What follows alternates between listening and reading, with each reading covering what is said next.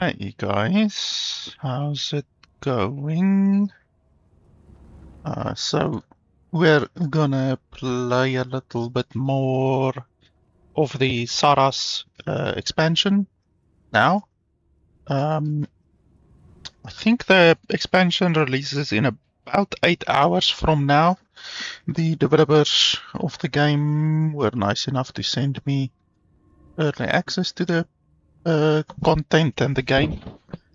So thanks a lot to them. I did play previously, basically yesterday. I played maybe 5 hours of the Sarras expansion already. So if you didn't see that and you don't want to get spoiled, then first go watch that VOD and then you're gonna come watch this one. We also, before that, while searching for the Sarras expansion, we played, like, I don't know, probably another 5 hours or so of the normal game. Obviously, I'm about, I would say, 45 hours into the base game. So we played another about 5 hours of that, and then we switched over to the Sarras expansion for another maybe 5 hours or so. So yeah, that should be fine. I'm just checking my live stream and all of that, but everything looks fine. I said it previously, I would normally be playing on Twitch as well right now, like restreaming, but Twitch is being really shitty. They have issues with my region, the South Africa region, and they don't have servers for the South Africa region. I used to be able to stream without any issues over there, but now, I don't know, they just changed something which messed up my streaming over there. So in any way, we will just be on YouTube today, which is fine. It's my main platform in any way. So we just defeated a boss here, a big fight. We can go through there. We will do that in just a second. I just want to go check out this temple over here. I think the temple is open now. The temple wasn't open previously. I think we were already here. Yes, looks like it.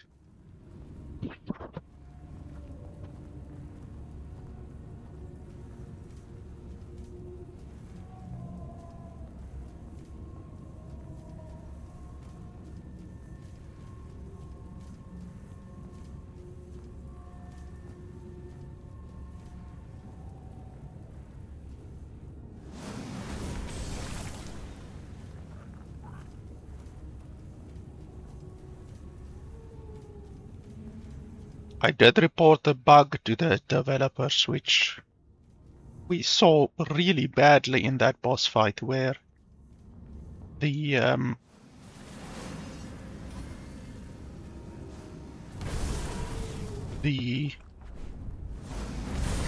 arrows from our sentinels, these dudes, the sentinels, the arrows actually seem to create an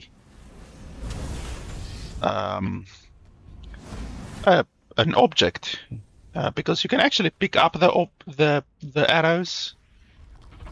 Like you will see, even in this one, if they hit her with any arrows, then there will be arrows stuck inside the corpse. I'm not seeing any arrows right now, but their arrows get stuck inside the corpse. So then it creates a collision object, which, like, kind of is nice. Like, it's a good little detail that the arrows that your people, and presumably the NPCs as well, the arrows that they shoot actually create an object. Like, literally, it pops into the wall and then it sits there, and it's an object of its own with collision and everything. But it's not good when it starts blocking your fireballs and your own spells and your projectiles and stuff like that. So conceivably, one arrow could hit another arrow. And obviously your fireballs are hitting the arrows, which are stuck in the walls and in the boss. So that's not good. So hopefully they get that fixed. Because that was really irritating in that boss fight. At first I couldn't figure out why my fireballs wouldn't connect. Literally my fireballs did 0 damage. And then I figured it out. I guess we can go up here maybe. Yes, little secret.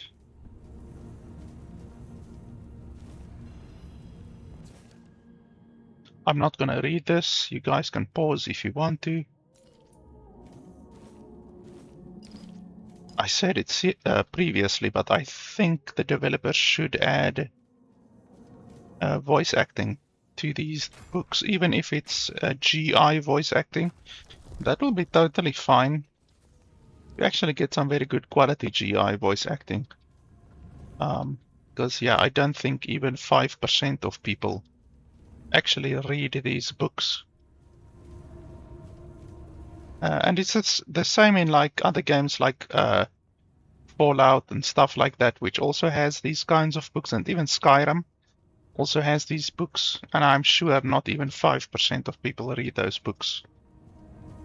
Whereas if it had like GI voice acting, then you would actually sit there and listen to it.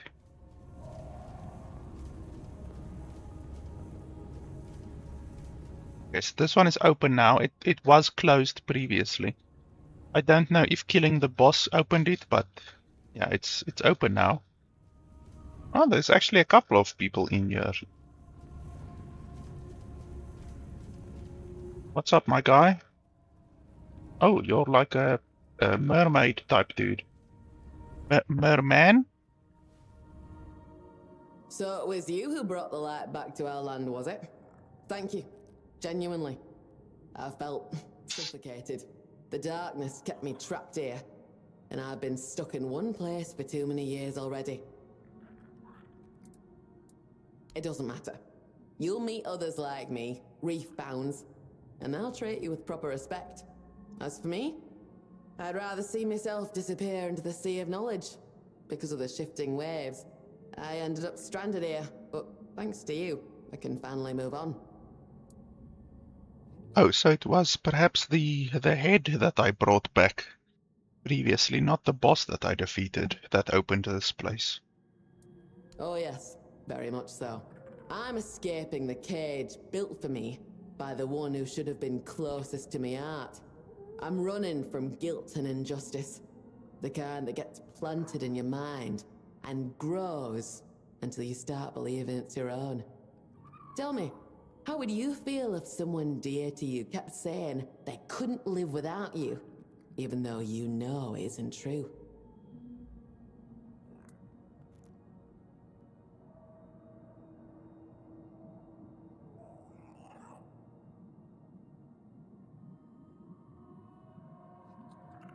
Exactly.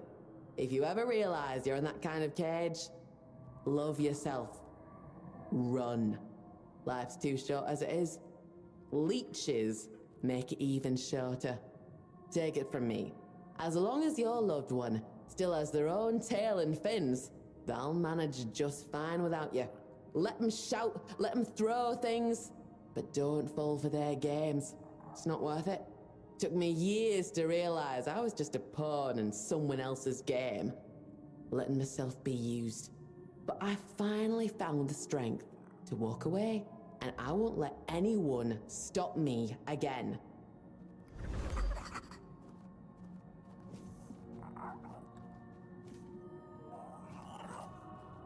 It was nice meeting you. Please, don't tell anyone you saw me here.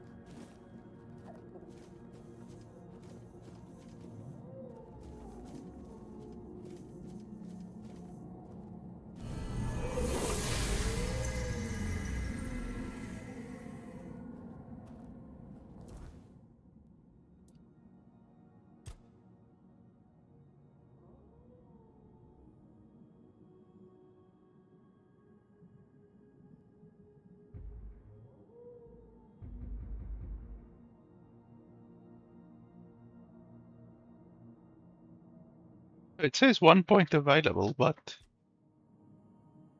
I don't have it available over year. I only have it available over year or year. How does that work? What?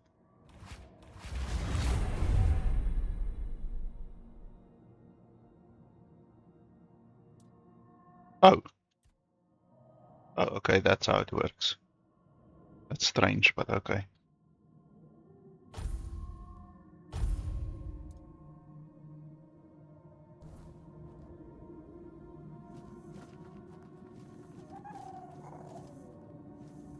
Hello, big guy.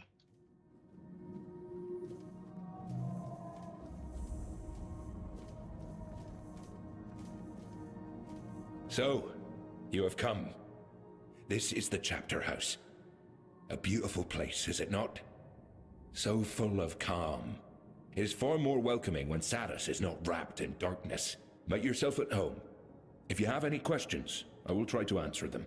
And if you have not yet spoken with the other residents of the chapter house, I believe they will be glad to meet you.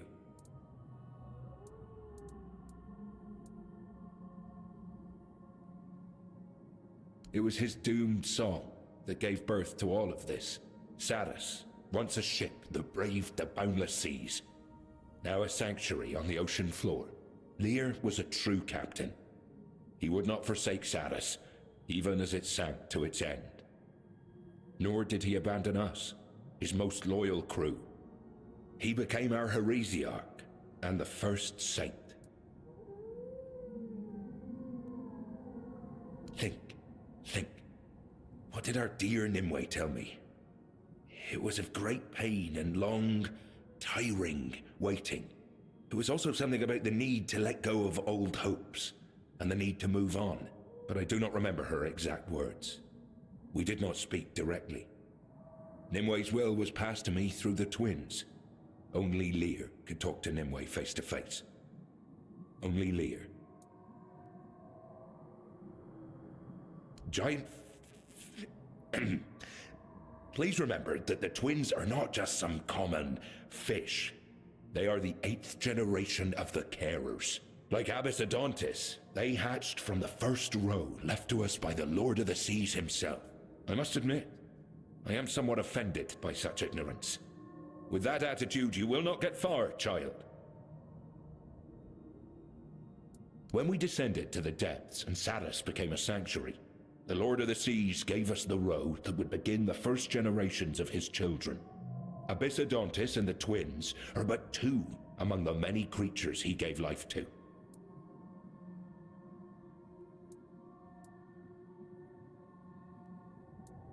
Yes, thank you. It's kind of you to ask. My memories come and go like the tide. Too much knowledge does not serve me well. Sometimes I remember everything at once. Vast torrents of understanding pour over me as if I were standing beneath a waterfall. And the next day, I may barely recall who I am. Memories and knowledge are taking my breath. Now it is bearable.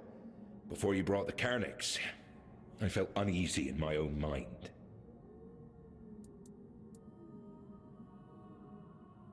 I haven't seen that old fellow in a long time, to be honest. I've no idea what he's up to now. But back in the day, when we both served as Sarras' crewmen, he was always uptight and followed orders to the letter. Off duty, he was always writing something or buried in books, gathering knowledge. It's no surprise the Lord of the Seas chose him to be the caretaker of the archive. He was the only one who truly seemed destined for the job, and actually enjoyed it. Ah, that one was a real sea dog. He was a pirate until Captain Lear claimed him for service aboard his ship. He cared most for the crew, even if it meant barking orders or taking up the whip when needed. It's only fitting he ended up looking after the Lord's children. Don't let his cold demeanor fool you. He's got the most fiery and caring heart of us all. Yes, Sarras is bound to its sound. Its tremble can awaken the sanctuary. In the old days, the Carnix served Captain Lear and his lieutenants to announce that it was time to set out on the next voyage. The organ, on the other hand, were the muscles that bore it across the water. Lear played the melody according to the length of the journey, and the peril of the seas he sailed. In this art, he was without equal.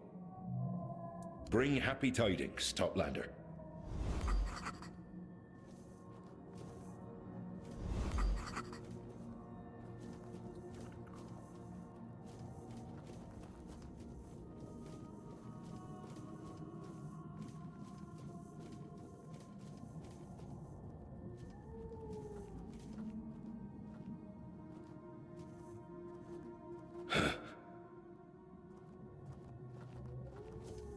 Okay, so he's not very talkative.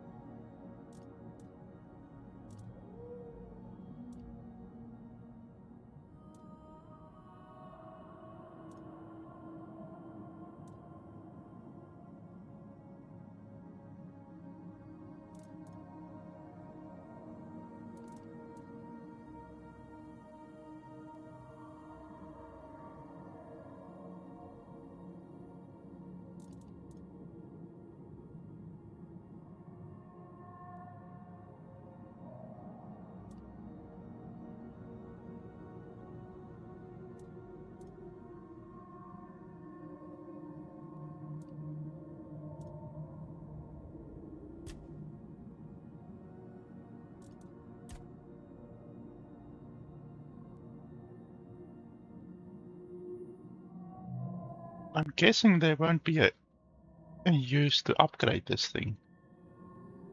The damage, I mean, the damage doesn't matter. Even this is a fucking quest item. Why can you even upgrade it? Thanks.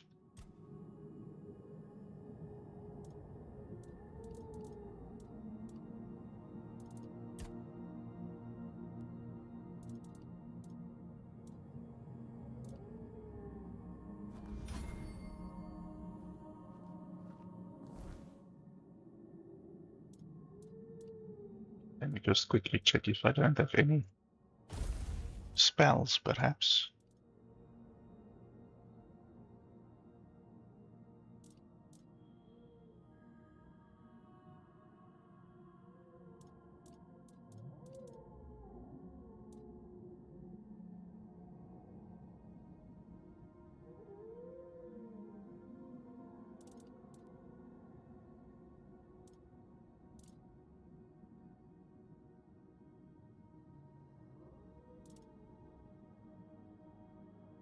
Order your summon drowned sailor. Summons a drowned sailor.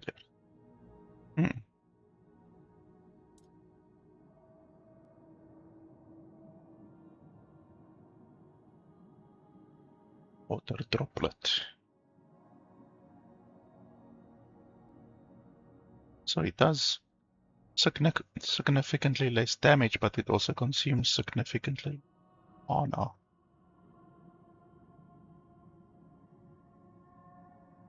I don't think I will be using that. The drowners are maybe interesting.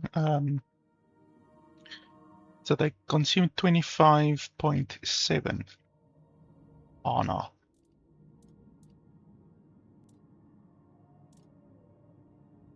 These guys also consume 25.7 mana. So they should be more or less the same in power.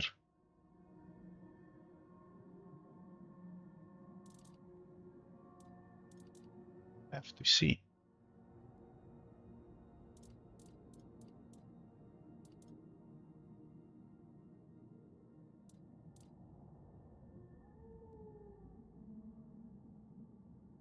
So let's see.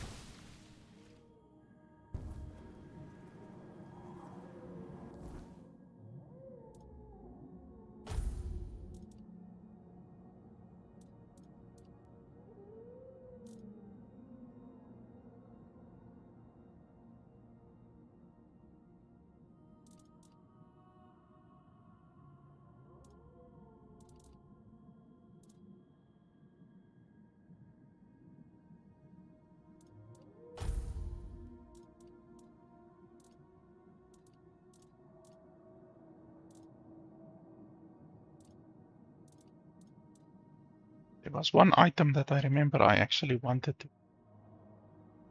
to equip. Holy shit. Increases spell power by 30%. That's a shitload. This must be a new item.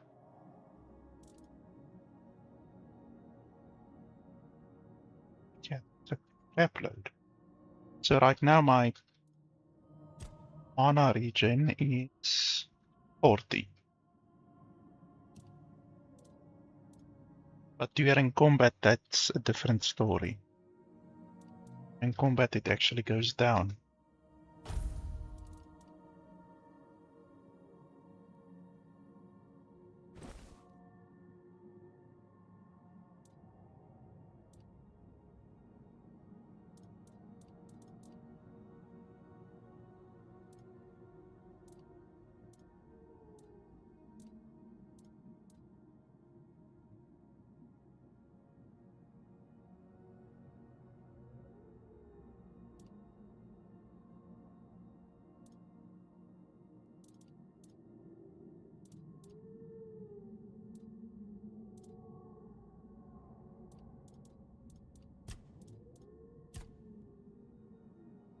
$32. Yeah.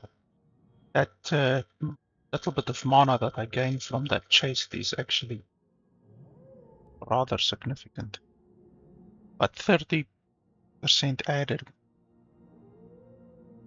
spell power is also pretty significant. Let's see if we can upgrade this one. Chest.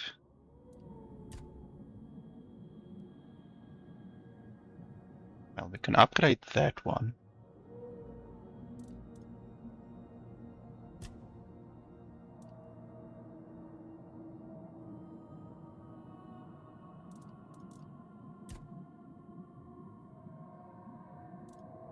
Yeah, you can upgrade it a tiny little bit.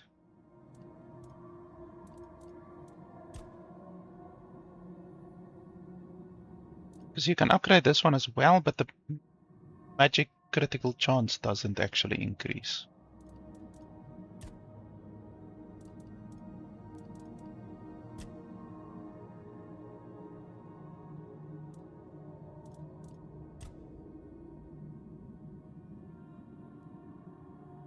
Yeah, 30% spell power is nice, but the mana regen will be better, I think. So I think I should focus on this one instead. It also gives a little bit more armor, which is useful as well. Let me just check if there's not anything better. This one is nice.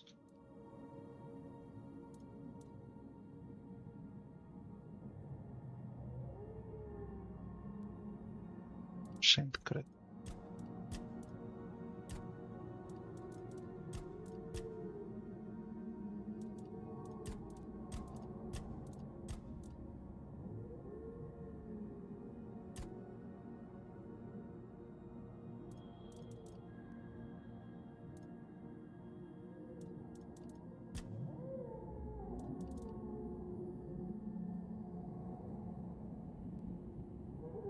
I think we can pretty much focus on this one.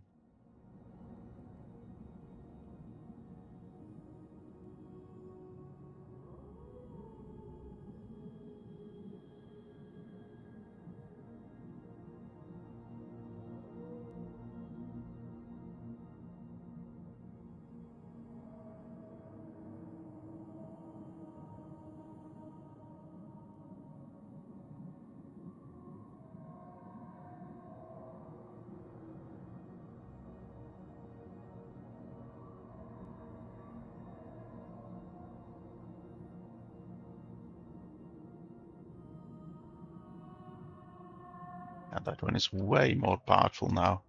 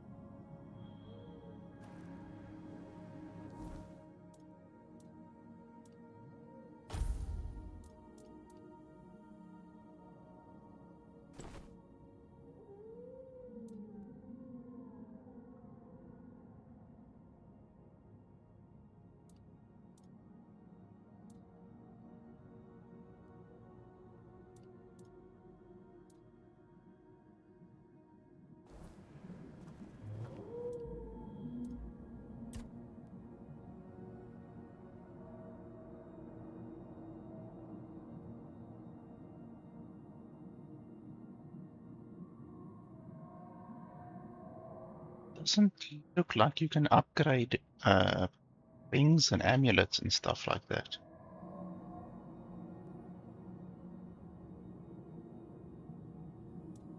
But they can have different levels, so that's confusing.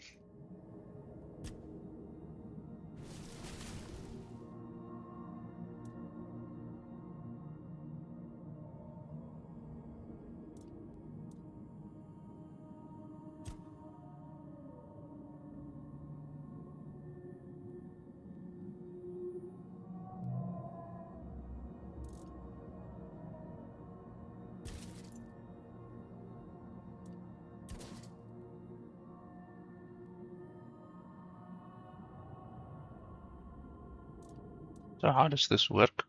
Pick appearance. Oh. So then you pick a different appearance. 1,000 gold, are you fucking crazy? No, no thank you. I'm gonna do that.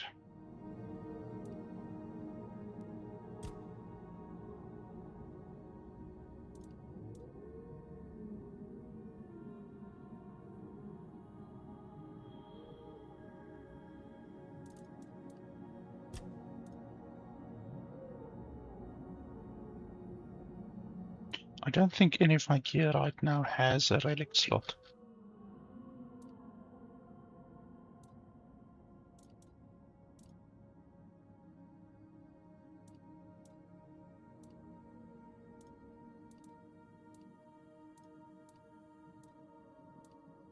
And none of my gear has a relic slot, so I can't do relics. This one has a relic slot, but that's literally the only one.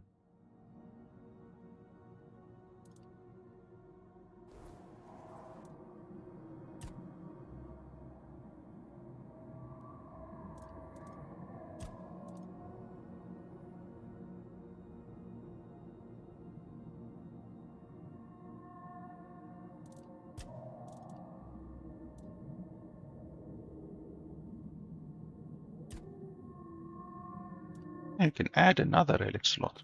Interesting.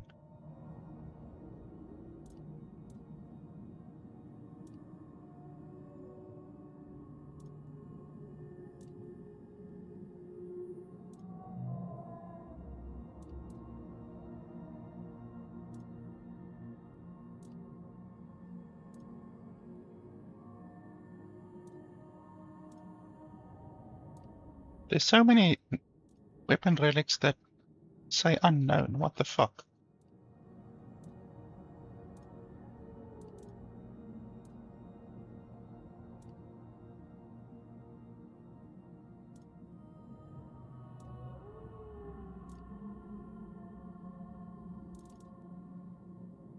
This one has spell power.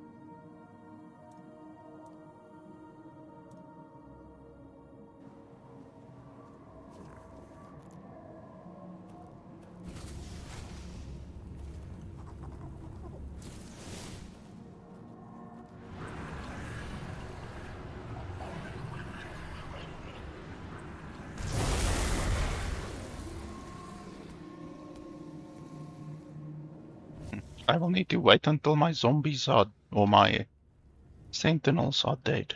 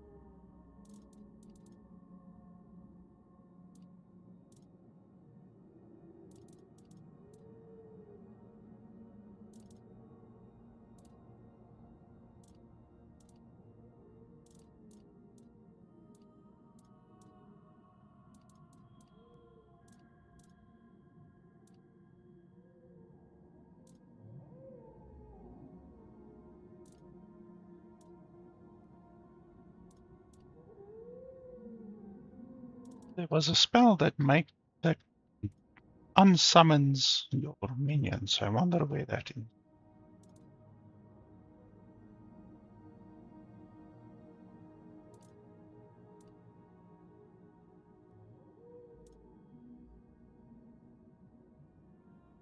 This one.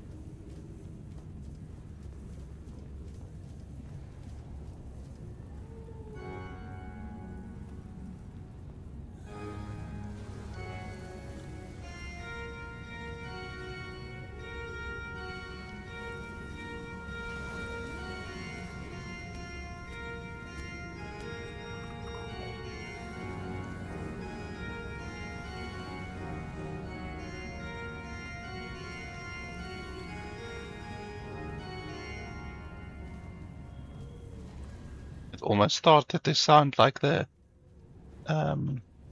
Interstellar theme there for a while. I'm pretty sure you should be able to play Interstellar on that thing.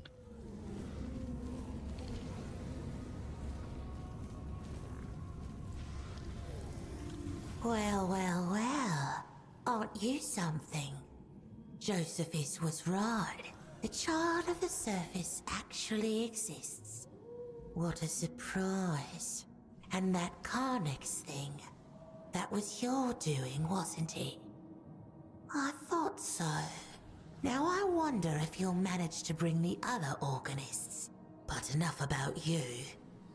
I'm Merrick. If you're willing, we can strike a bargain.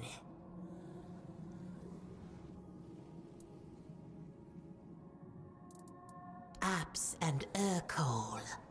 Those two are not quite the charmers Josephus is. One adores violence, the other hoards words. Knowledge. What's the use of it when we're trapped in a place like this anyway? Papa would like us to have us near him, no doubt. And still, we're left to curl up here, beneath the roots.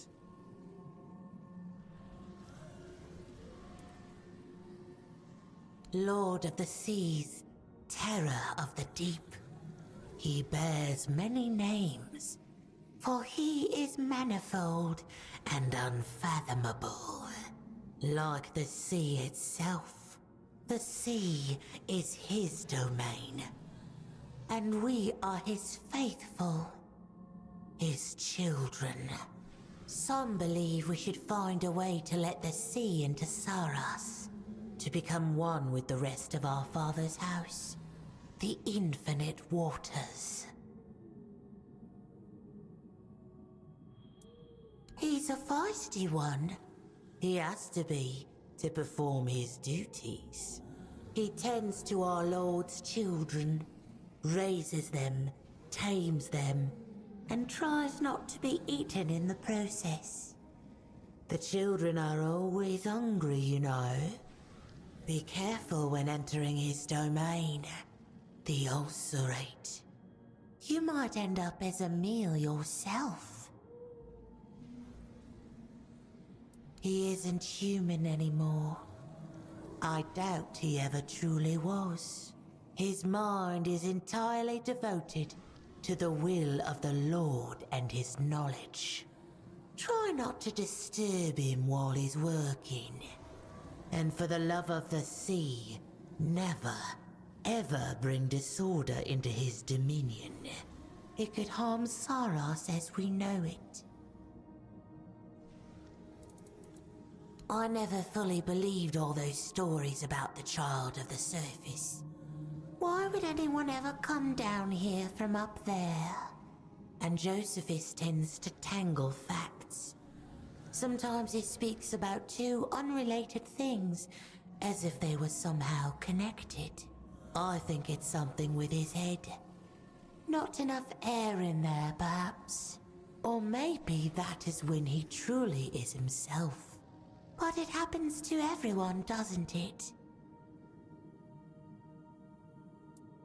Josephus told me the story of the founding of this place 100 times over. And each time, he's just as drunk on his own words. The chapter house this, the chapter house that. From that whole ramble, I remember only this much. He built it together with the other three. Lear, Urkel, and Apps. Back when they still felt anything nice for one another. Now Lear sleeps, and the organists are divided. Problem is hardly the right word. Problems are for friends or lovers. Something drove the organists apart. That much is certain. No one dared to ask what. Oh yes, I knew him well. Long ago, at the very beginning, he would visit the chapter house from time to time. He seemed like a sweet boy, a bit shy. Always absorbed in browsing my wares.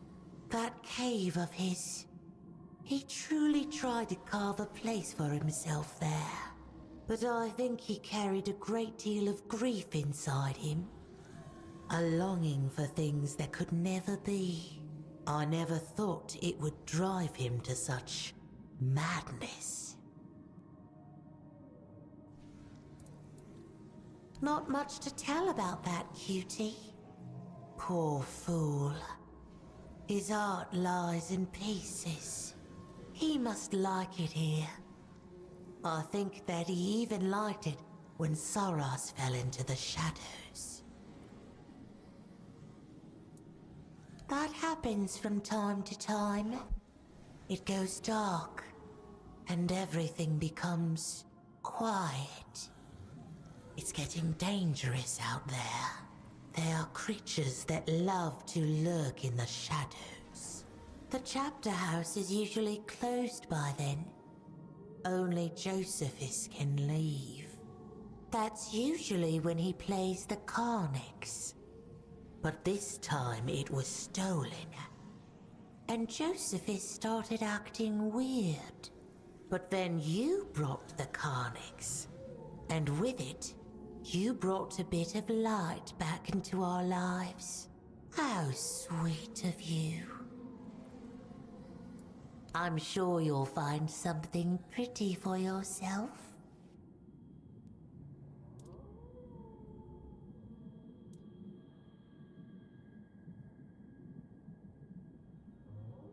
In 10,000 gold for one item. That seems a little bit excessive.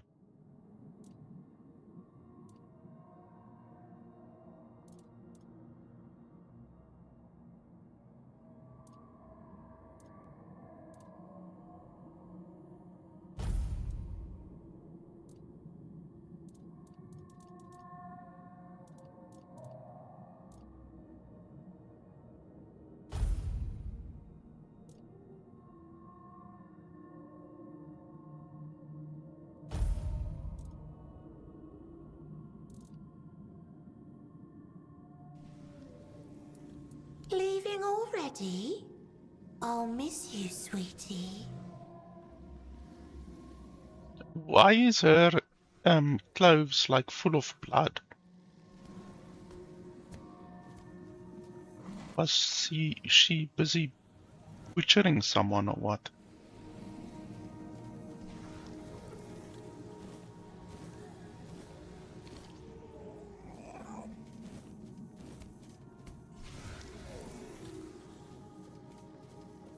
Okay, so did we basically explore the entire place?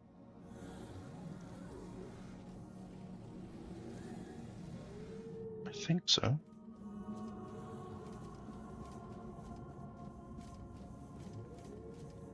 So we have the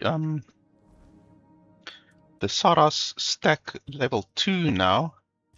This one, Blessing of Sarras. So the enemies will be even weaker now.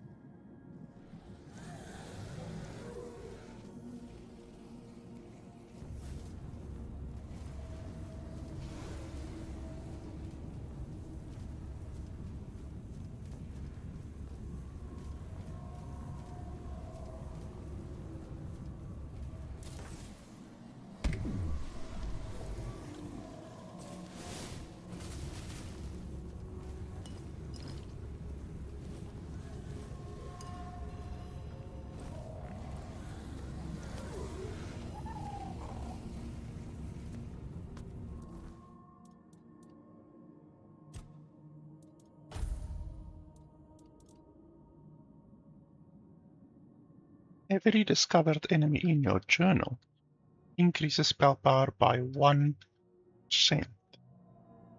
Holy schmoly. Okay, that could be incredibly powerful. So, our spell power right now is 199. Then with these gloves,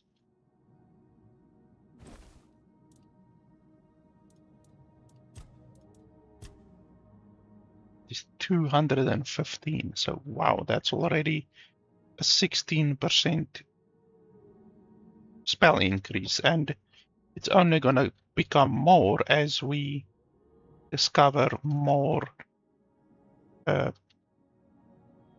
enemies in our journal. So wow, those are really good loves. I'm gonna see if I can maybe upgrade them as well, even though the upgrade will probably almost certainly only add armor.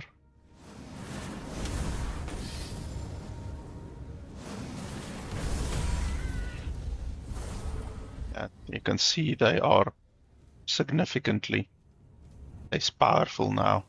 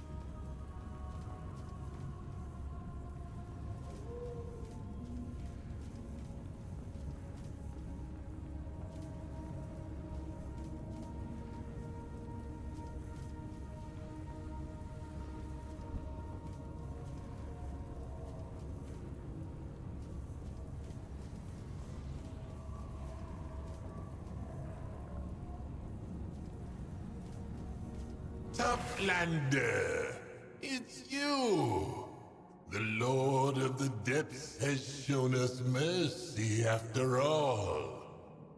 Feed me a deep weller's flesh, and I will grant you passage deeper into our realm. Those vile things mock me, bite me, disturb my peace. I demand justice for their misdeeds. I have waited for this for so long. This is extraordinary. No one has ever offered me such a thing to consume. And yet, you are a Toplander. You must use my passage, even if it requires the sacrifice of an innocent life. Thank you. Now, drift straight ahead.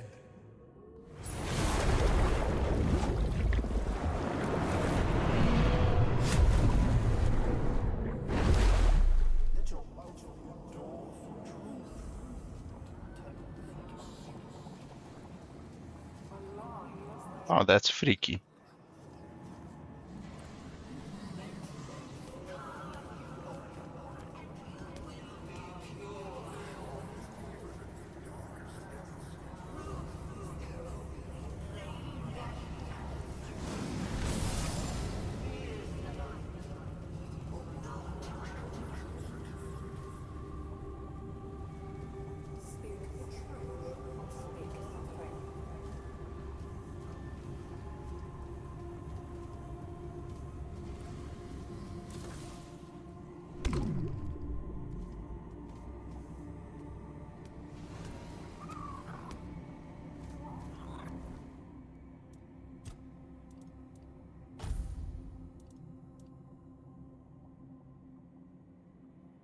Just dash cost.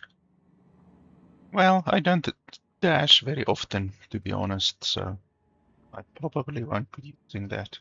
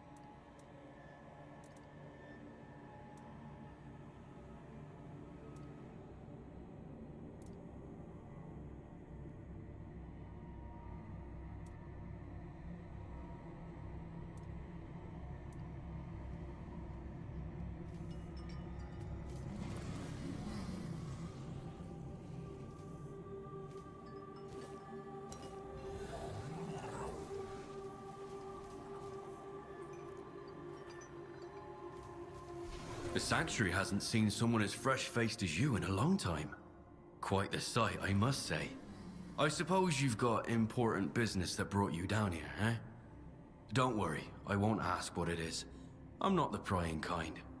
Truth be told, I'd rather not know. I was once part of some important business. And, well, you can see how that turned out. Yes, forgive me. My name's O'Neill, and this is my humble little camp. I've tried to recreate the workshop I remember from my days on the surface, and I did what I could. But you won't find the comforts of a proper forge here. Resources are scarce. Just what I've managed to salvage from the shipwrecks. Anyway, if you'd like to work on your weapon, feel free to use my tools. They're all yours. I already did that, thank you very much. I wouldn't call myself a craftsman. More of a collector who sometimes needs to fix a thing or two. I like gathering old trinkets, relics from the world above. You know, the surface. Of course, I won't turn down a pearl necklace or a coral ring, either. If you've got something like that, perhaps we can trade. As for this place, it may not look very welcoming, but I have my piece. Folks around here tend to avoid the area near the barnacles. The barnacles, speaking of lies, they watch with their many eyes, tracking every move. Though they're mostly harmless to us. Still, that doesn't mean they aren't dangerous. The people of nearby Tumbo are tested there. If their knowledge is false, well, they say lies bring death. I don't know how much truth there is to that. Maybe it's just a tale. I've never gone there myself, out of respect for the Tumbo folk. It seems to be a sacred place for them. Actually, yes. If you find any bottles with letters inside, bring them my way. Those are the true gems of my collection. Letters sealed in glass, remnants of lives long forgotten.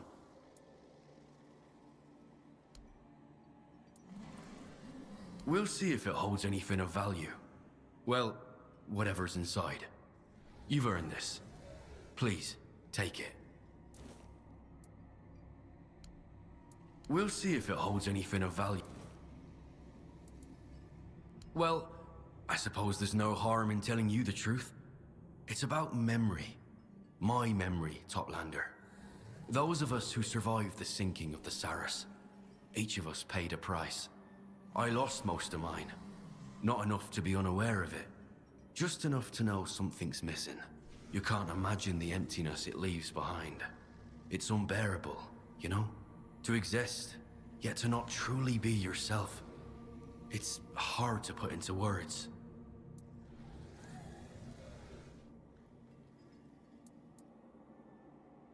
Exactly. It's a terrifying thought, isn't it? Well, no use pitying myself. I just hope the letters will help. That they'll unlock something that's still locked away. Memories sealed in bottles. Some reach for the bottle to forget. I look into mine to remember. Here, take this. As far as I can recall, it was once given to me by a red priest. I think the talk we had long ago brought me some peace. Maybe it will bring you some too. I've no more use for it now.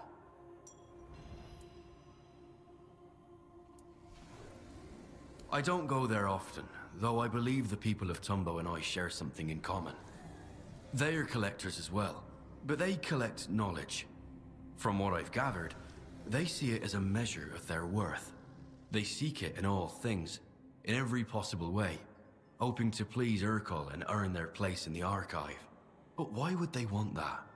What do they plan to do with such vast knowledge, supposedly kept there? I haven't the slightest idea. Make yourself at home among my collection.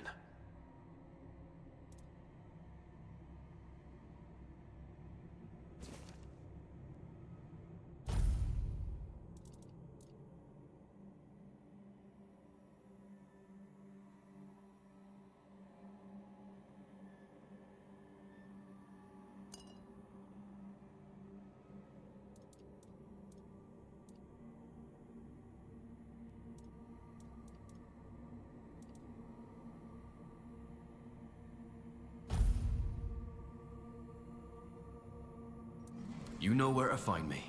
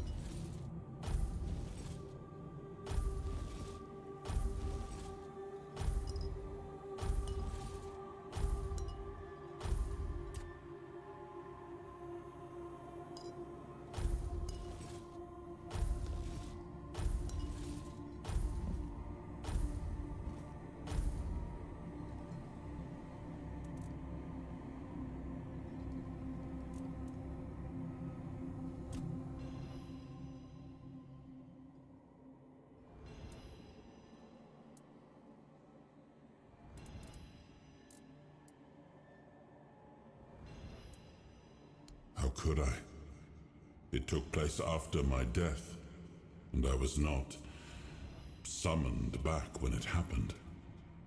Yet I believe they did what had to be done.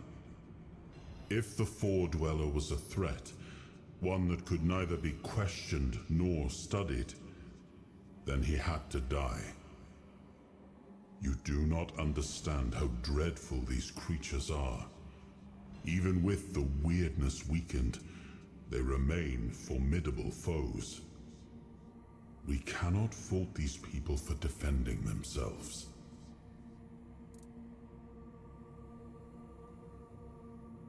Not much. I never encountered one myself, but I heard stories about them. Mist bearers, like most creatures on this island, emerged from the weirdness. They were always drawn to magic.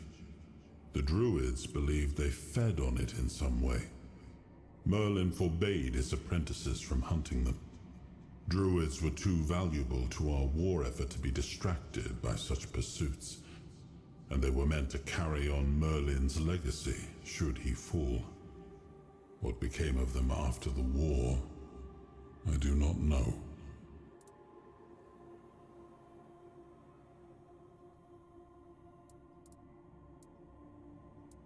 I haven't spoken to Arthur in a long, long time, so he has a lot of things to say.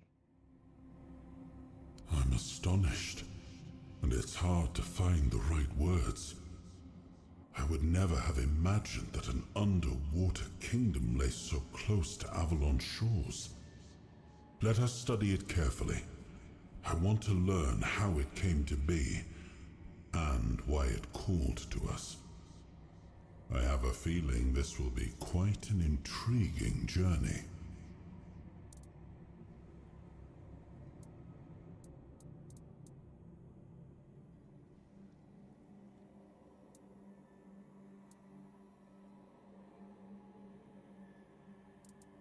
Well, the apple has fallen far from the tree. I don't see the air of Palamedes in him. His ancestor was a ruler devoted to his people. He was even capable of defying me when the situation called for it. I always respected him for that. And Yvain, I see a man trying to please everyone. That is the gravest sin a leader can commit. Decisions are never easy, but they must be made. I see that the current Lord is trying to delay that moment, and I fear it's his people who will suffer most because of his indecision. I know much time has passed. I just hope Palamedes' bloodline wasn't diluted by the carelessness of one of Yvain's foremothers.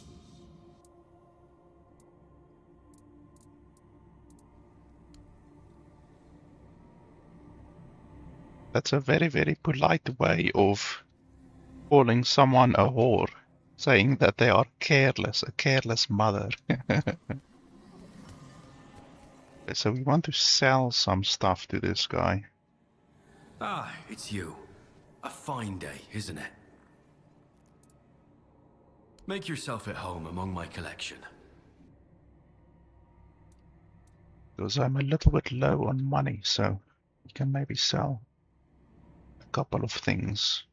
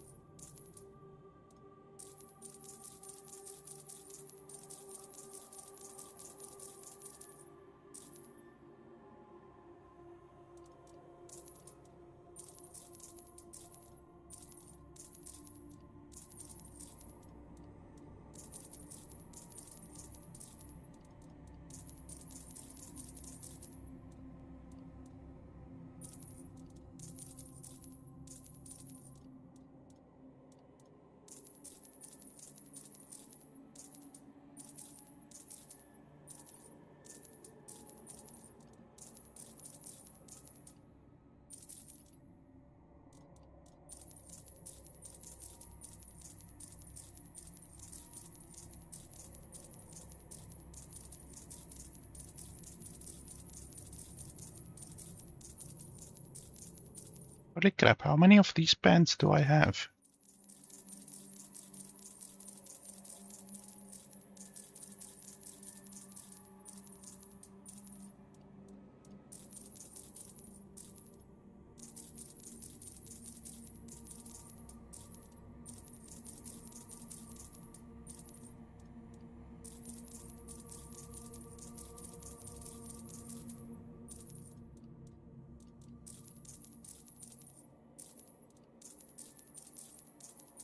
This is really the first time since I started playing the game that I'm actually seriously emptying my inventory.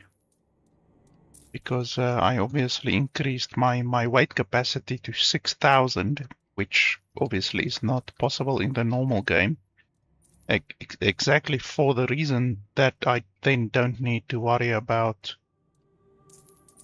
my weight restriction the whole time, because I really don't like it in games if you are severely limited by a weight restriction.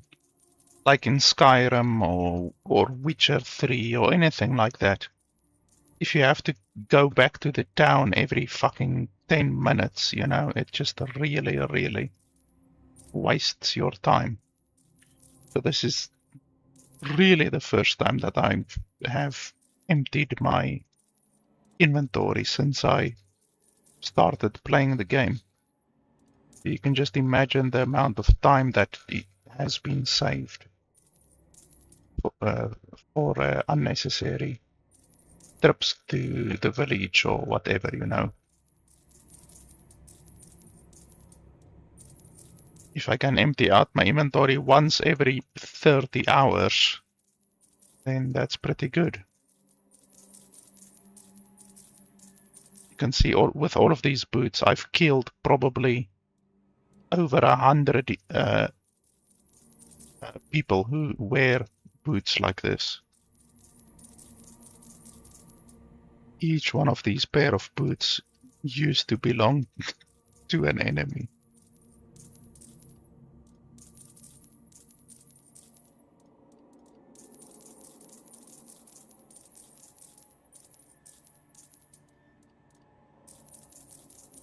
These as well. Usually the drowners, the drowner zombies wear these things. So each one of these is a drowner that I killed.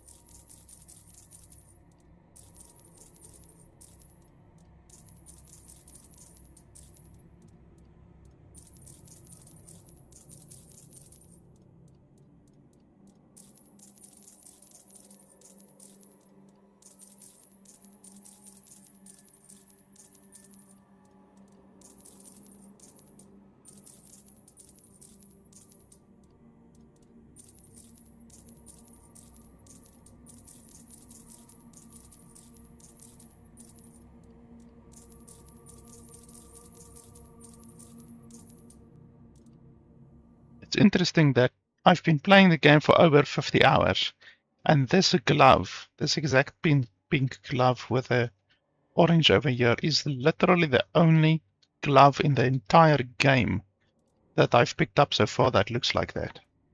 That must mean it's a very, very rare glove.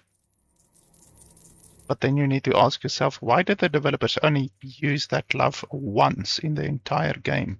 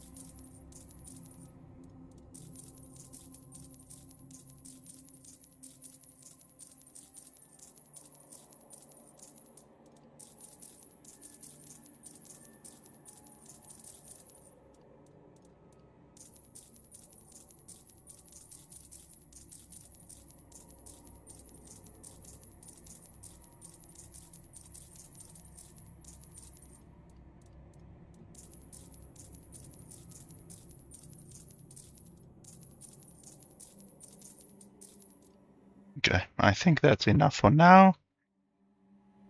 We lost about 1,500 weight and we gained about 80,000 gold. That's not too bad. You know where to find me.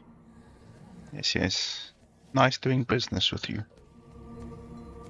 Okay. So where do you want to go? It's interesting when you look up, it almost looks like there's a tree. Like a big tree above us. But we are supposed to be underwater. There's another tree over there. Unless it's not a tree, unless it's like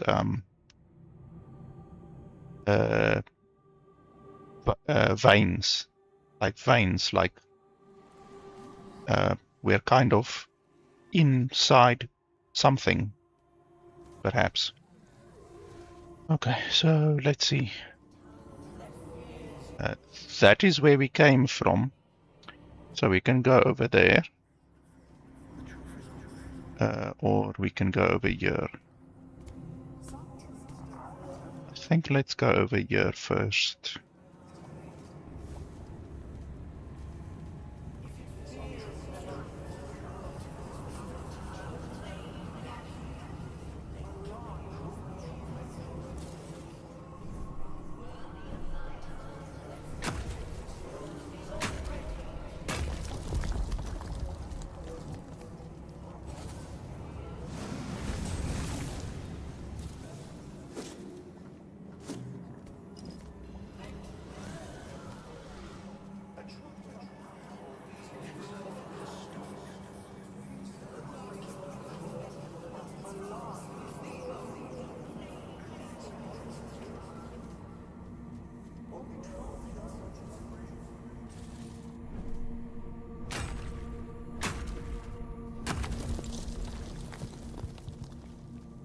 Child of the surface, you bring knowledge that none other possesses. Share it with me, and I will open for you the passage to the Temple of Knowledge.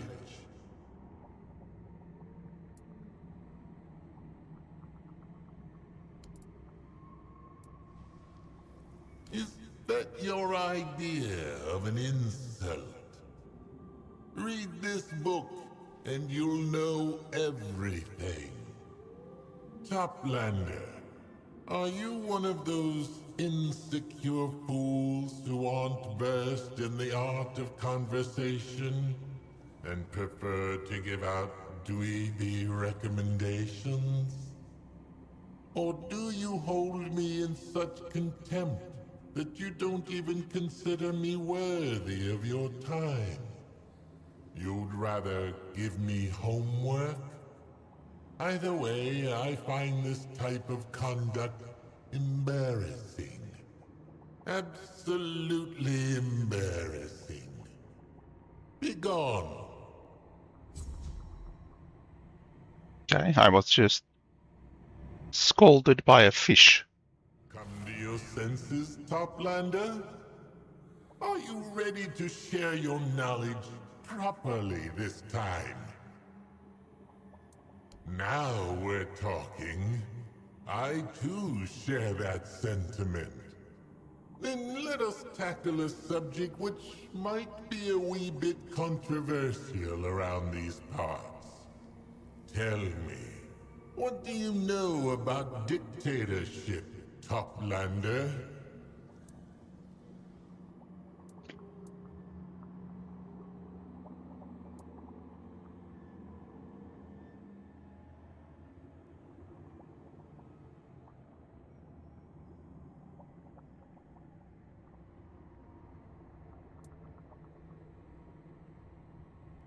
That's one way to look at it. But what if your dictator is, quite literally, the very heart of your realm? Changes your perspective, doesn't it? It doesn't mean everyone has to like it. It's simply how things work here.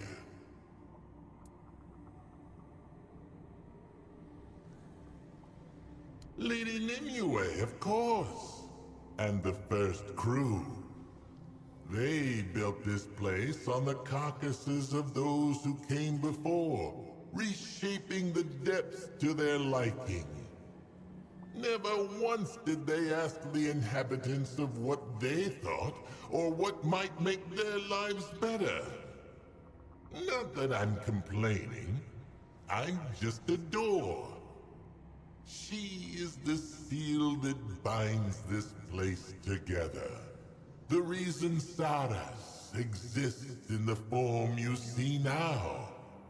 Lady Nimue is everywhere. She sees and knows everything. Because she's connected to every living thing here. Or so the locals believe.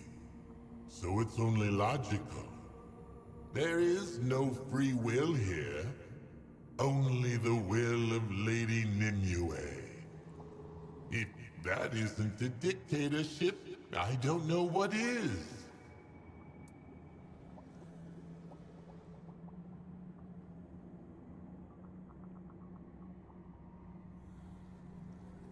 Perhaps I'm not. Or perhaps I'm merely obscuring my intentions, goading you to say things that would insult all the good denizens of this kingdom. But maybe it's precisely the opposite. So don't be too concerned with what ifs and what not. Your goal is to open the door by entertaining me with your true knowledge. So give me your honest answer. Based on everything you've seen and learned, do you approve of the way we do things around here?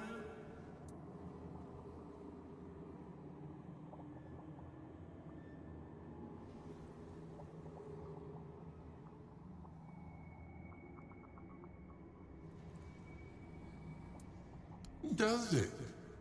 Every thesis begets a contradiction. Every lasting power learns to face opposition head-on. Maybe even use it to its own ends.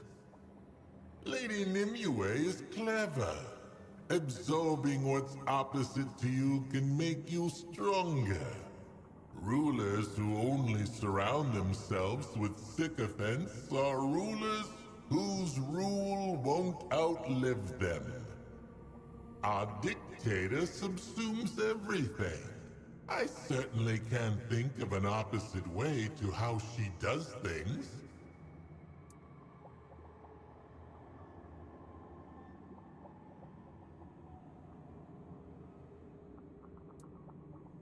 Your king is a part of you? Is that a joke? No? No, it's not. No more talking theory. This is genuine knowledge. The direct opposite of how we do things around here. Fascinating. Mind-blowing even. So, tell me, how is it?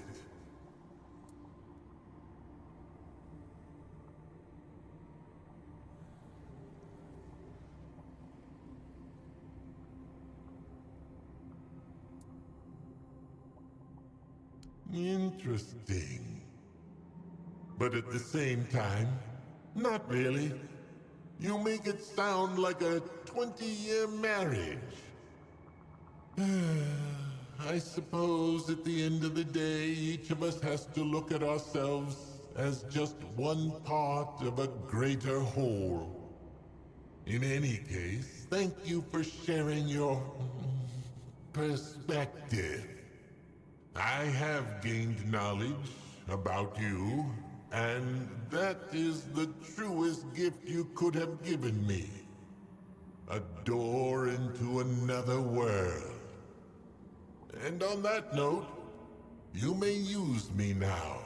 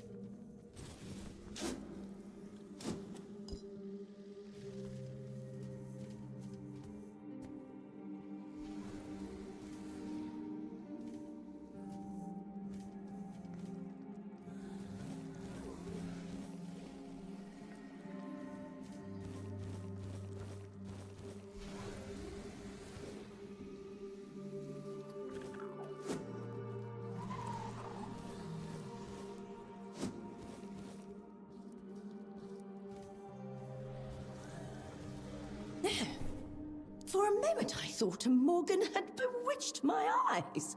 But no, they weren't deceiving me.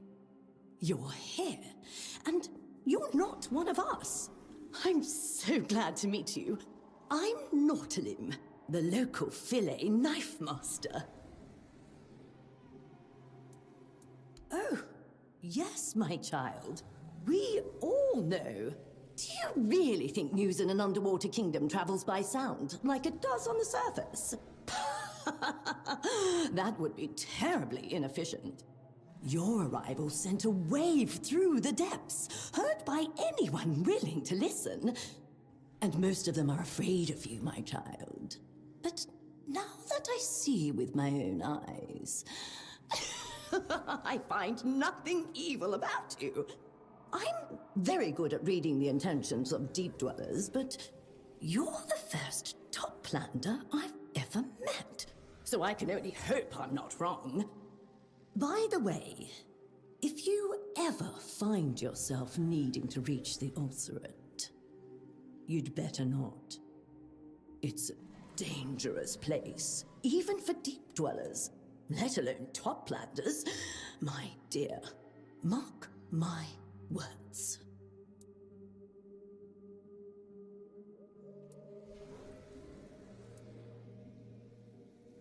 Shh, quiet, or someone might hear you. I might know another way inside, but nobody can know it came from me. And you'll be using it at your own risk.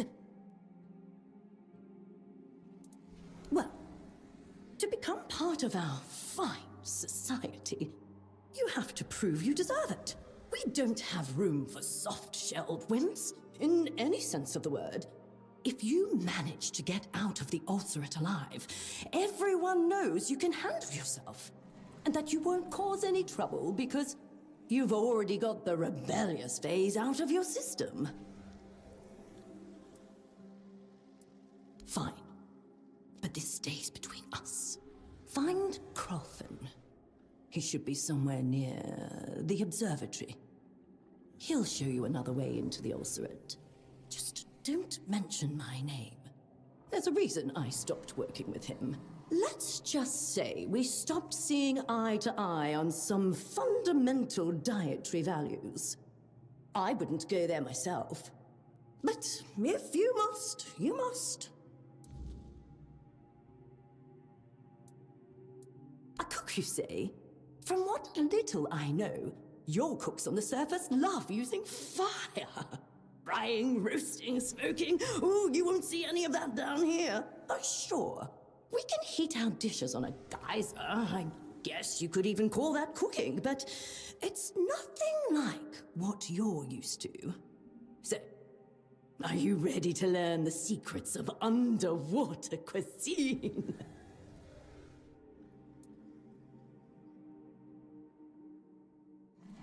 Very well. If that's what you want to call it. Here, take this recipe. Try it out and tell me what you think.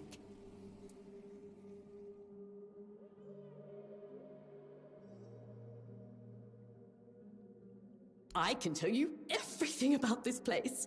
My kitchen is the most fascinating spot in the whole realm. Have you seen the carcass of the great serpent yet? Not long ago, they were the source of endless feasts.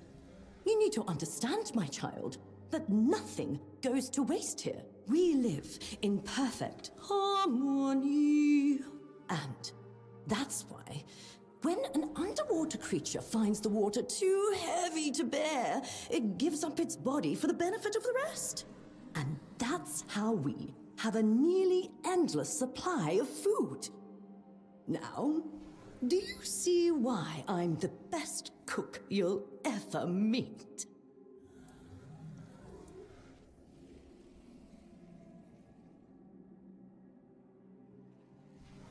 Of course we do. Why are you so surprised? What's the point of wasting good meat if the soul has already left the body? From your tone, I take it you treat your dead differently. But is it really so strange? Every place has its own customs.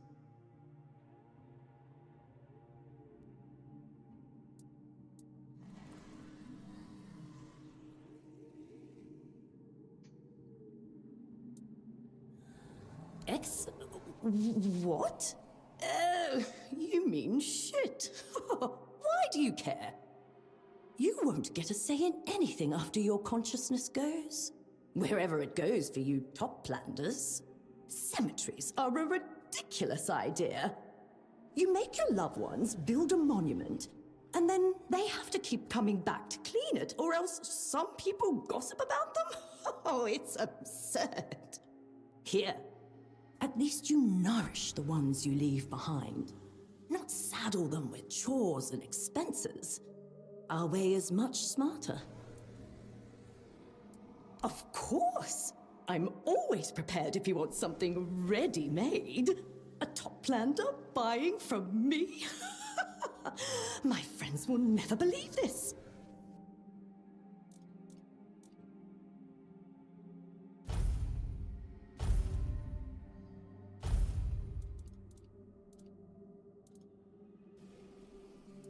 Keep your head on a swivel. We don't have to turn ours nearly as much.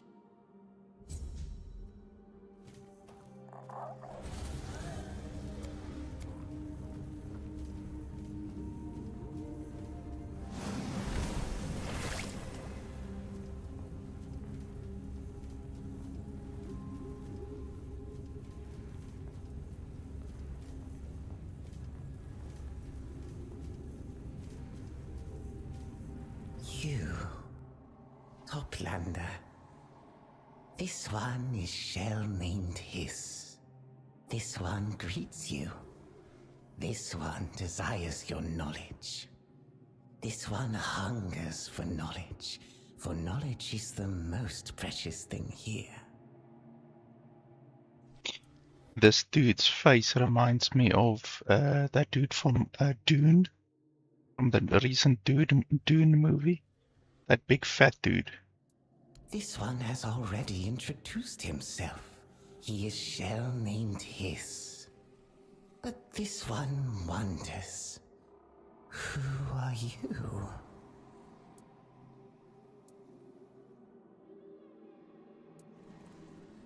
So you seek knowledge. Good. Hiss knows much about seeking knowledge. The waves have carried news of your arrival. This one is curious about you.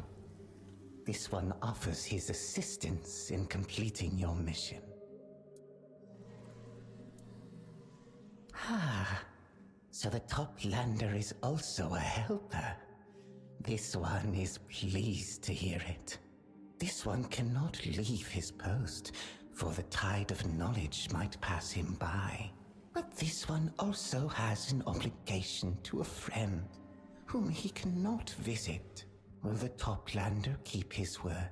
Will you help this one and this one's friend? The Toplander will feed this one's friend. The friend likes seaweed. The friend hides in a cave. This one will give the Toplander a key to enter. In return for that help, the friend will repay you with knowledge no Toplander has yet held, nor ever will. This one asks that no one learn of the friend's existence or location.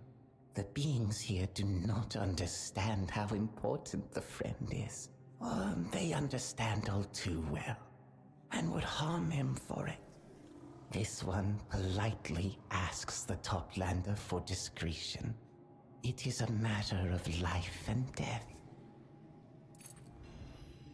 This one will always be here, until he earns entry to the archive.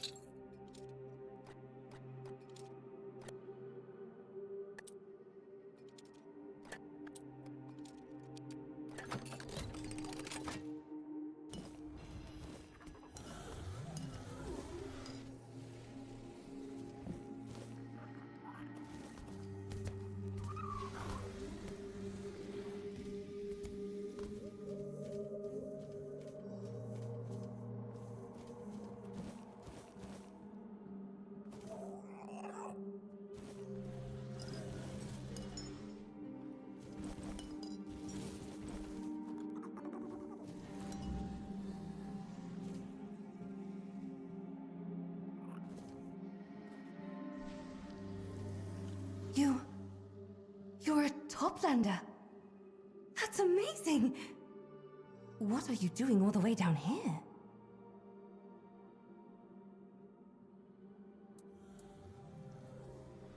A mission? Dear me, that sounds important. If you need any help, feel free to ask me. Although, I'm still quite young, and I don't know much, to be honest. I was hoping that, if you have time during your mission, perhaps you could share some of your knowledge with me. Please? I have some items that came from your land. You know, up there. But no one here knows what they're used for. And I can't for the life of me figure it out. Of course, I have my own ideas, but, I doubt they're anywhere close to the truth. Oh, that's wonderful! Thank you!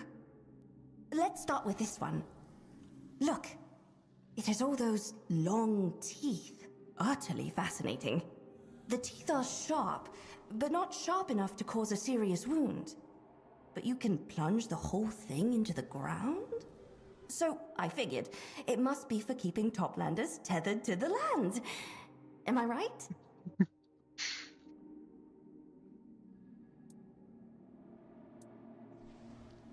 Ah, you want to know how I figured it out, don't you? Well, from what I know about the surface, you're not surrounded by water. In fact, you're not surrounded by anything. So, it only makes sense that you'd need something to keep your feet on the ground. And this digs right in, holding you steady.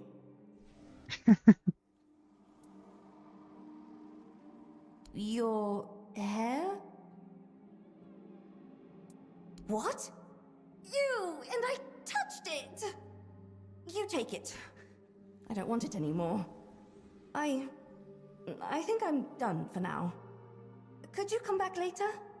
Please? I am? I do. Oh, is that what you call coral shapers where you're from? An artist? But you just said they were called artists. That's a different word. But not coral? Why? You don't have it on the surface?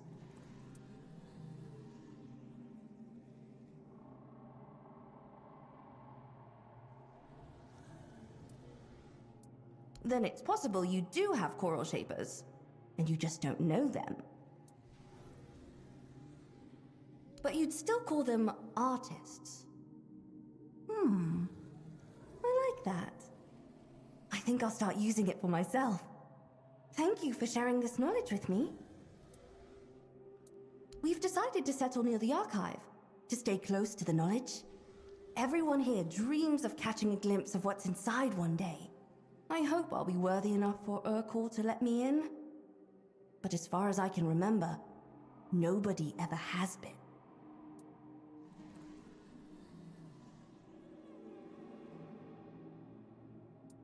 Don't say that! Urkel guards the knowledge, and the knowledge isn't for just anyone. His role is very important. It's no laughing matter. Come, take a look. Maybe something will catch your eye.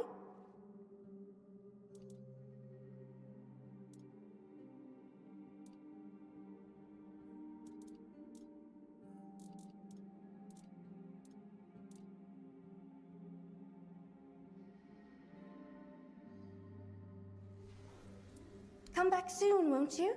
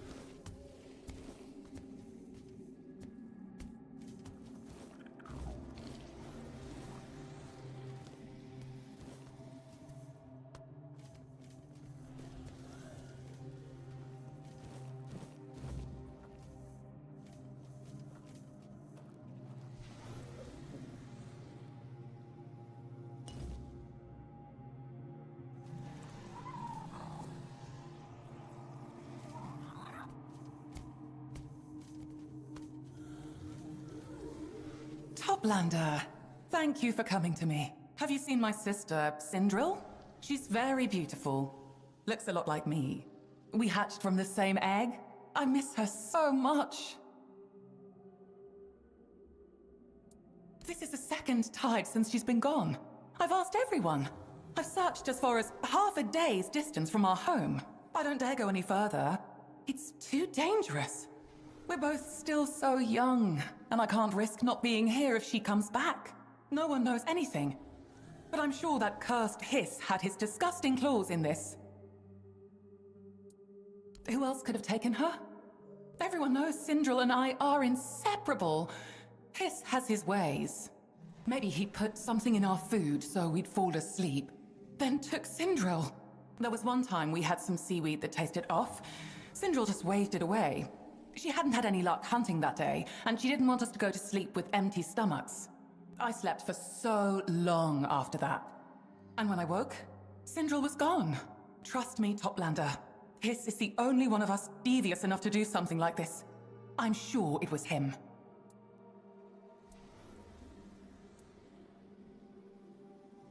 Why? You don't believe me? I'm from here. I know what I'm talking about. It must be Hiss. But I suppose on the surface you like to investigate matters, if that's what you can call it.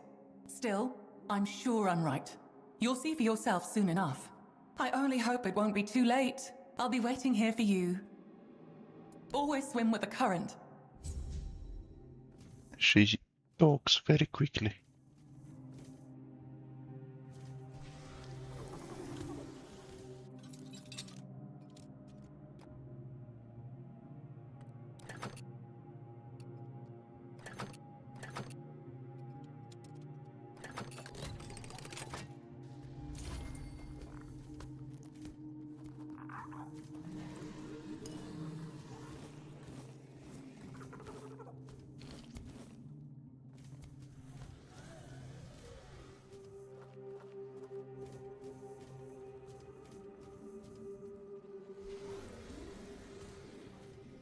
This one greets the Toplander.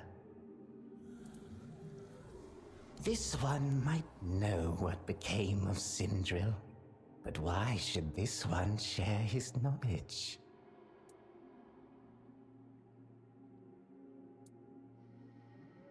This one admits that knowledge from the surface is especially valuable. If you answer this one's questions, and if this one does not sense a lie in your voice, then this one will tell you about Sindril. Tell this one, do Toplanders hatch from eggs?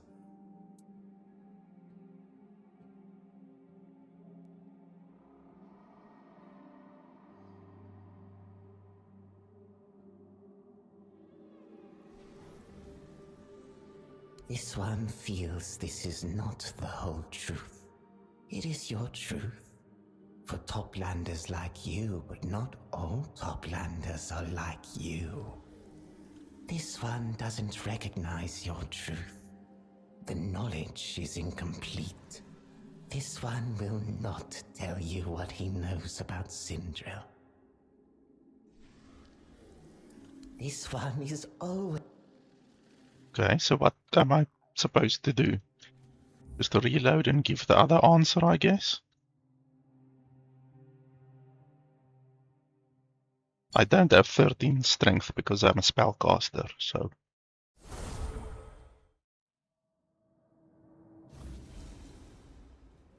This one... This... But why? If you tell... You speak truth. This one suspected you were just one of many. Just like us. We are many and we are different. We look different. Our organists, those who came first, they didn't hatch from eggs either. This one recognizes your truthfulness and asks another question. What happens when Toplanders die?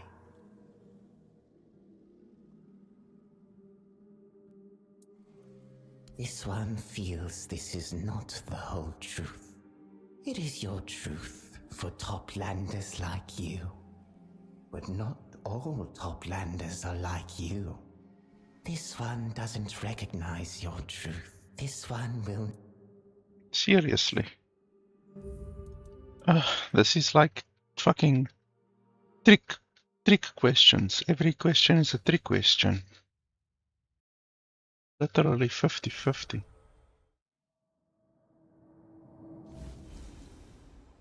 The Toplander... This... If... You just... What? This one thinks your answer brings little knowledge. Yet it is still truth. Perhaps there are so many of you and of such variety that you cannot give a more detailed answer. Hope is what unites all living beings. This one recognizes your truthfulness and asks another question. What is the one thing that both unites and divides us? Toplanders and deep dwellers.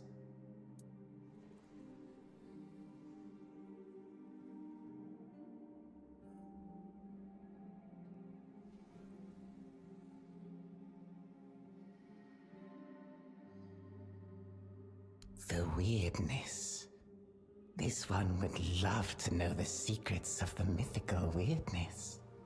This one knows the weirdness exists, and it is why we can live here.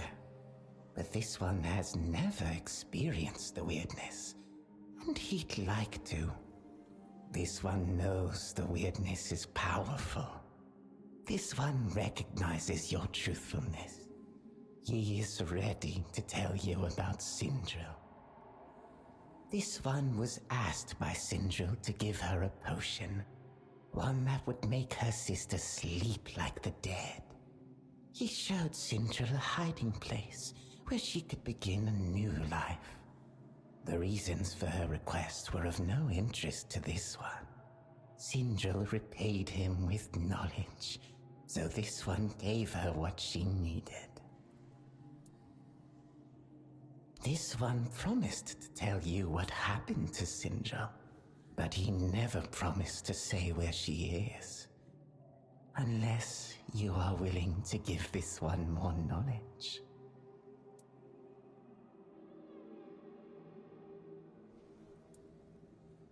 This one agrees to such a deal, for it is fair. Tell this one then. Do Toplanders only use sound to communicate?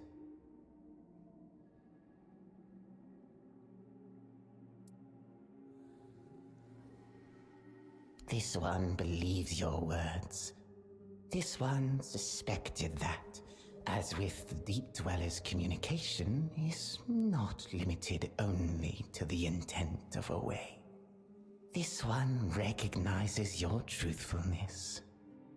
This one will mark on your map where Sindril is hiding. This one is always happy to assist.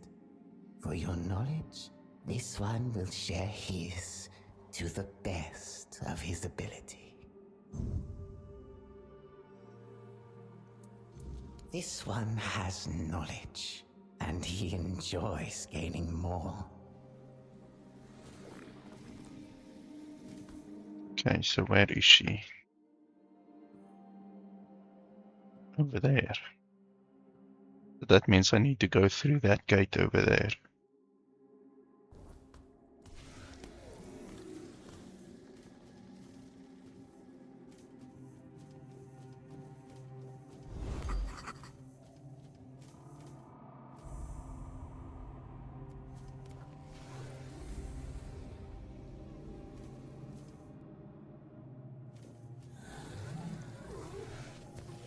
Trinkets, baubles, treasures from the endless dark.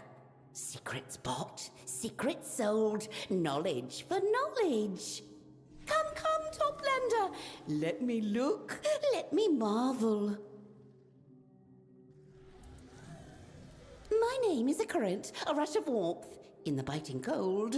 It flows, it carries a buzz with life, filled with purpose. A buzz. Buzz. You can call me Boz, Toplander, yes. A merchant, a collector, a seeker of knowledge. Oh, but no more. No more.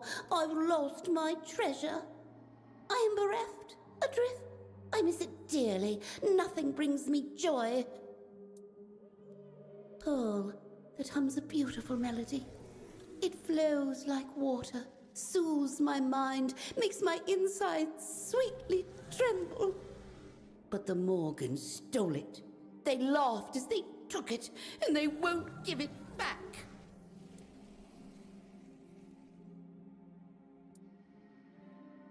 They are Morgans. All they know is to take. Take lives. Take pride in life-taking. Take treasures one has rightfully earned. Morgans are cruel, just because they can be. Me? They have claws that rend flesh, teeth that crush bone. I can swim fast, but not fast enough. Could you? You could? Yes! The sisters like Toplanders. A little too much, perhaps.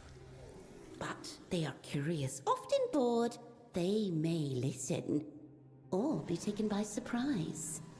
That's right. Bring me the pearl, and you will be rewarded. Oh, tell me, tell me! What I have, you won't find on land.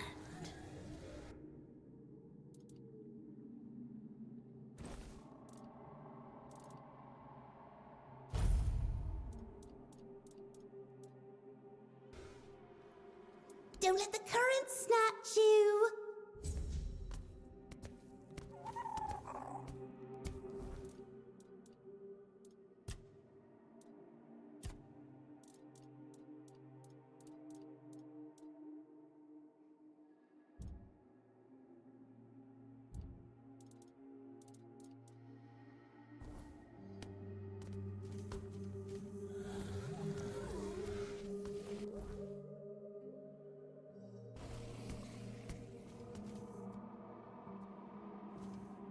Halt! No entry to the archive. Not even for you, Toplander.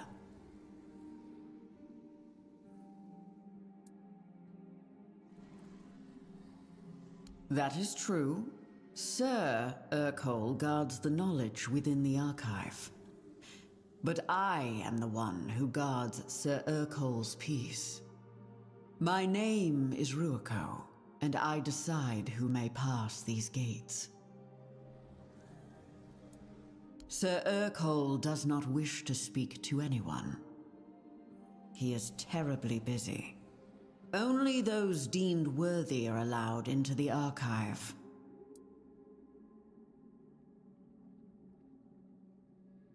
Sir Josephus has no authority over the archive. Only Sir Urkel does. While he is occupied with important matters, he has ceded that authority to me. I decide who enters the archive, not Sir Josephus. Tambo is a community formed around the archive. Its people are united in the pursuit of knowledge and improving themselves worthy of its greatest source. Become part of this community. Get to know them, and allow them to know you.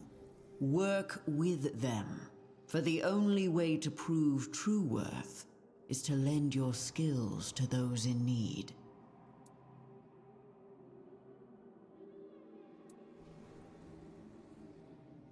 Yes, that is what I said. I do not doubt it.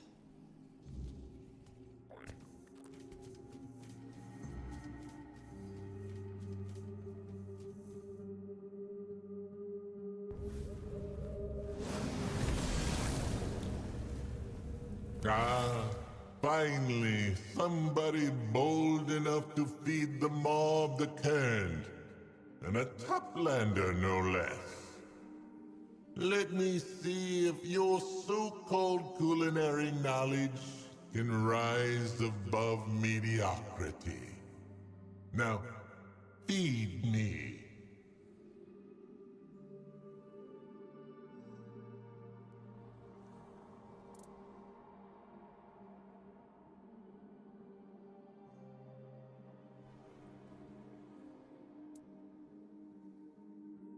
Wait, what is this scent? Sharp, rotten, divine. The holy marriage of decay and brilliance. By the tides, this is sublime. My taste buds have ascended to another realm.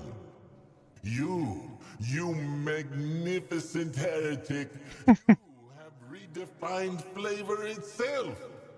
Here, take this sacred recipe, the crown jewel of our cuisine.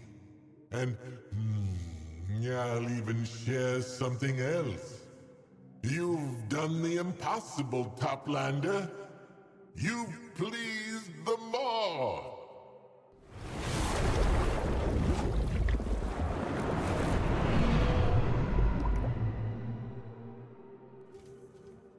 Yeah, I actually got that recipe from a quest previously. It was a pretty strange quest.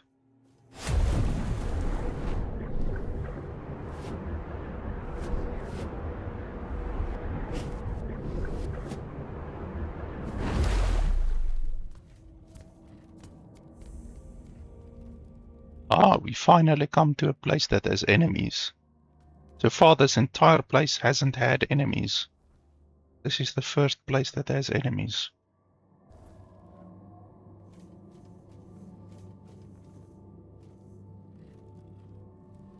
Yeah, there's a couple over there. Something big over there. Something over there.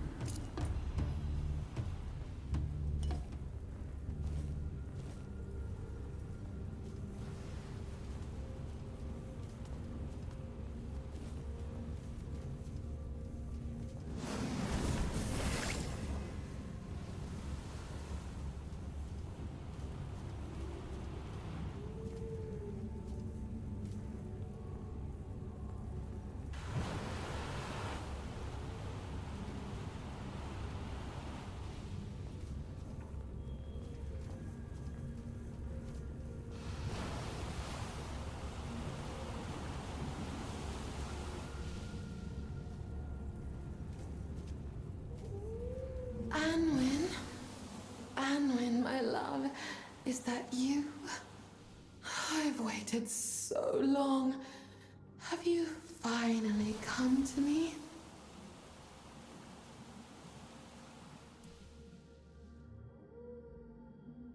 Oh, my Anwen. There's no need to be shy, my sweet. You're the one I've loved. The one I've longed for. I could wait an eternity for even one look from you. And now that you're here, it feels like a dream.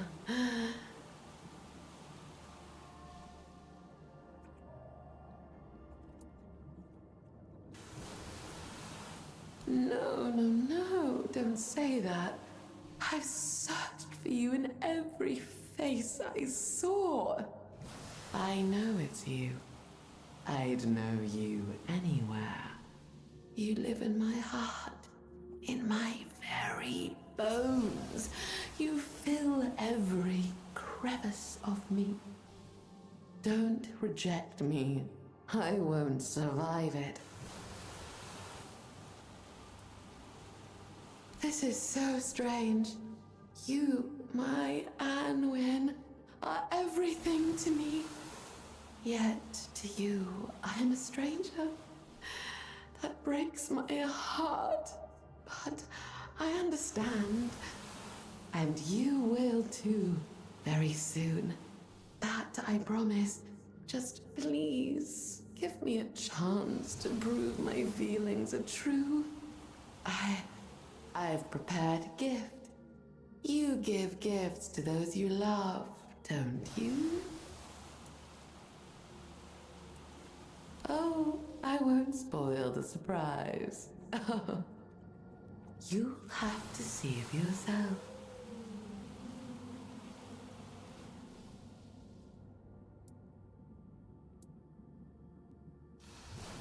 I'm so glad to hear that.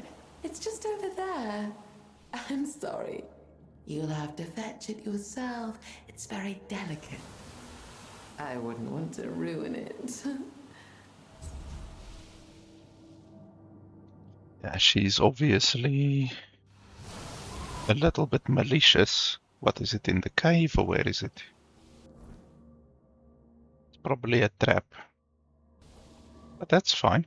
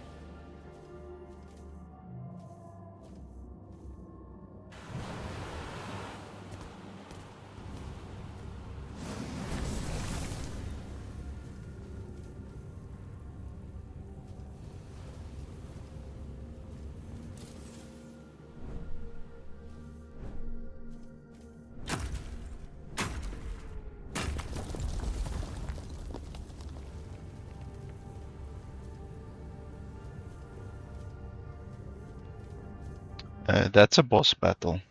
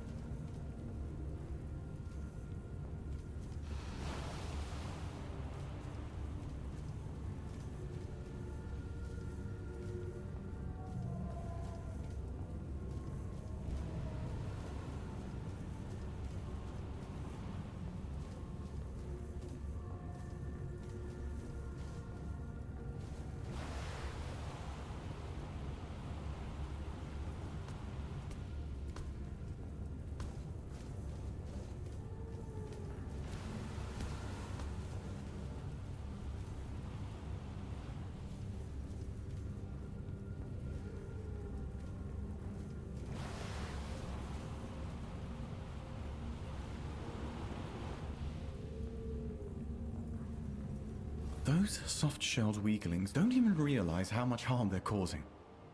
If only I could... Oh, a toplander. You move so quietly. I've always heard that everyone on the surface just stomps around. Welcome to our realm. I'm Rhonda, researcher and history enthusiast.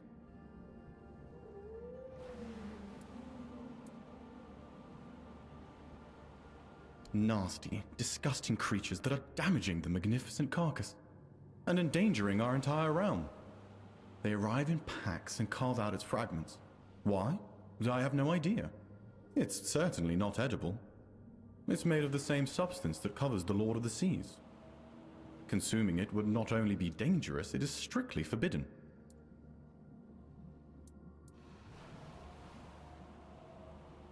Yes, exactly. But it can't be a band of Scourges of the Sea, oh no. I'm a law-abiding reefbound. I can't be seen working with that kind of company. But if a helpful toplander were willing to step in, I could repay them with the knowledge I've gathered.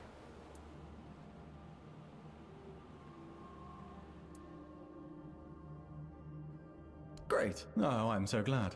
The pests are hiding in one of the caves beneath the carcass. There aren't many, so you should find the right one quickly. I don't know how many creatures you'll face, but if I went alone, I'd never come back.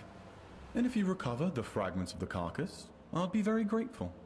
I've always wanted to study them, but I never dared commit such sacrilege. But since someone else has already taken them, I might as well seize the opportunity. All in the name of science and knowledge, of course. I'll be waiting right here for you.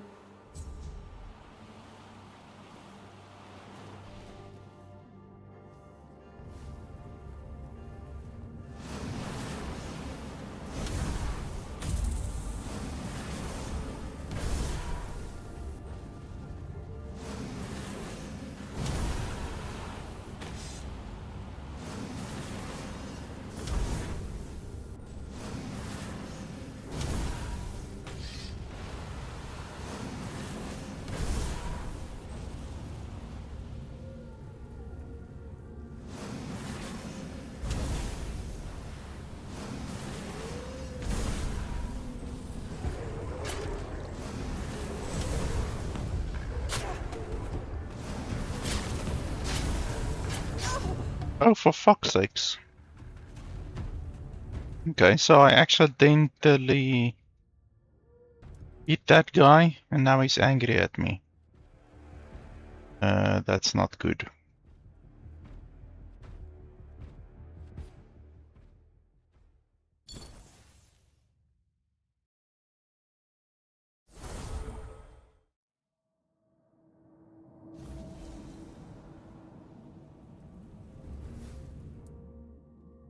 Please, don't...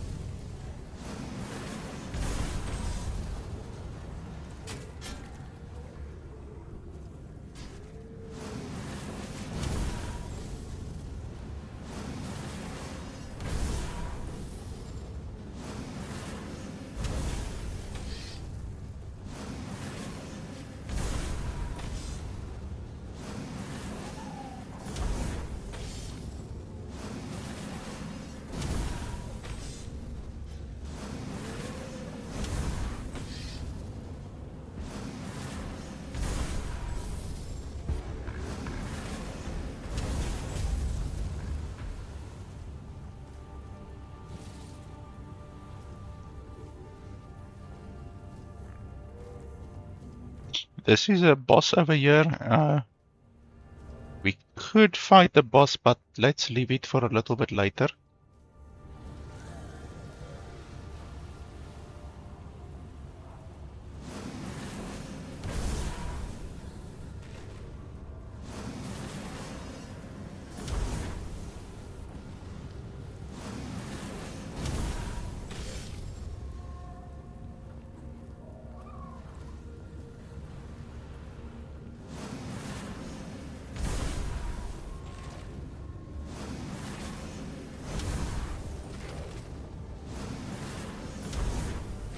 Oh shit.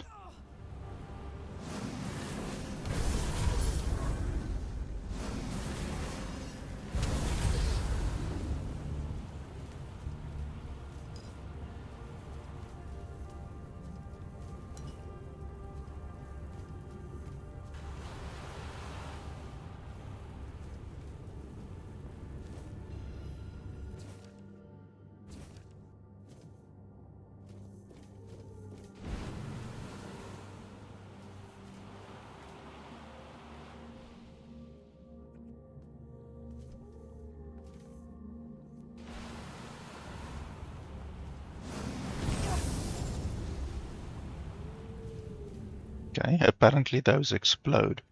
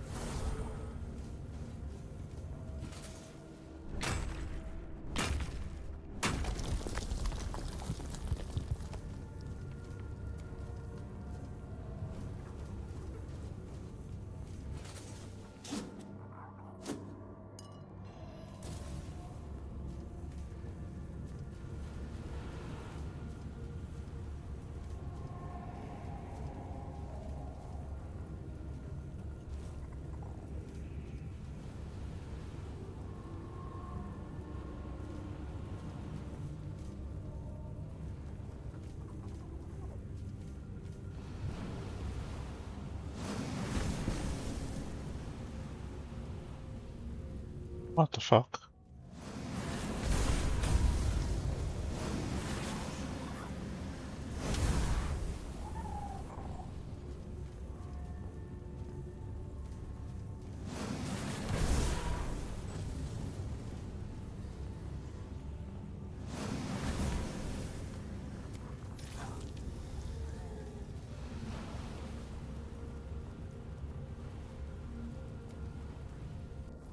Okay, so that gave me a quest actually.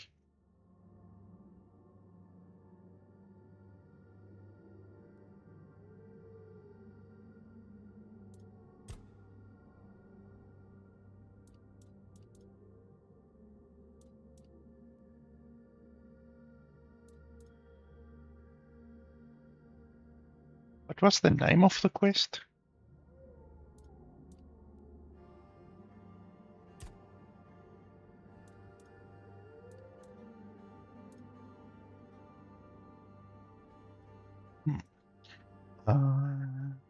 Check my stream quickly. Fortunately, YouTube allows you to go back. Let's see, just 1 second.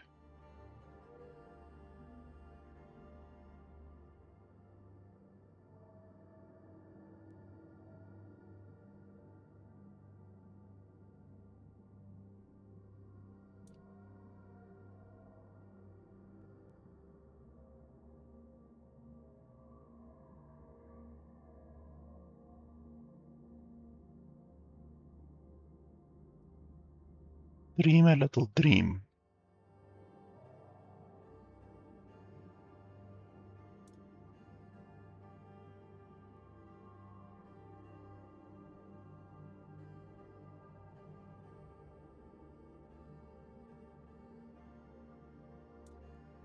Okay, so it was this one.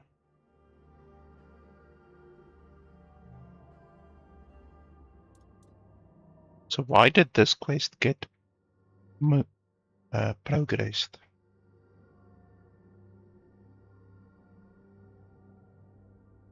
I don't understand.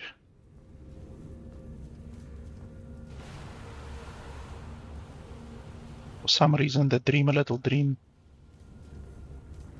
quest got progressed when I hit that. There's a cave over here. Let's have a look. The Bastard's Lair, okay.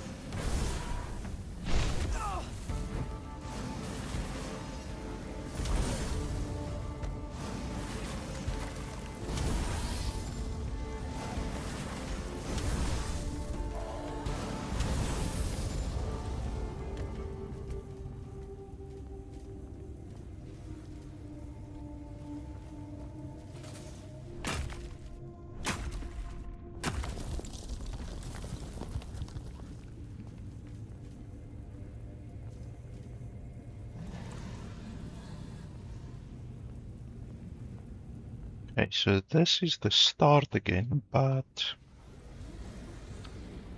not actually done.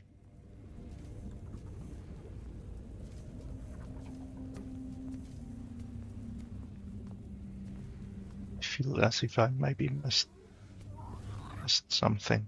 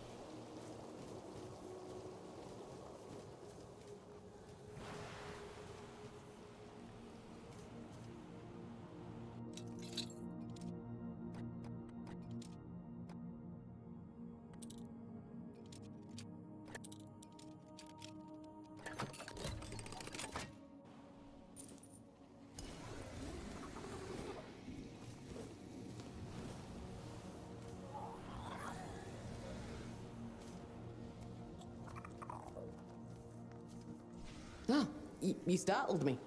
I didn't think anyone would find my hideout. Hiss promised no one would. That creature. Everything has a price with him. So I'm guessing you paid him more than I did. What do you want? Let me guess. Coraloon is looking for me. I'm sorry, but you're wrong. She's not worried about me, but about herself. Tell me, what do you know about me from what Coraloon told you? Not much, I bet. Think back to everything she said. Can you hear her saying, me, me, me? That's Coraloon for you. She doesn't care about anyone but herself.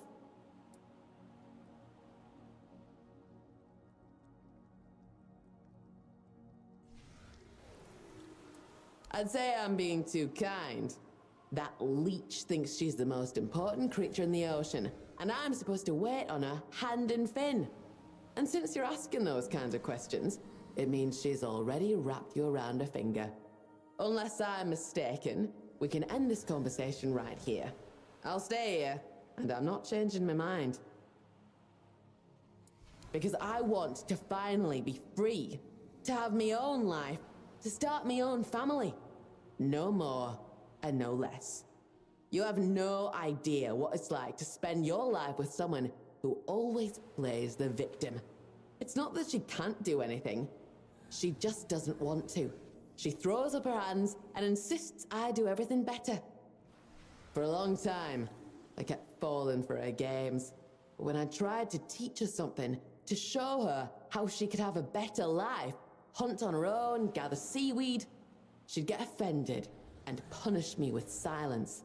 Or she'd accuse me of putting on airs, of treating her like an idiot. She'd say anything just to make me give up and do everything for her.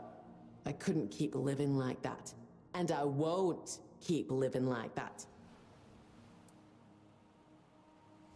Not at all. That won't be necessary. Listen, I know my sister. I just need to wait until some poor sap takes my place and lets her exploit them. Then I'll come back.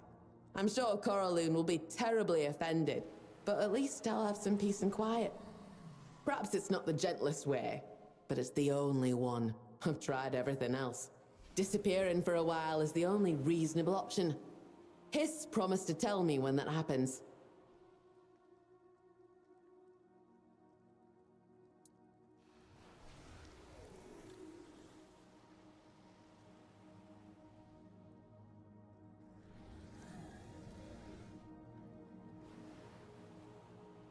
You could do that, of course. But you could also lie to her. Tell her you found my body, and that I had this letter with me. You can read it if you want, I don't care. I just want to be left alone. As for the reward, I don't know what she promised you, but don't expect riches. We never had much, and I took most of our valuables with me. She'll manage, she always does.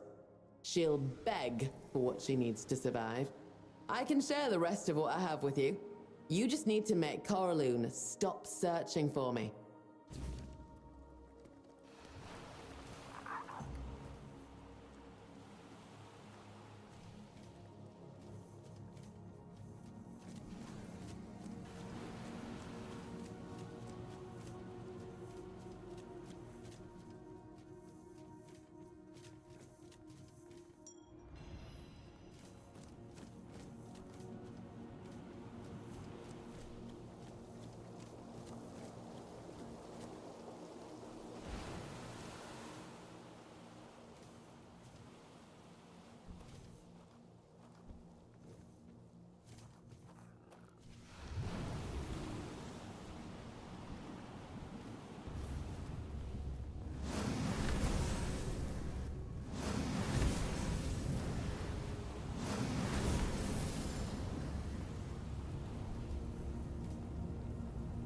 I hope Coraloon understands.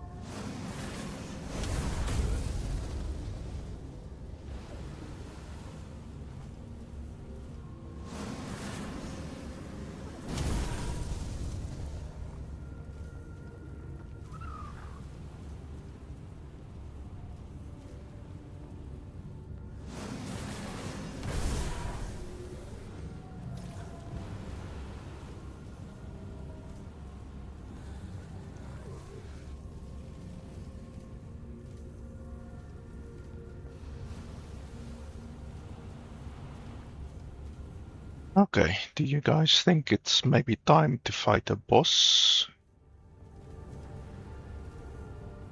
We can do that.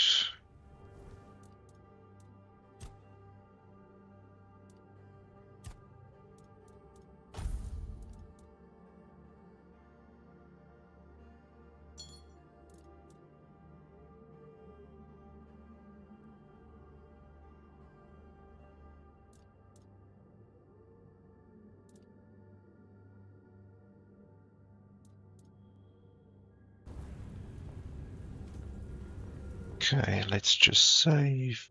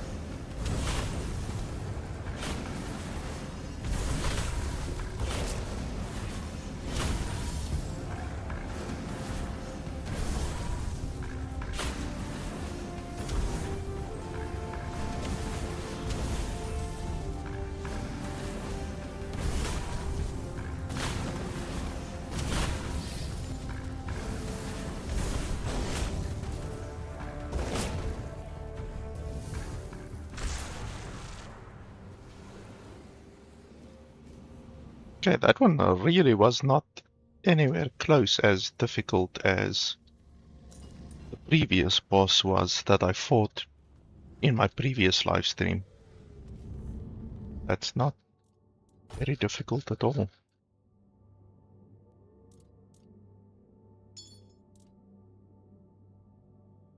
Let's see, what did we get?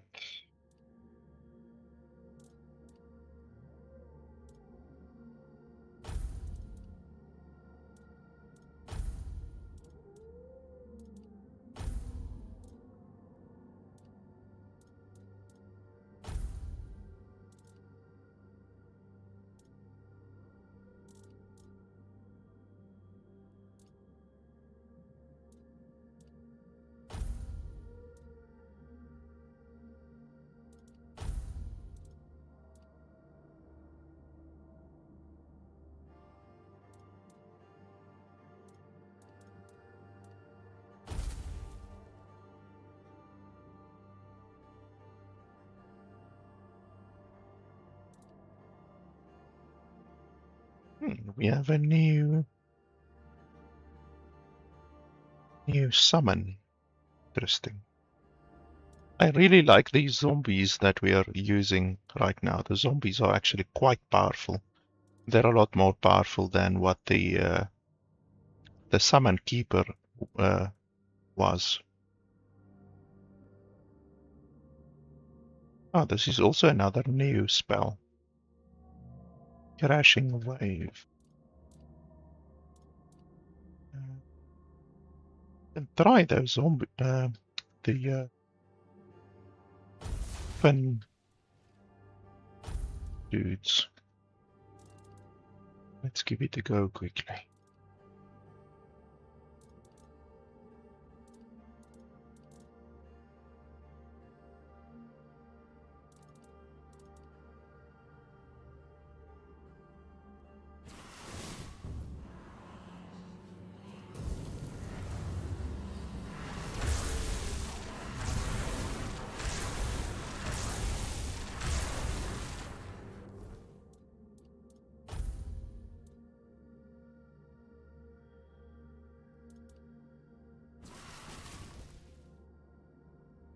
So this one requires more spirituality and more mana. It takes 42.6 mana, whereas the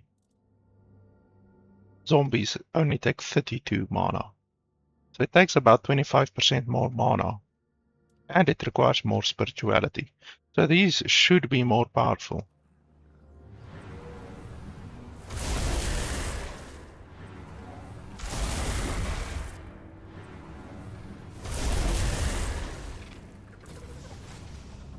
So I guess we will see if they're more powerful.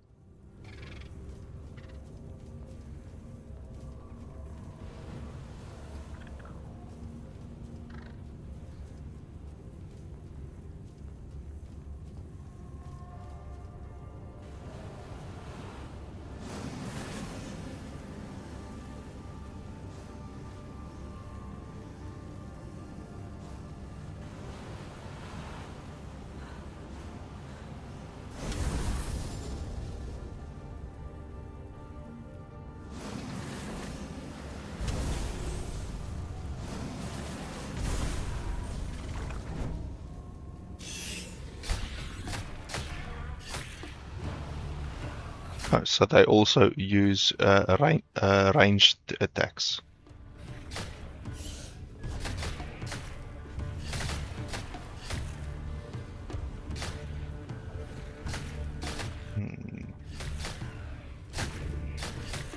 They don't seem terrible.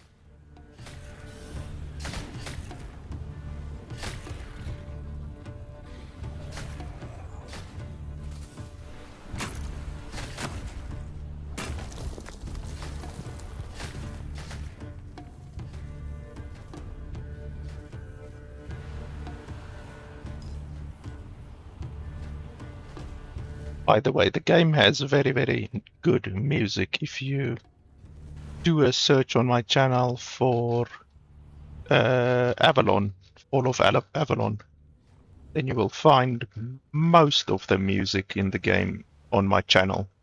And there are some really, really good songs.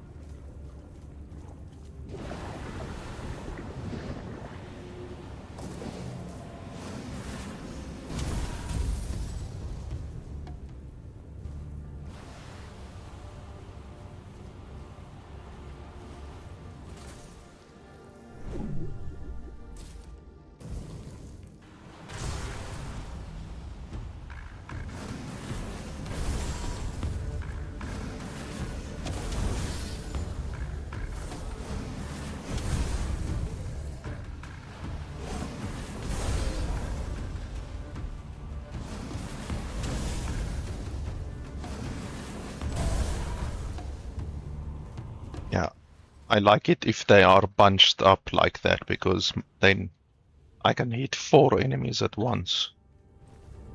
That's one of the benefits of having an area of effect attack like this instead of the lightning like this, which isn't area of effect. Single target.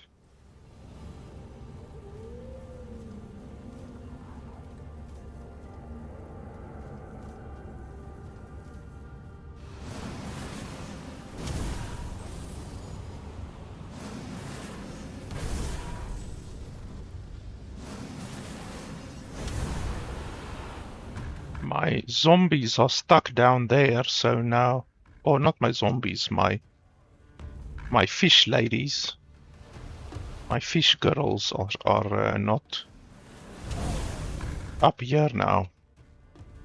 which is irritating.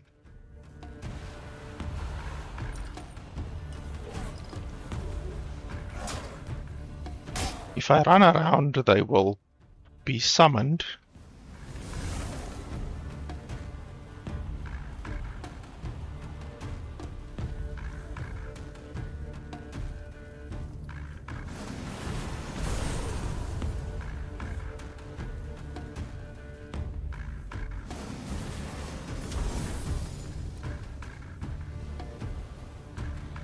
There we go.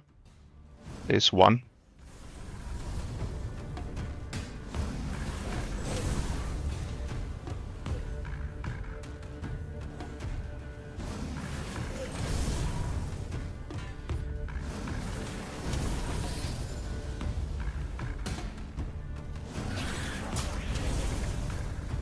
Why did only one get summoned up here? Where's the rest?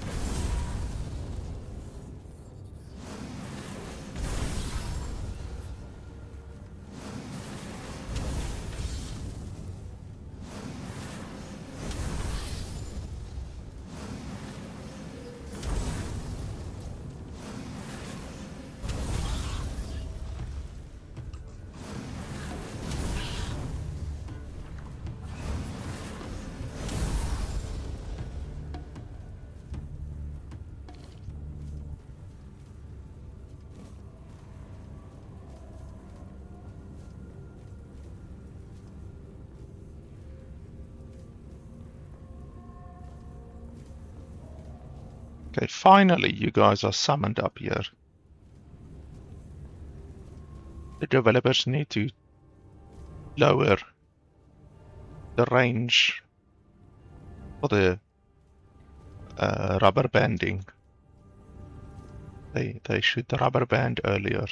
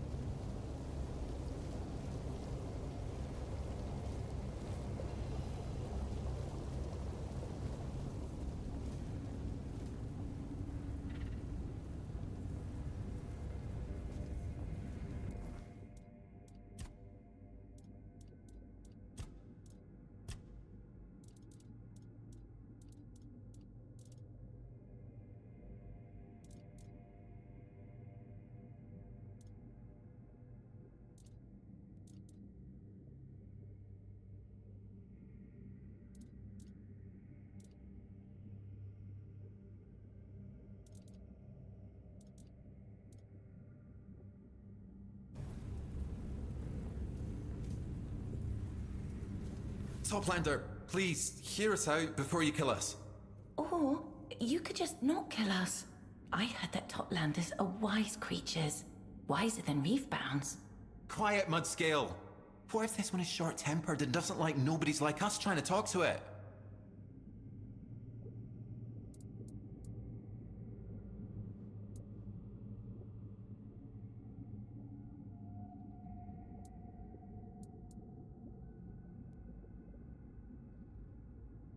Jewelry.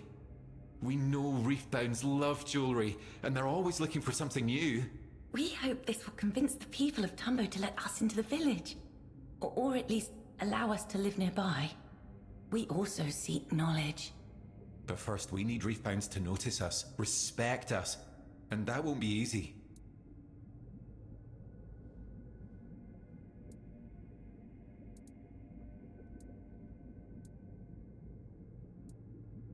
Reefbounds are vain.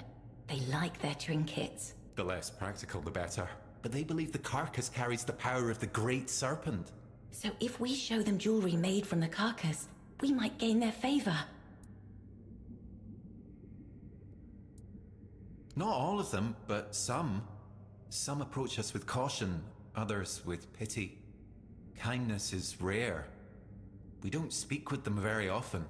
We all come from the same ulcerate, but they reached a higher state of awareness many generations ago. There is so much that separates us, and so little that unites us. And we know our place in the hierarchy, but no one can forbid us from continuing to grow. We've already developed speech, and now manual skills. That should be enough. For now. Because only there will we be closer to knowledge. We're not concerned with reefbounds themselves. We'll be connected to them by trade, nothing more. Not all of them despise us. Some simply keep their distance, but they need to at least tolerate us if we are to feel safe in Tumbo. Otherwise, we would be risking our lives.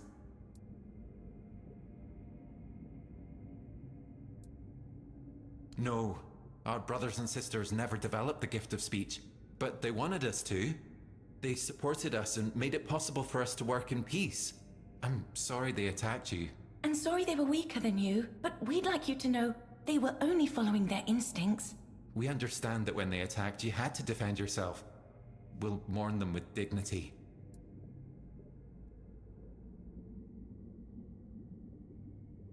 Yes, our gift of speech is more developed than hers. But Boz is ambitious. I'm sure one day she'll get better at it. Randa is a thief and a liar. Randa doesn't think we're worthy of respect. He wants to take everything we make here and claim it as his own. He believes that by doing so, he'll prove he has gathered enough knowledge to be allowed into the archive. Randa is lying, and I think he's lied for so long that he started to believe it himself. Randa has been trying for years to enter our cave.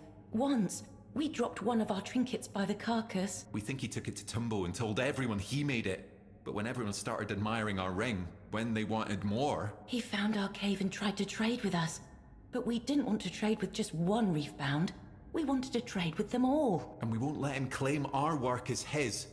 Not now, when we know so many admire it. A lie is what separates lesser creatures from higher ones. We have a voice, but we do not have the ability to lie.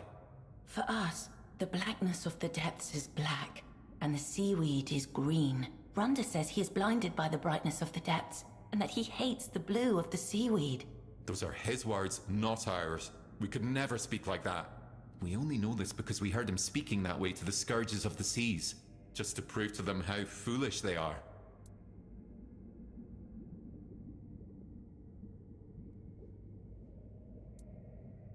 Thank you for your understanding.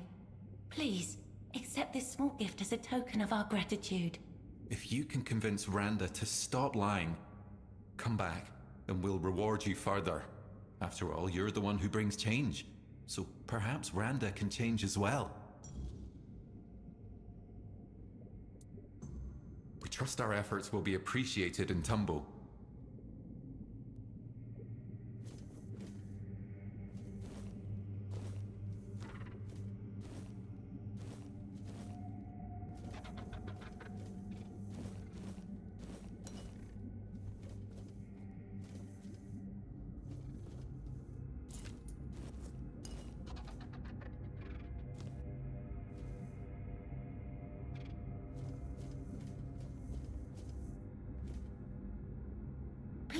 Toplander. Allow us to work in peace. We trust our efforts will be appreciated.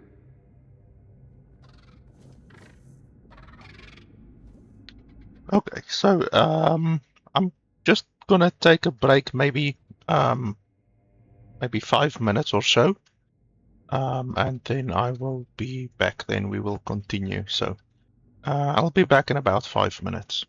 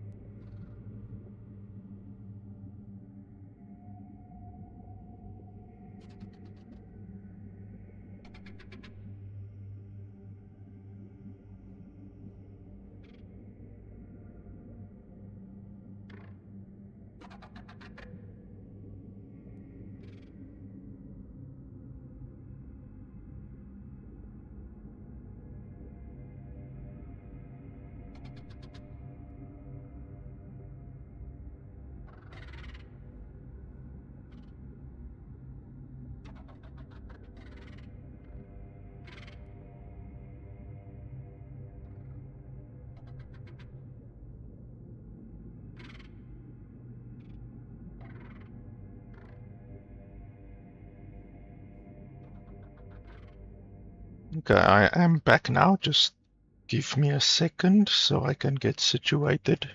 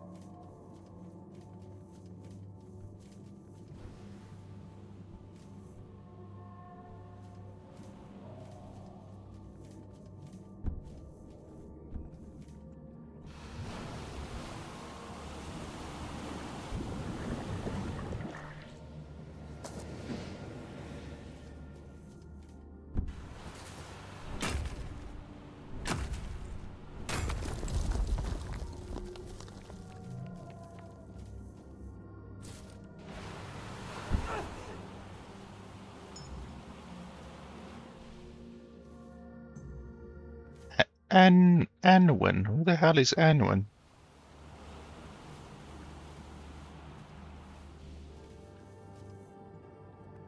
Why does that name sound familiar, Anwen? I think someone might have mentioned it somewhere.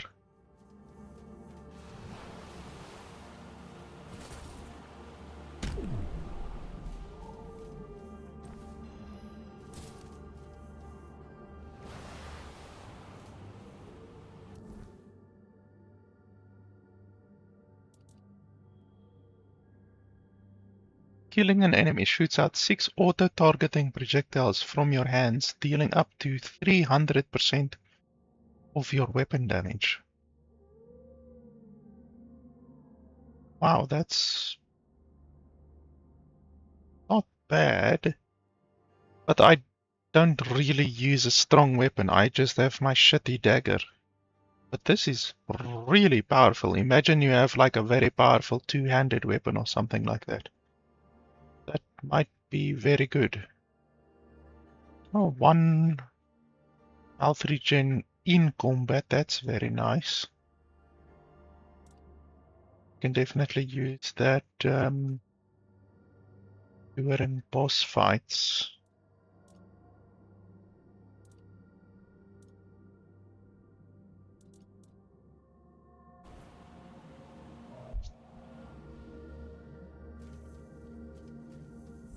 So that's the next place we need to go.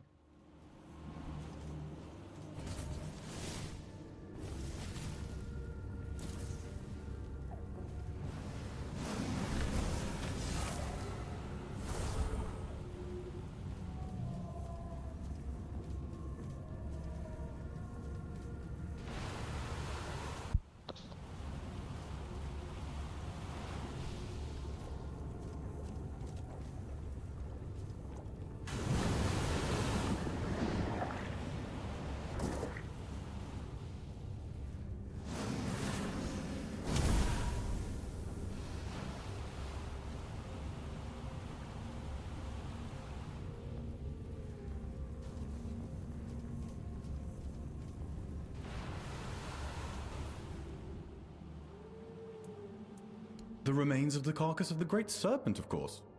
It's one of the greatest treasures of our land. I'm studying how it affects local life, and everything points to its influence being quite significant. The carcass lets microorganisms cleanse our water safely. Without it, living here would be much harsher. It is truly a momentous discovery.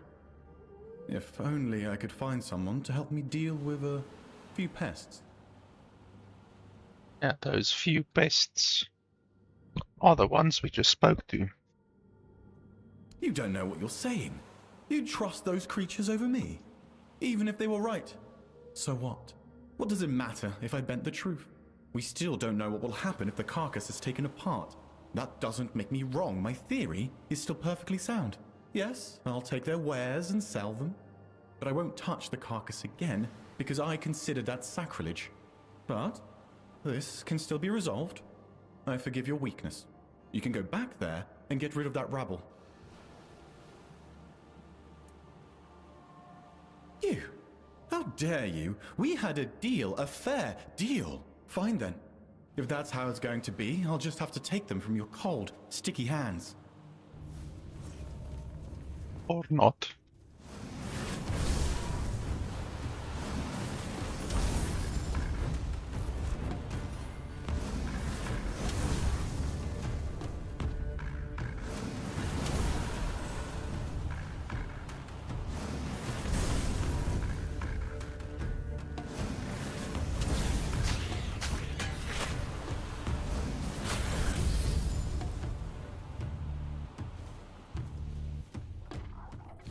How's that for cold, sticky hands? You ugly bastard.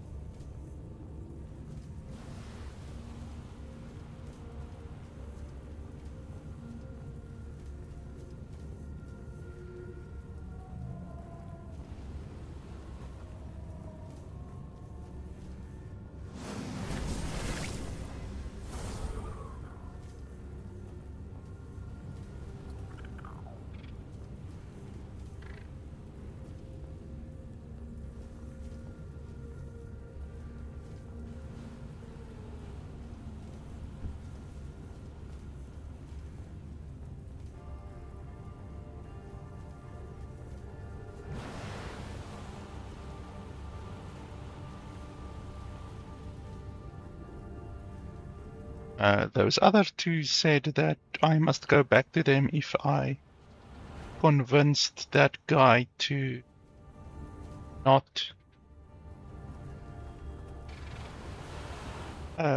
do what he said he will do. But obviously I didn't have an option. He attacked me, so I don't know if that part of the quest can still be completed. I guess we can run back over there and double check. It's not too far, I guess. Let me quick save in case we need to teleport back.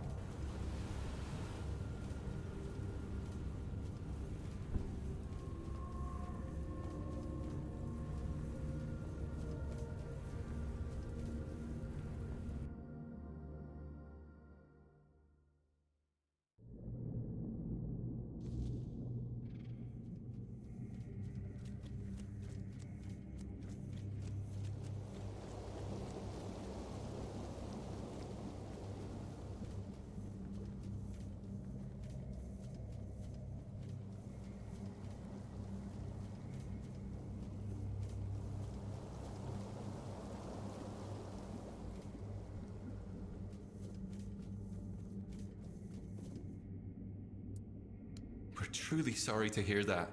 He wasn't the most honest we've found, but we never wished him dead. Now, however, we'll get a little closer to our goal, all thanks to you and your involvement. Please, accept this gift as well. It might prove valuable once you return to the surface. We've been saving it for a special occasion. Safe currents, Toplander.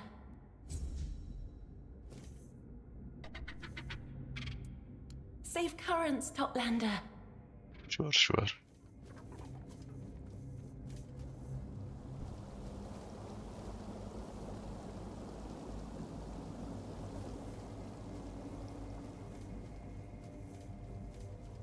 And now we can move on to the next zone. We've completed the zone 100%.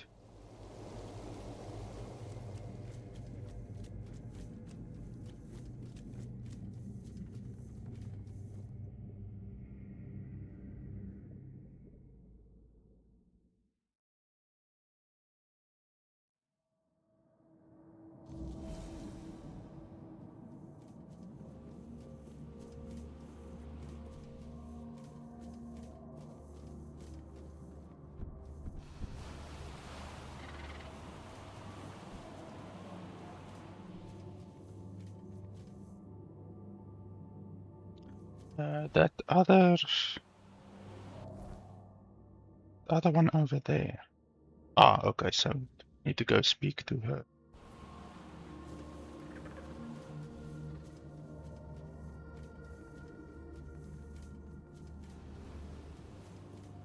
Yeah, she basically sent me into an ambush, which you could hear from her voice that she wasn't very honest. Do you feel it? The pull between us, like a current under the skin. And you've got a couple of barnacles on your boobies, by the way. Do you see now how close you are to my heart? We are interwoven. You course through my veins, my beloved Anwin. And yet I still wish I could be even closer to you.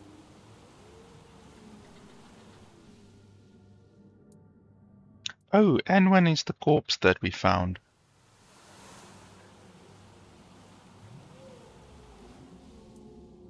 Oh, no, do not say that. The body feeds the soil. It creates the tissue that makes us, and it binds us. We are one, my beloved. My Anwin. Together, yet still apart. Inseparable, yet alone. You are the light under my skin, but I'm a greedy creature. I need your touch, my Anwin. Only your love can sustain me.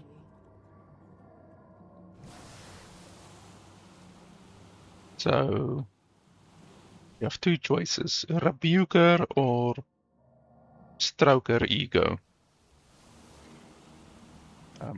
I think either of these choices are gonna result in her attacking us. Now let's go for this one. Beloved. Oh, how I long to hear that word fall from your lips. Come, let me hold you. Let us be one. You are not. Okay.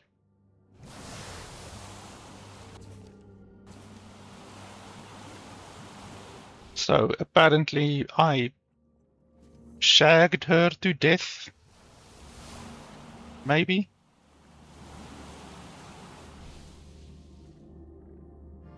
Wraith spores. What's wraith spores?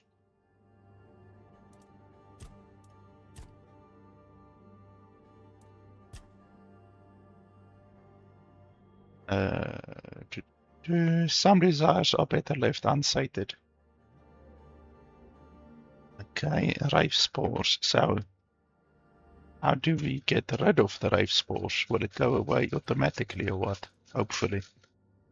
Hopefully we didn't just end up with a venereal disease from shagging a random sea creature. Because that might be what ended up happening. We've basically got Naga chlamydia. Sea creature chlamydia.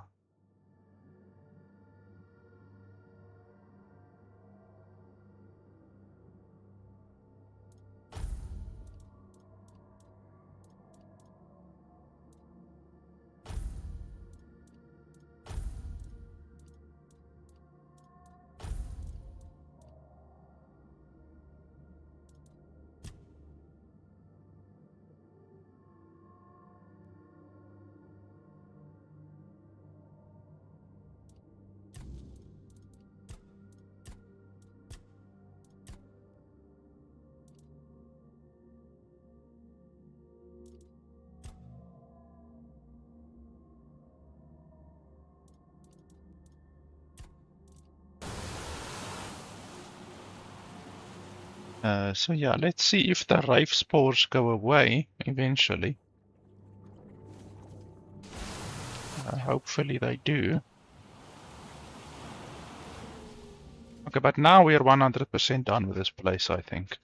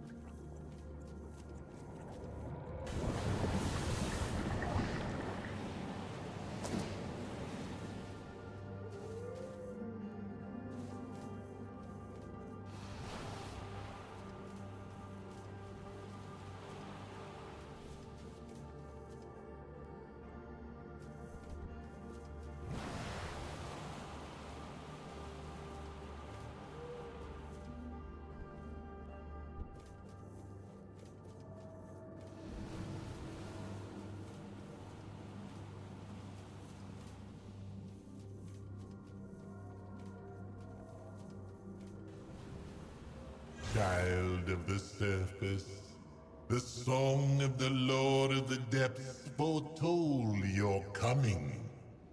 Heal me, and the gates to Sarras shall open before you.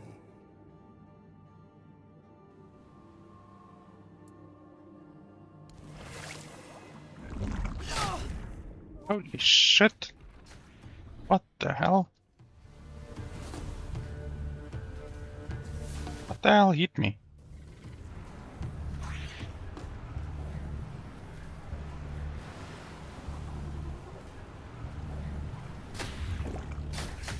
Okay, two fin bleeds out of nowhere.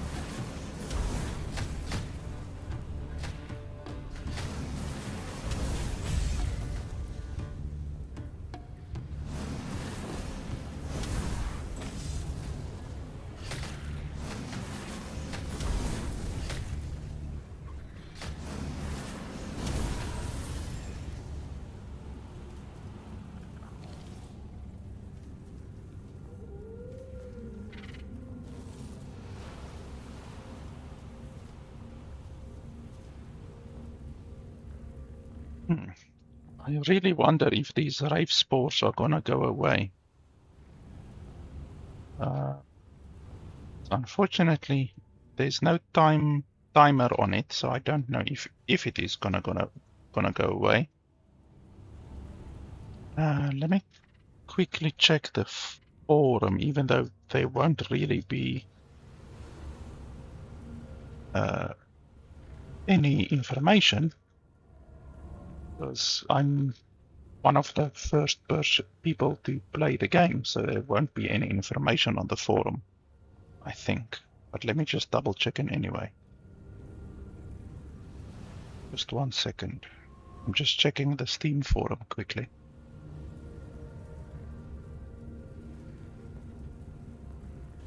Nope.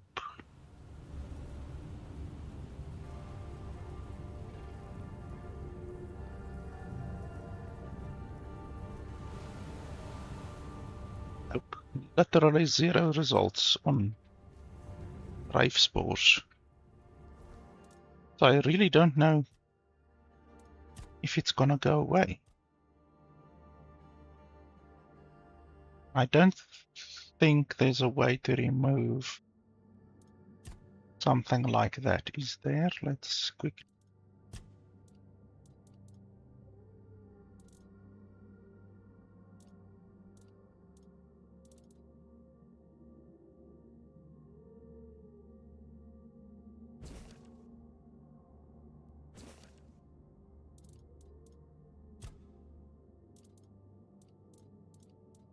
Like something to cure your ailments, for instance. I don't think there's something like that. Everything just restores health.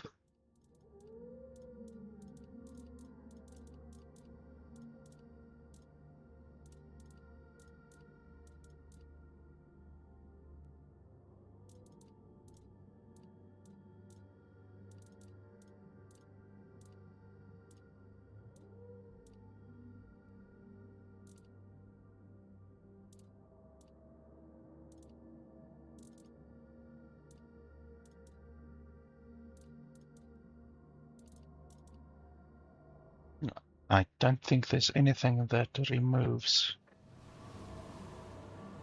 a status ailment like that. Resting, I could try to rest maybe.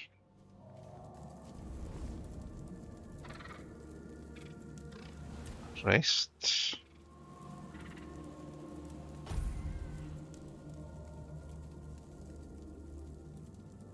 Nope, I still have it.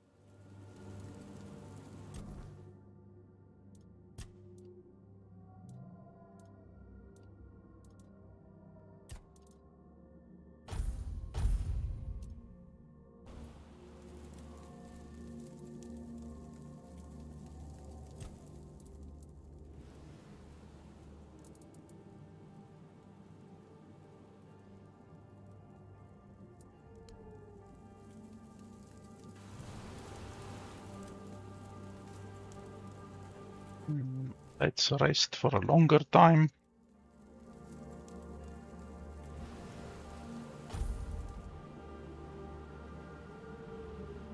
Nope, I still have the rave spores. So is it like seriously something that you can't remove? Because that's insane. How can they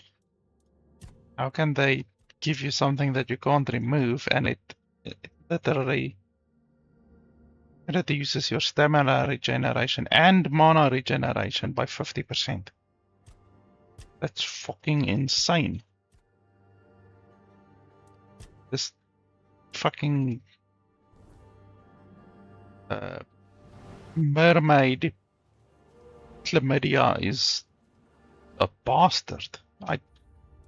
Even after sleeping for 2 days, you can't remove it. Okay, so basically we're gonna go back. Where was it?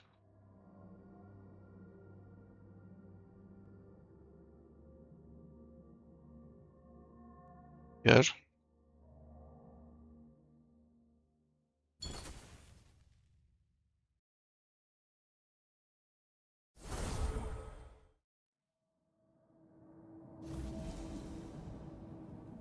Yes. Yeah, because that fucking mermaid chlamydia is brutal. Minus 50% stamina, minus 50% mana regeneration. That is insane. You dirty, dirty bastard. Giving me your chlamydia. Do you feel it? Do you see we are in India? Oh, we are in time. No. No. Do not say that. I would never hurt my Anwin. I would never hurt you. You came to me, did you not? You accepted my gift. You love me. Fine. If you insist on being stubborn, I will devour even more of you until you are nothing but salt on my lips. You will love me as I love you.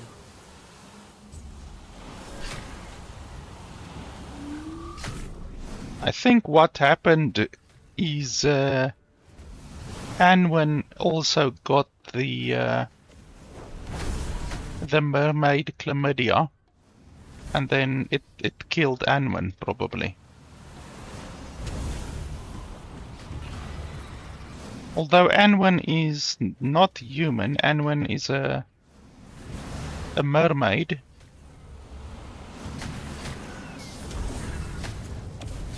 So I don't think Anwin would have gotten the disease as I did.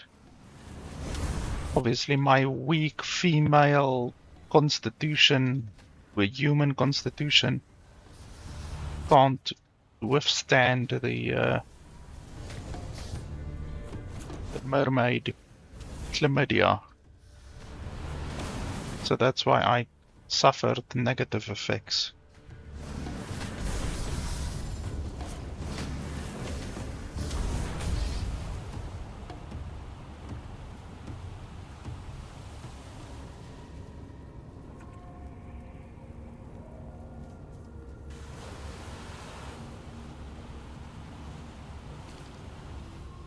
And you dirty bastard.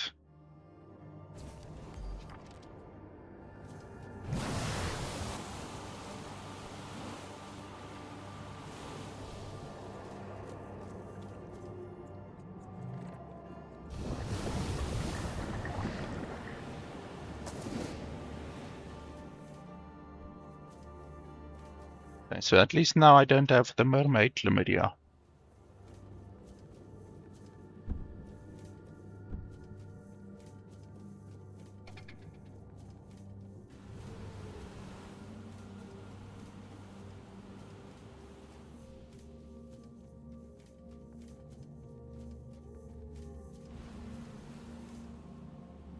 Child, heal.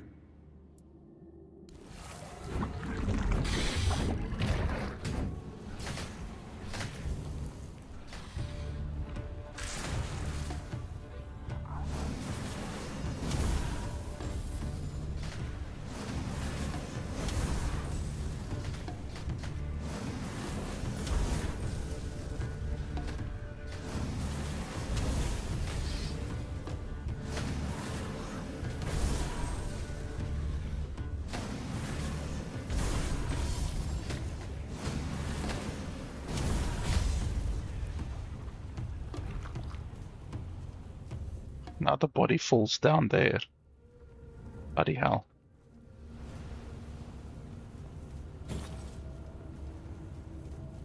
You fought well. Those were the creatures who drained me. Forgive me this deception, and thank you for the grace you have granted me. May our realm bestow its favor upon you.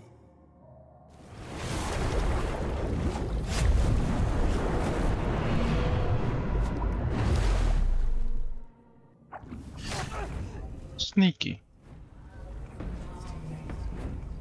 Oh, this is where I was previously.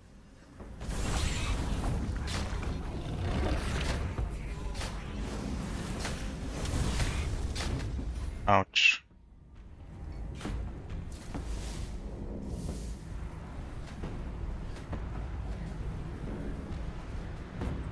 Why are you... Oh, come on. Why are you also attacking me? Did I hit you accidentally?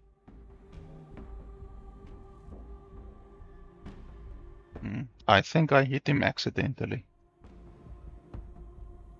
With my fireball, for fuck's sake.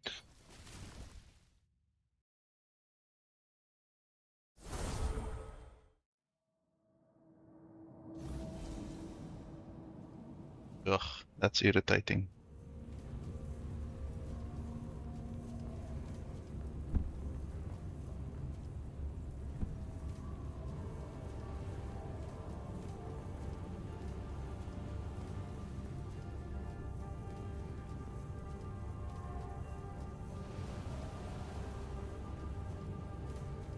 Child, heal.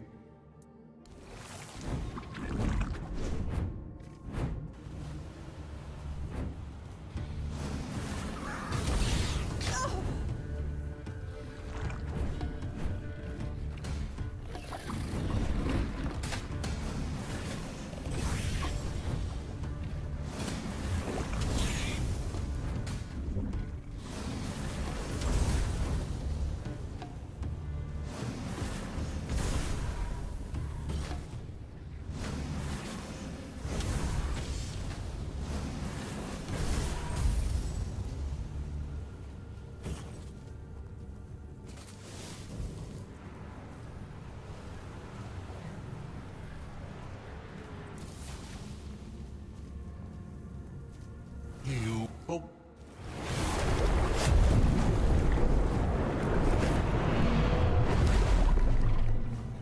Yeah, so now we just need to be careful not to hit the vendor with a fireball accidentally.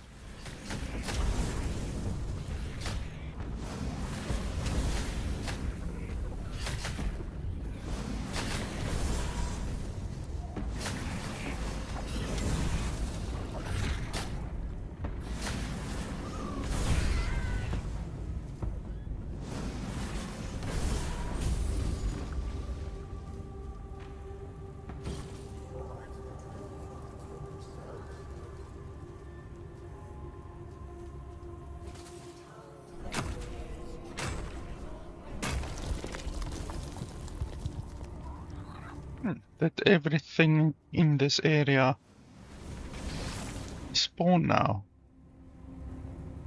Looks like it. So I did get all of this stuff. It must have respawned.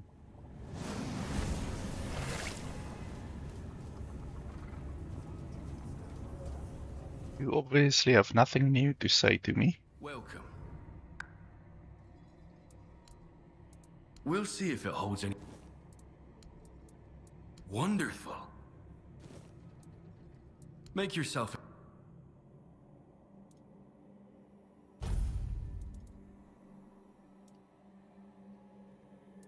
You know where to find me.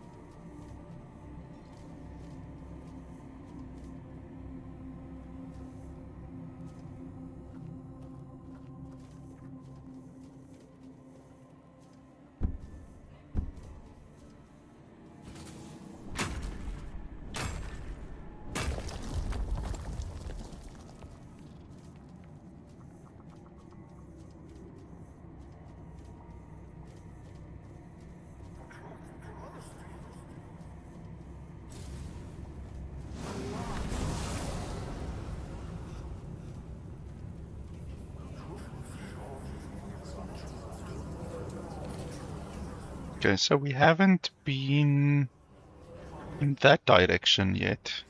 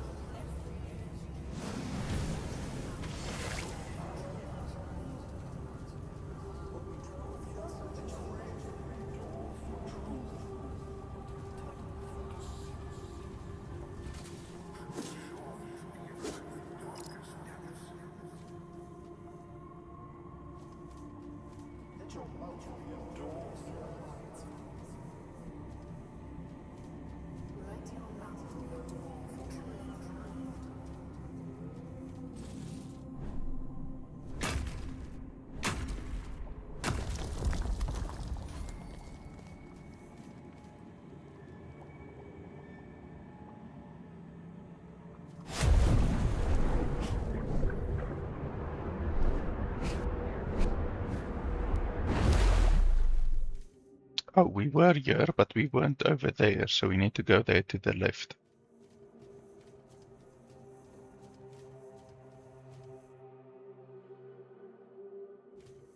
Okay, so we need to tell her, or we need to give her the note.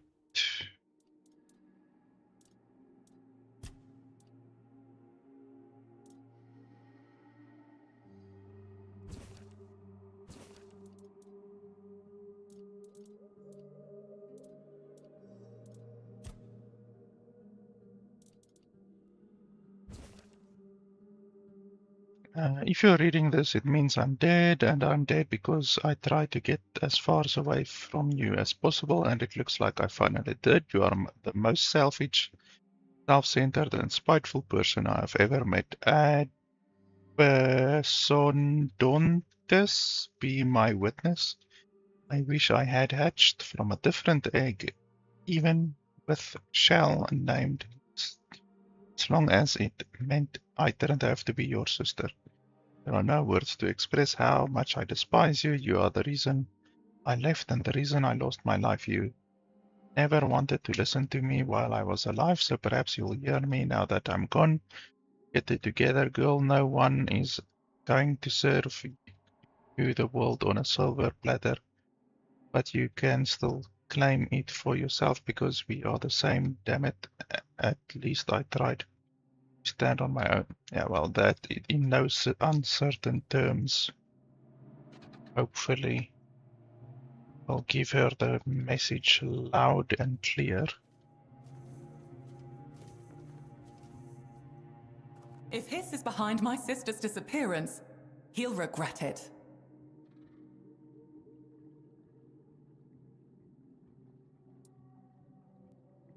That's impossible. What happened? Was it Hiss? Did you kill him for what he did to my sister? Oh, Sindril, what am I going to do now?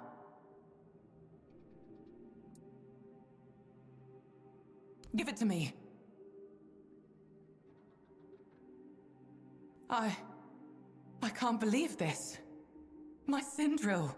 Did she really hate me that much? Why didn't she ever say anything? It was just talk. She didn't mean it. We love each other. But now that you've told me, I know it's true. She tried to tell me. More than once. I'd like to be left alone, all right? I have a lot of work to do here. I need to learn how to find food, how to put myself to sleep. It's so much work. I have no time to waste. I thank you for finding her, even though I hoped for a different outcome. Here, this was meant to be your reward for finding her. And you've done just that, one way or another.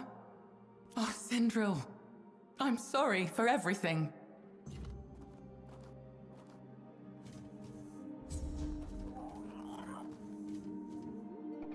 She doesn't sound very sorry.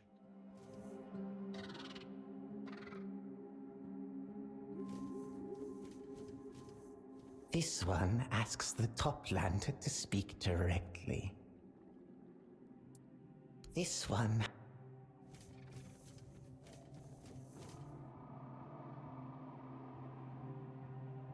Toplander! Yes! So, this one was a bit tricky. I found a sealed container in a shipwreck, so I decided to look inside, right? And there was... this. It has such an odd crystalline texture, but the golden color is so beautiful. I once heard a Morgan complain that the surface is too bright because of the, sun?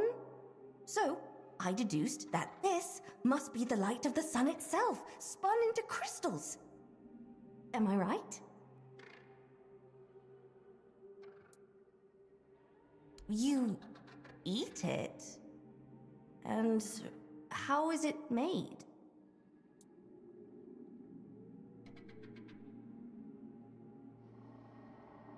Stop! I think I've heard enough. So it's not the sun?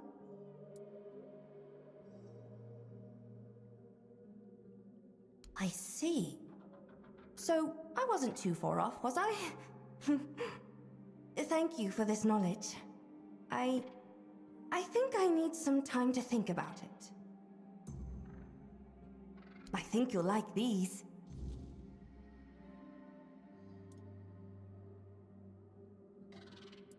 Don't stay away too...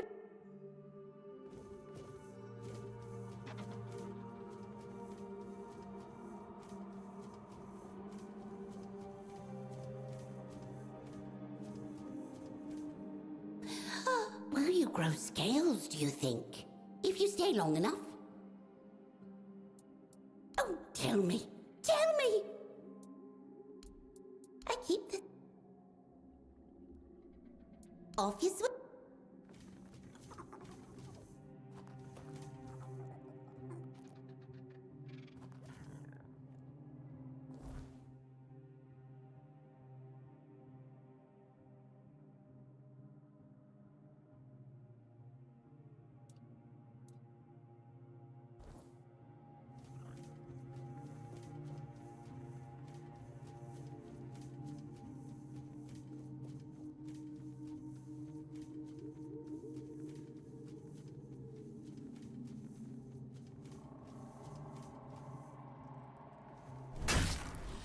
Oh, for fuck's sake. I pressed E to pull out my axe and then it just fucking hit her over the face. That's so stupid.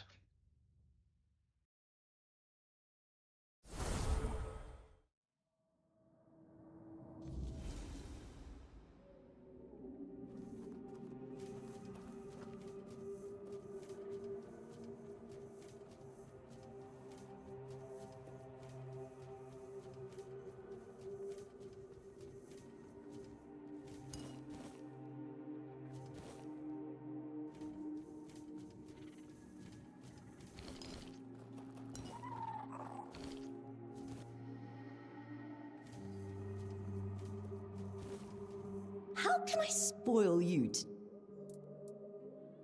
He's a slippery bastard. Well, everything is slippery here, but you know what I mean. But no one else will tell you that to your face. Everyone is afraid of him because he collects knowledge. Maybe one day he'll have enough to be let into the archive.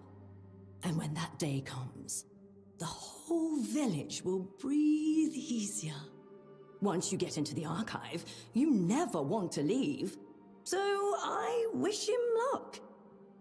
Even if he is not exactly my favorite person. Oh, no.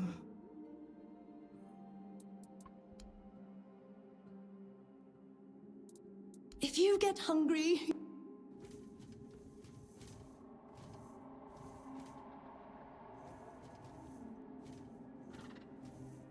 I'm sad. You bring change. Sarras is sinking into sorrow, and I'm sinking with it. Comfort me.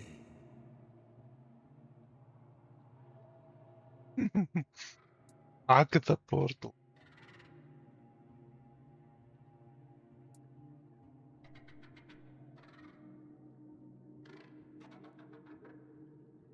You don't get what life's like down here.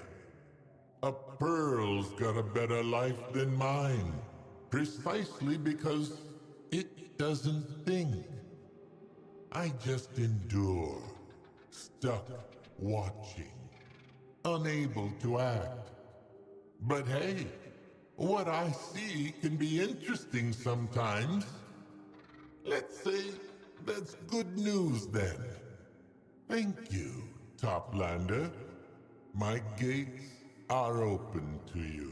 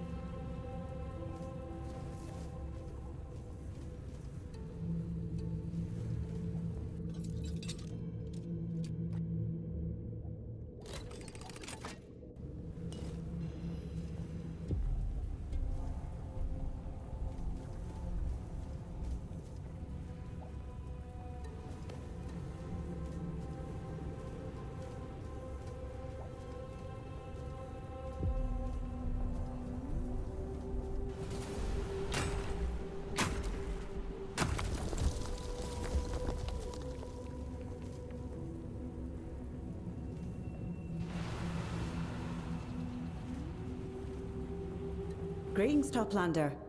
Was it strong currents or a strong will that brought you down from above the roots?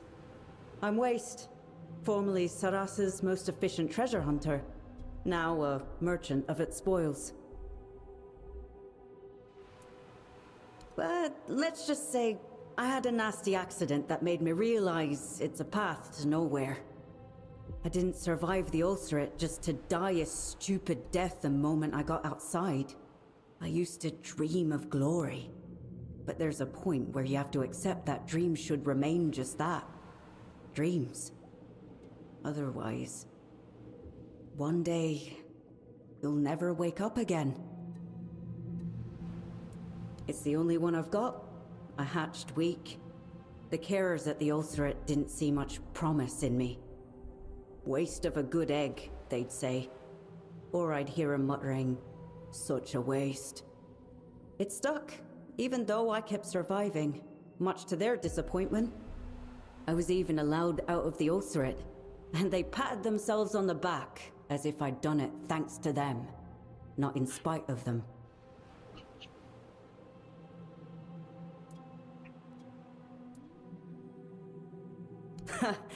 Yes, hardly the safest choice, or the wisest, in more ways than one. The trouble was, even after I left the ulcerate, it didn't leave me. I still felt I had something to prove. And I did it in the most reckless way possible. Fortunately, I grew out of that. Although rather forcibly. I was nearly boiled alive in the oozing fields. It made me rethink a few choices, and not just mine. Sorry, I'd rather not talk about it anymore. No, it's not a bad name. It reminds me what not to become, and what not to do with my life. I like to think it helped me keep in balance. Ask what it costs, not where it came from.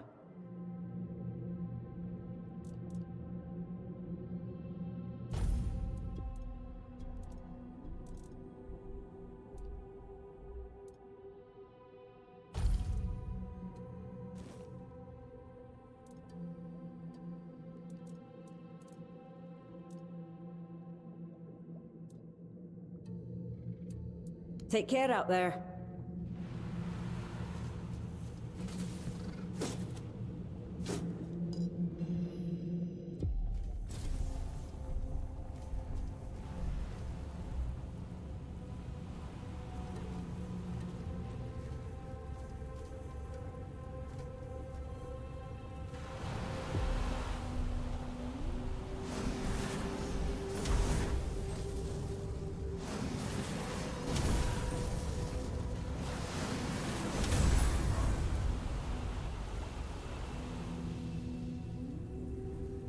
My body shot up into the air so quickly I couldn't even see where it went.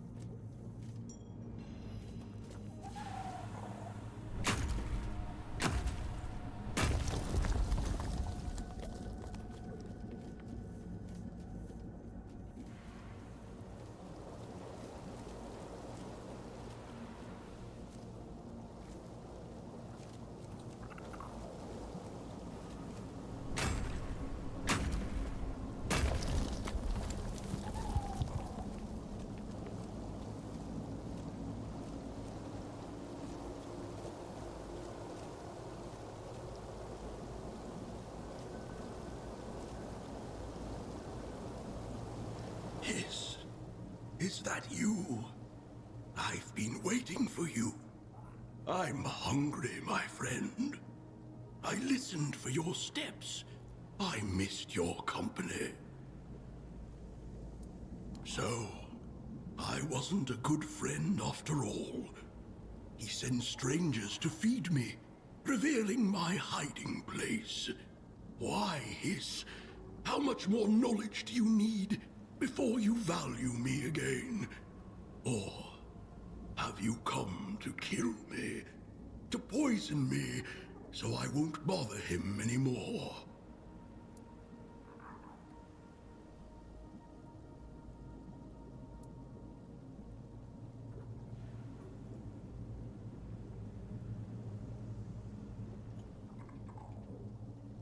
Seaweed, my favorite treat. Thank you, friend of his. Still, I don't understand why he didn't bring it himself. I thought I'd been a good turtle.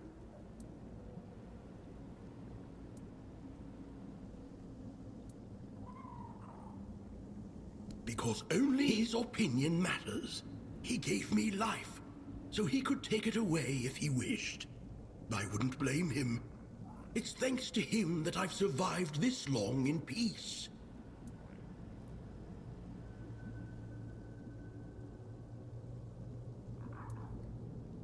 Sometimes I'm unsure if what I say or do might offend him. His mind is beyond my understanding. It's possible I upset him somehow, even though my intentions are pure, and the knowledge I share is always precious. Hiss is my savior. He found this shelter for me, and keeps it secret from everyone. If not for him, I'd have been food for the people of Sarras long ago. My shell turned into a shrine. He gives me safety and food, and I share my knowledge in return. And I'm a very old turtle, you see. Before Sarras, my parents swam near Abyssodontis and absorbed his knowledge, passing it down to their children. That's very valuable knowledge. Friend of his, there are no others like me anymore. I'm the last of my species in Sarras. What remains of my brothers and sisters lies scattered across this realm. They hunted us for the knowledge we carried. Our shells became shrines. They believed it would bring them closer to the Lord of the Depths. We were unlucky. When Sarras was formed, our eggs were caught in the region. And since siblings couldn't reproduce, we all died out. Except me. And Hiss has been kind. He didn't make a shrine out of me.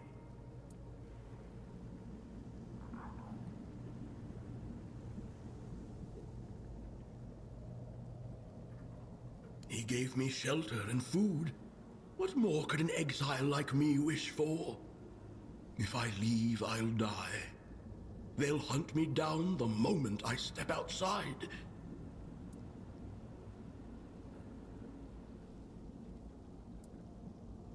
No, I can't disappoint Hiss.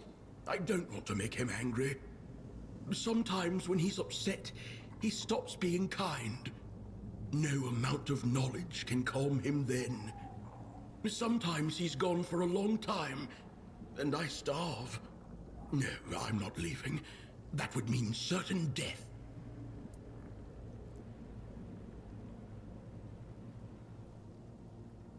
You say there might be others like me outside the dome. It's true. My mother and father must have come from beyond Sarras, if they swam with Abyssodontis. So, we may have been born here, but we were not from this place. But Hiss always told me that Sarras cannot be left. Are you sure?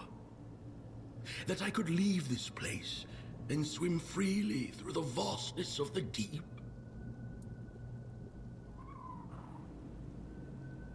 That's true. My eyes aren't what they used to be. But I can see you're more of a toplander than a deep dweller.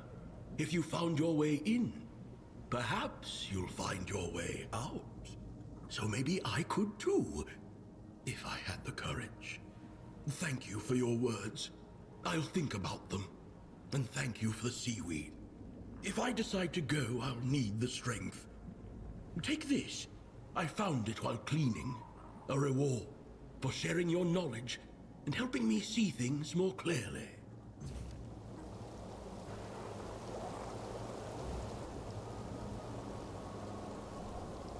You were right. Hiss wasn't entirely honest with me. I owe him no loyalty anymore.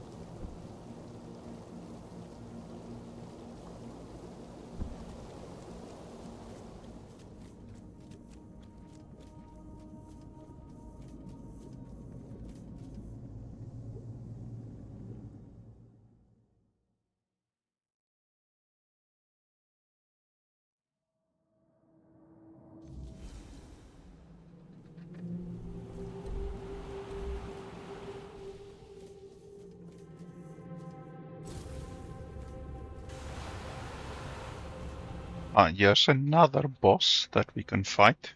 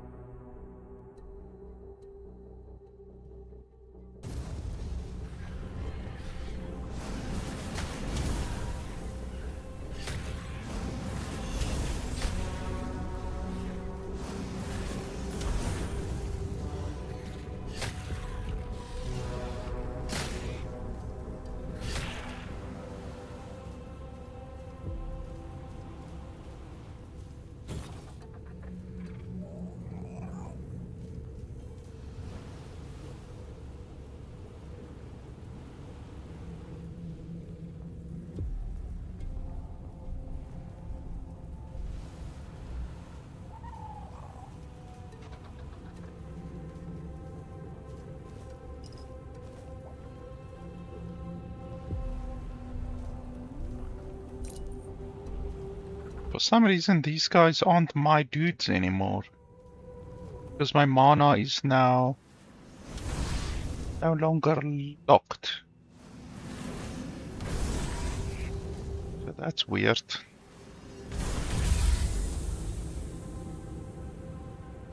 Okay, well, apparently I was able to kill my own summons. That's strange.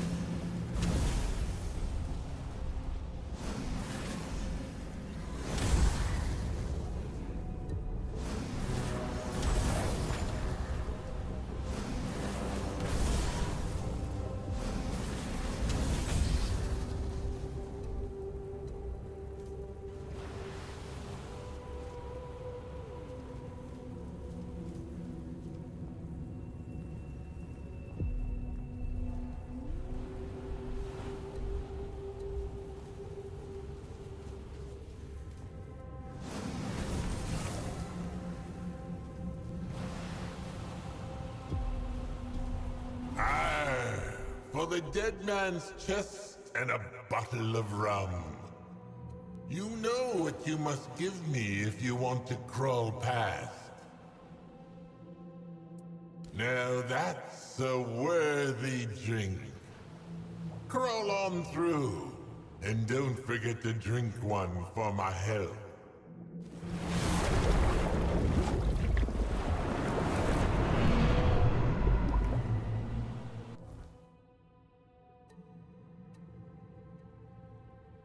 So this one takes us over there. So let's finish up on this island and then kill the boss, obviously, also. And then we can go over there.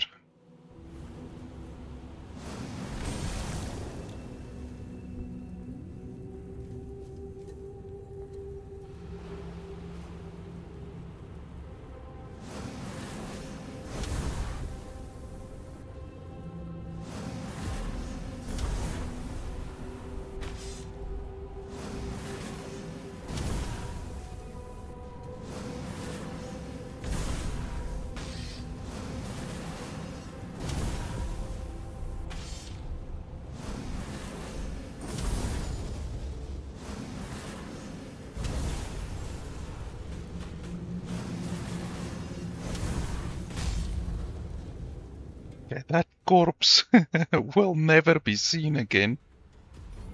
Fucking hell. Corpse is like zoom into the abyss.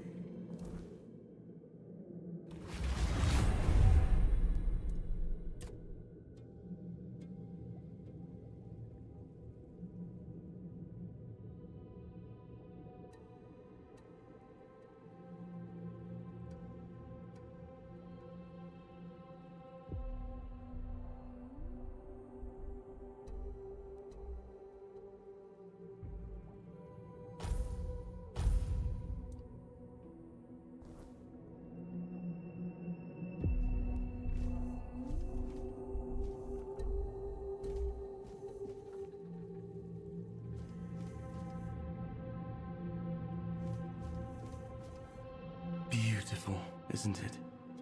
Our sky above. We call it the Sky of Roots. I could stare at it for hours. I'm Vandu, keeper of the observatory. As for who you are, you don't need to tell me. I can see everything from here. The voice of the Lord of the Depths is especially clear in this place. You can't really talk to something that's omnipotent. All you can do is listen and try to understand what it wants to tell you. Maybe he's the one inspiring me to break through the Sky of Roots, to be closer to him. Well, I watch the Sky of Roots. I listen to the Lord of the Depths. And when I have a moment, I dream of seeing what lies beyond it. I also enjoy designing things. Devices, mostly. Perhaps one of them will someday let me reach the great deep. Oh, that's very kind of you. And yes, I could use your help. I need someone to bring me essence of scalding steam, a key component of my latest invention. My sister, Waste, used to gather materials for me, but she's been caught up with other duties. Besides, I wouldn't want her wandering into such dangerous places. You'll find the essence of scalding steam in the oozing fields. Here, this container will allow you to gather the essence. Bring it to me, and I'll reward you with one of my more valuable designs. I'll be here, waiting. Now, I think she actually did say she did go into a place like that. Oh, this place has called to me ever since I was a tadpole in the Ulcerate. My sister never understood my fascination, but I always knew this was where I belonged. Its history reaches back to the very beginning of Sarras. It's almost as old as the Ulcerate and the Archive. It was built by the first crew. I think they wanted to see what was happening on the surface. I can't see anything myself. Maybe because I'm a deep dweller, but I can hear the will of the Lord of the Depths clearly here. It flows through me and fills me with calm. It's an incredible feeling.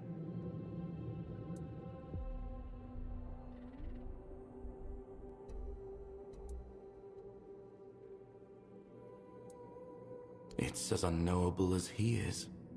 As long as I feel calm, I know everything is unfolding as it should.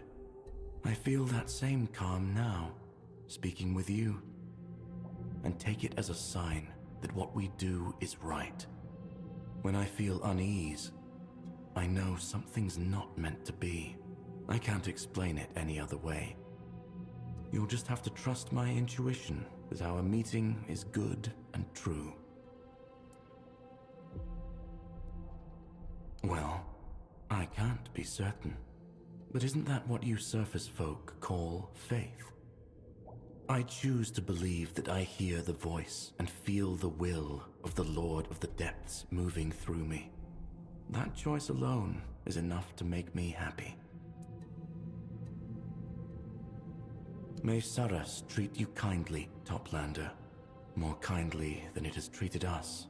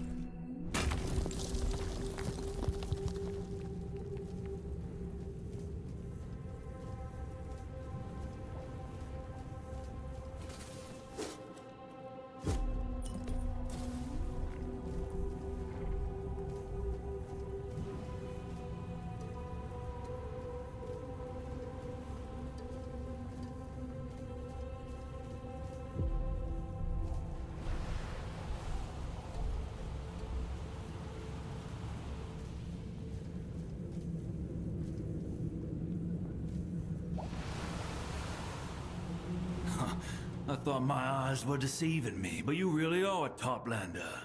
I should have known, should have known. No reef-bound or even scion has such meaty legs. Huh, yes, they are. Not thin like a reef-bound's or wiry like a scion's. I suppose they must be strong enough to keep you on the ground, no? Sorry, didn't mean to scare you. I don't have legs myself, so I'm kind of curious about them, you know? Notalume did. Interesting. Very, very interesting. I've always known she'd see reason one day. Here, take the key. The entrance is just past me.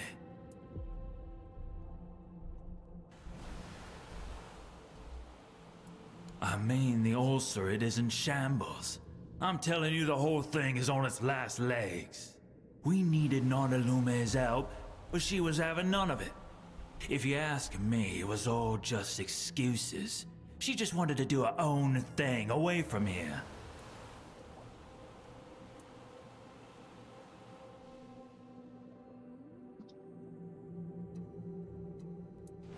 Like I said, excuses.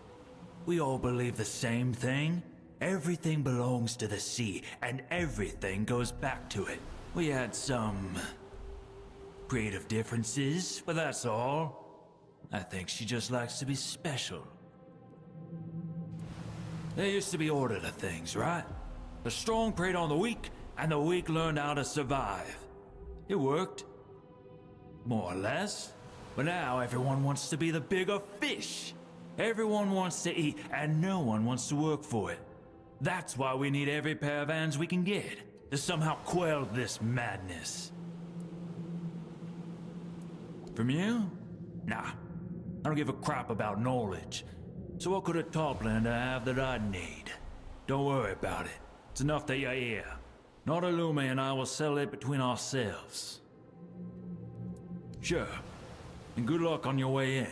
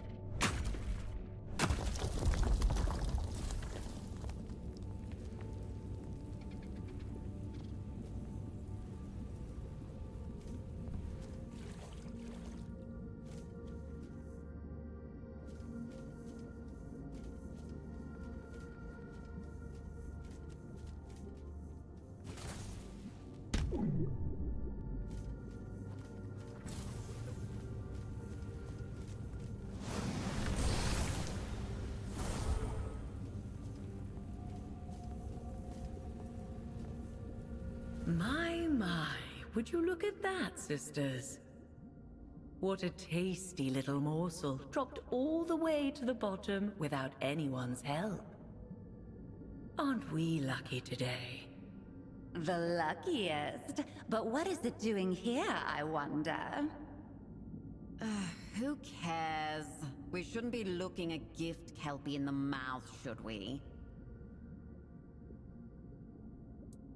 Ha! Aren't you sure of yourself?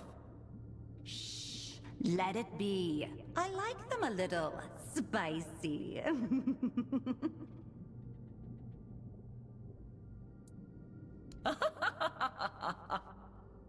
My, who would have thought Balls had it in her? I always knew that little thief was clever, but this is bold.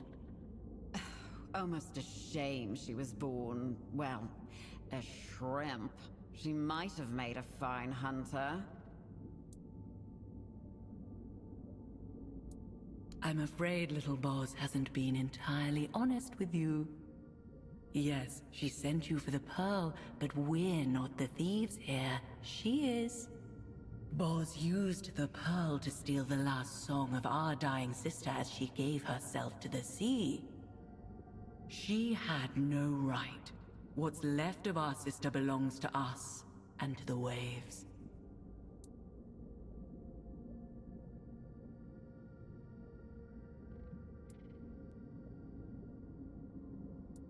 There's no song more beautiful or more powerful than a Morgan's dirge.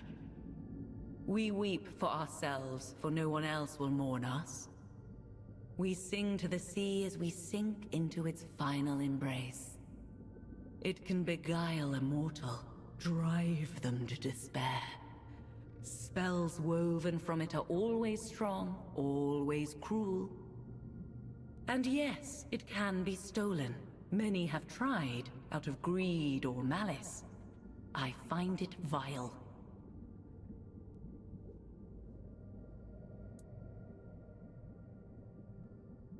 Careful, mortal.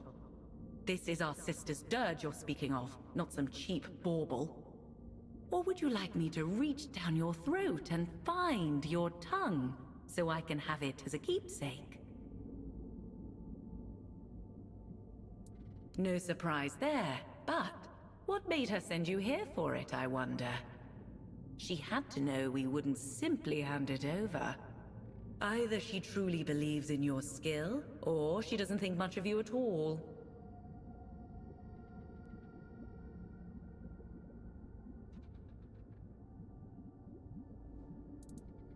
Will you now? How bold. You have wandered into our lair, proudly boasting about representing a thief. You have offended us with your demands, and now you think you can just leave? And without even letting us have a little taste.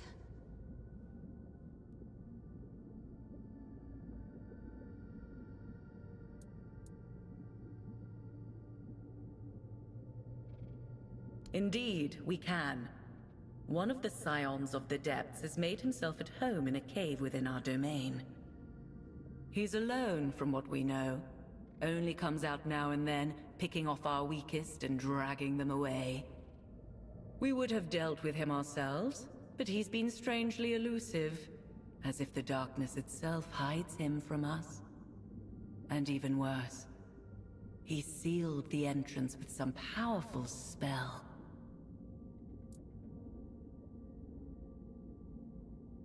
They claim to be the children of the Terror itself.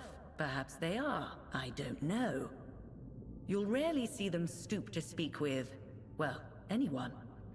They're brutes who fancy themselves the deadliest predators in the sea. Let them think what they will. It causes a strange kind of paralysis. I've never felt anything like it. My whole body went taut, trembling, frozen. I couldn't move. And then my heart, it thundered in my ears so loudly I could hear nothing else. Fear? That's absurd. Mortals feel fear. They do. It makes them taste sour. Sour? Oh, to me it's more bitter. If you say so, I think it makes them taste more like the sea.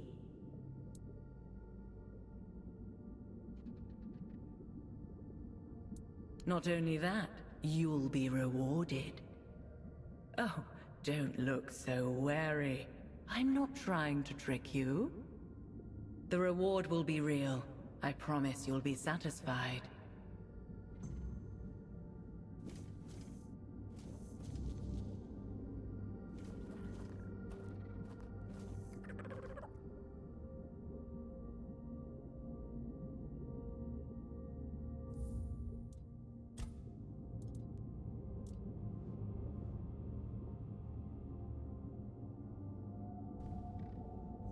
Let me see if I can get the photo up here. Never used the photo mode. I think they added it since the last time that I played. Now my fucking creature's in the way.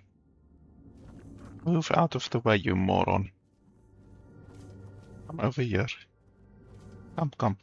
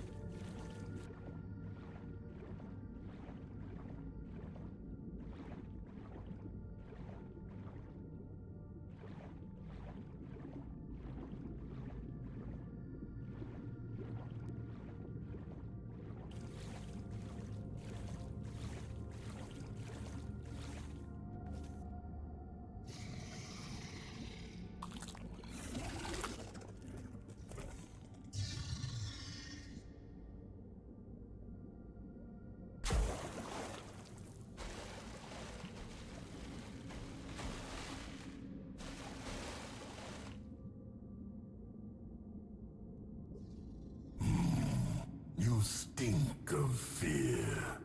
Theirs and your own. Good. Good. I will devour you and your fear, and grow stronger for their coming. The Morgans think they own fear, so fond they are of sowing it in mortals above.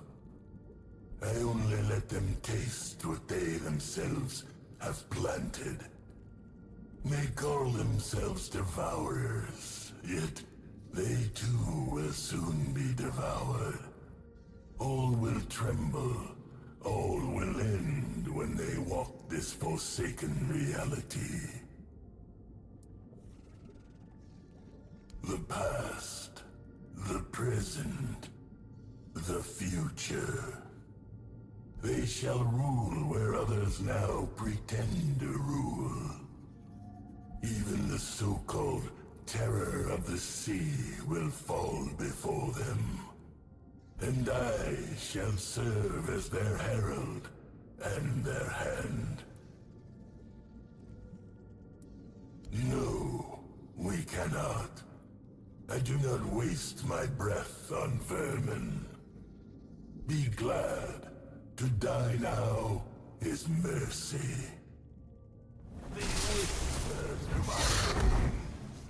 Can you hear it? The sea itself will shatter when they arrive. Your defiance is delicious. It makes the feast sweeter.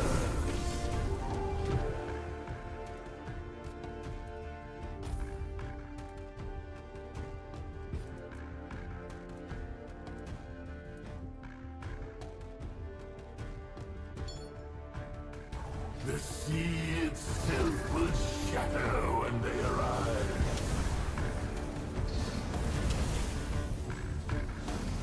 Bleed and let the depths drink of you.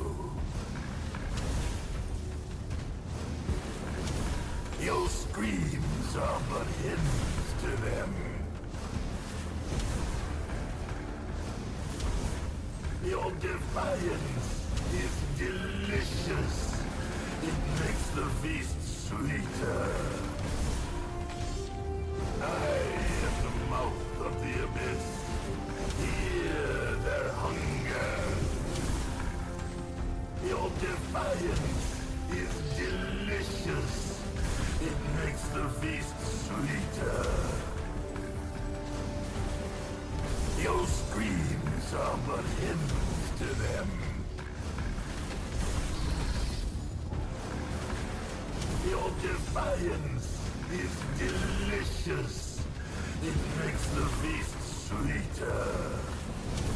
Bleed and let the depths drink of you.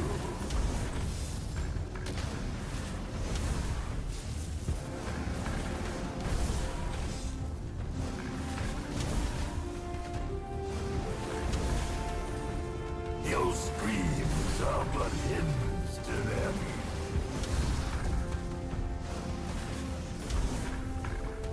Your screams are but hymns to them. Bleed and let the depths drink of you. They whisper through my veins. Can you hear it? I am the mouth of the...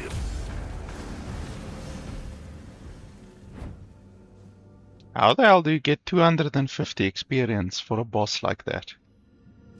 250 experience is fucking nothing.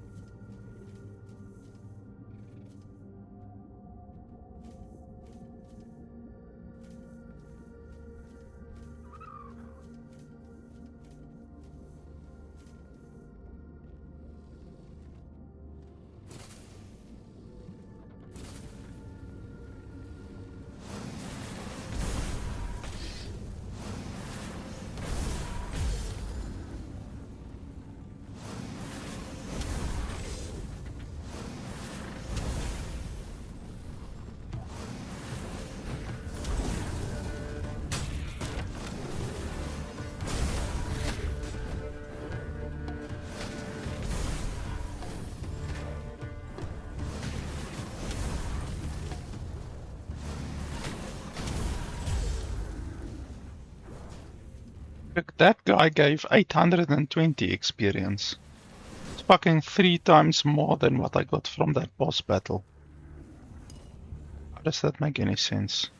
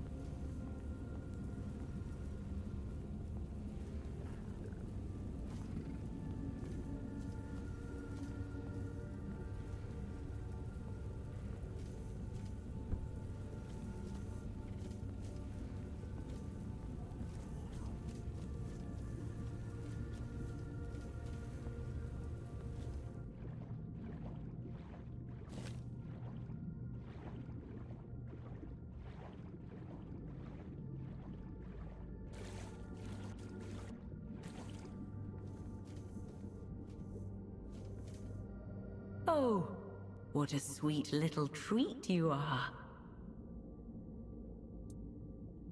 Wake? I see, you've done well. Nothing that slumbers in the depths should ever be woken. Those creatures, they are devours. Not even the ocean could hold them. Here, the reward I promised. Just make sure it's cared for. Oh, her lips are a little bit quivering for some reason. Our lost sister's song, in exchange for the lives of the sisters still with us. Seems like a fair trade, doesn't it?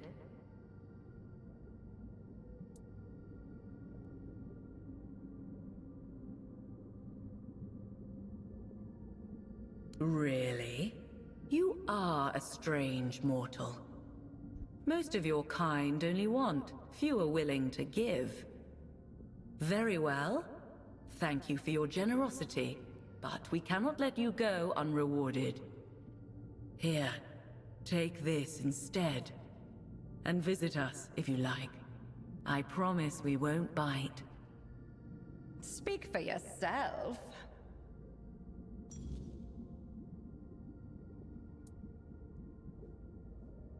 Slip away while you still can, my sweet.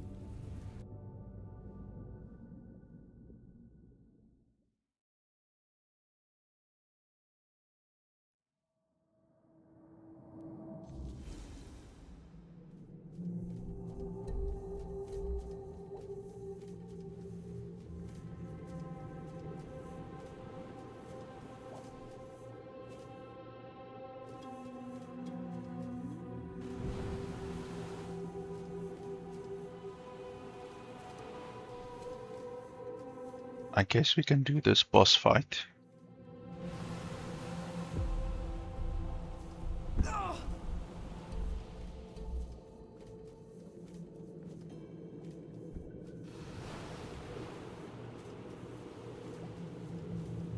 Back already? Oh, is he all right?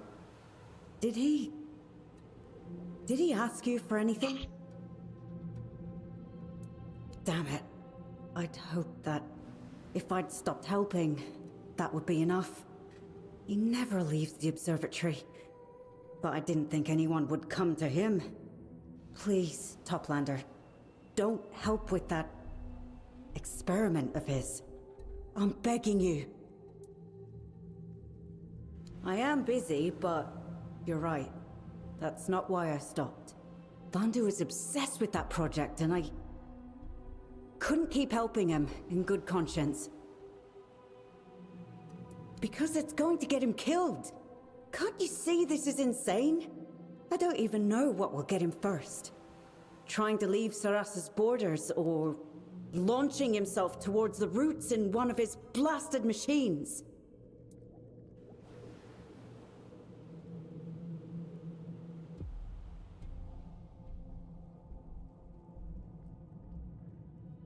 I see.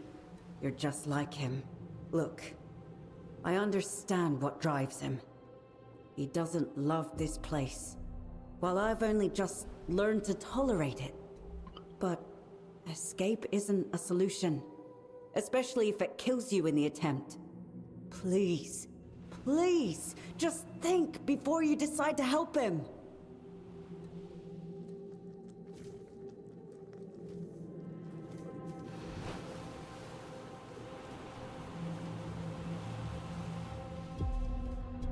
Okay, we're gonna do this boss fight.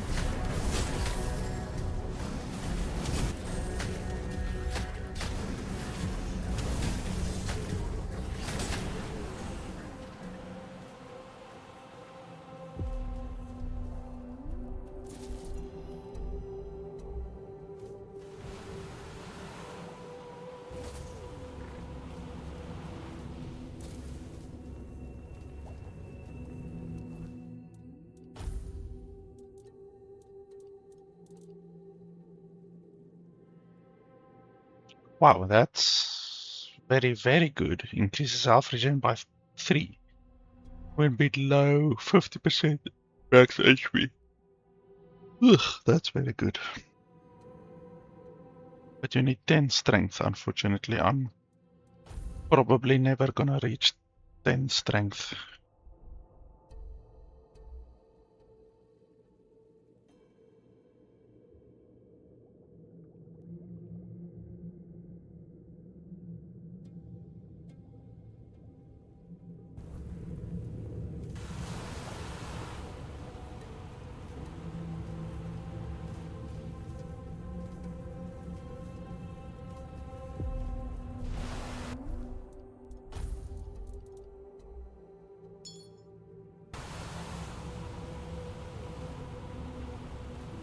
I wonder where's the dude that was standing over here.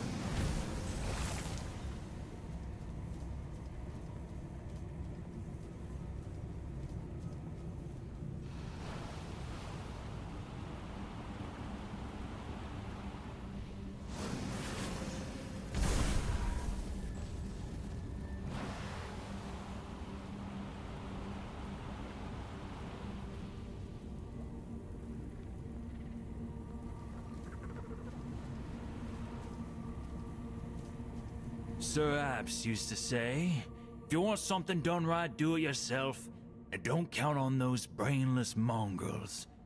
Of course, back then when he said brainless mongrels, he also meant me. But I learned. Not well enough, looks like it, if you managed to make it all the way here. Now be good and come to the slaughter. The Scions are waiting for their next meal.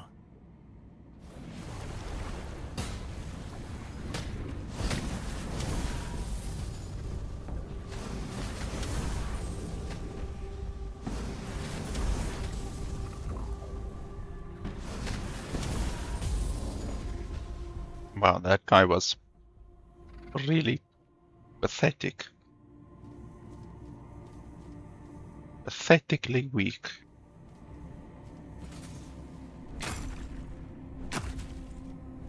Why did the developers even bother putting an arena enclosure for that fight? Why would you even want to run away from that fight?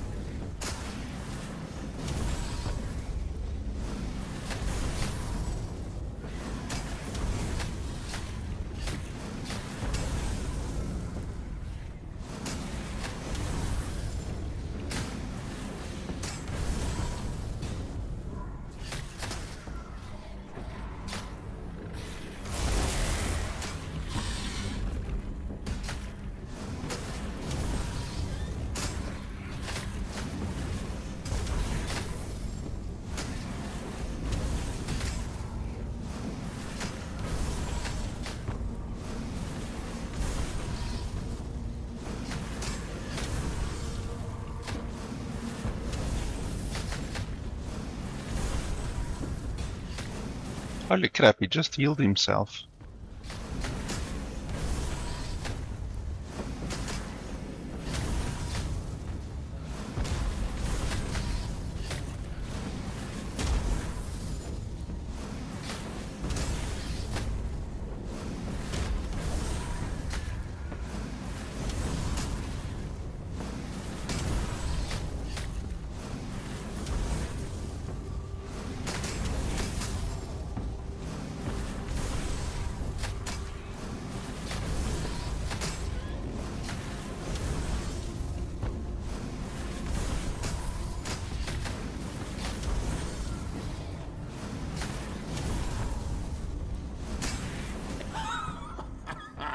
Blasted things thought they could feed on me. Control me. Me! Though, not gonna lie, it's a good thing you showed up when you did, stranger. You're a curious piece of meat, aren't you? Guess I owe you one now. That's a good question, isn't it, stranger? I know what they weren't. For one, they weren't supposed to be coming out of the eggs, yet here they are. More and more of them every day. At this point, the whole bloody Ulcerate must be infected. Do I bloody look like a learned man to you? I don't know. And those scaly wastes of space who are supposed to guard the eggs don't know either. They think they're so smart because they can string a sentence together, but in the end, nothing comes of it. Useless, the lot of them. Because they're dumb as rocks, driven by nothing but instinct. And I'm the biggest, tastiest morsel in this whole place. If they'd brought me down, they'd have a proper feast on my carcass. They wish my skin's tough enough that they'd have starved before they tasted my flesh. Am I now? I'll need to have a word with Josephus then. Find out where he got the idea that he can order me around.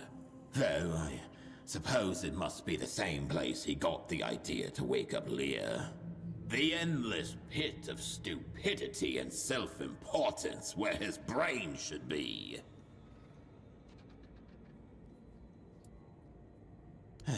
Truth be told, I don't care either way. I've been bored as shit these past few hundred years, and Leah is entertaining. And by that, I mean stark raving mad. We always got along, Leah and I. We understood each other. But that was before Nimue had to put him down. For his own good, and for everyone else's.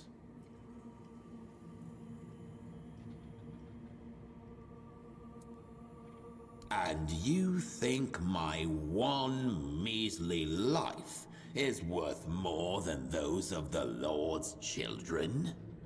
That's flattering, but untrue. I don't know what Leah will do when he wakes up. No one does. Least of all him.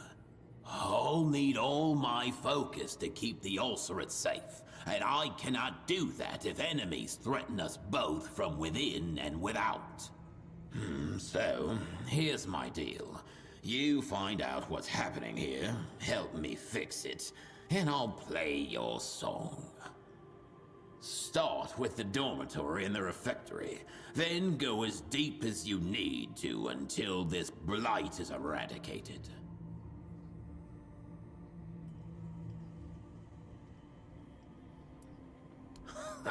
Good.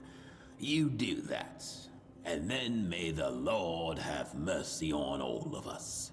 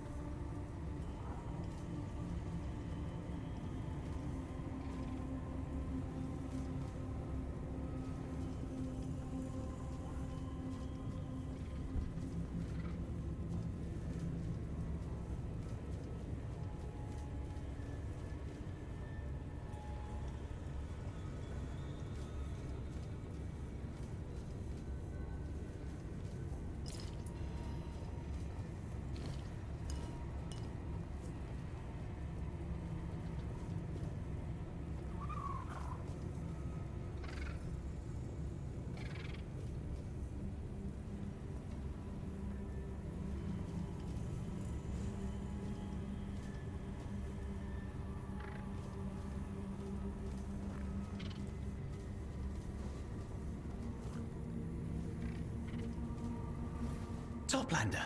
Abyssodontist himself must have sent you to me. We need to talk. Privately, and right away if possible. Yes, I'm so terrified, I feel like I'm about to die. Thank you for giving me a moment of your time. Trust me, I'd bow down to you and invite you over for a round of faceted shells. But I'm out of time, and my head is on the line. Like it or not, you're the only one I can turn to. If anyone else learns what happened, I'll end up in a geyser, doomed to boil forever. It's about an egg. A priceless egg from our collection. One of them has disappeared. I have no idea who would be so bold to commit such a theft. But it's true. The egg is gone.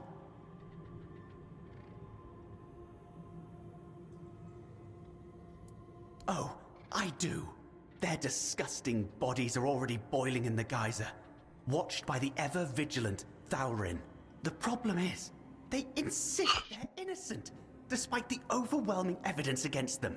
I still don't know where the egg is. I'm already getting odd looks for leaving this place so often. The slime of the Scourge of the Seas. It was definitely the slime of the Scourge of the Seas. It can't be mistaken for any other substance. They tend to grow lesser organisms on their bodies. I spent half a day cleaning that disgusting residue off my bedding. And wouldn't you know it? Depthgore's gang are all scourges, and we've long suspected them of thieving and smuggling. It's obvious they're responsible for stealing the egg. Thankfully, it wasn't one of the creator's eggs. Abyssodontist must have been watching over those. But it's still a priceless egg from the collection of reef-bound scientists, raised to help Sarras grow and gather knowledge in the future. This kind of reef-bound is the future of our community. The first of us who may one day have intellect equal to that of the ancient crewmen. Thalrin can be very principled. If you don't give him a good reason for speaking with the prisoners, he might not let you near them.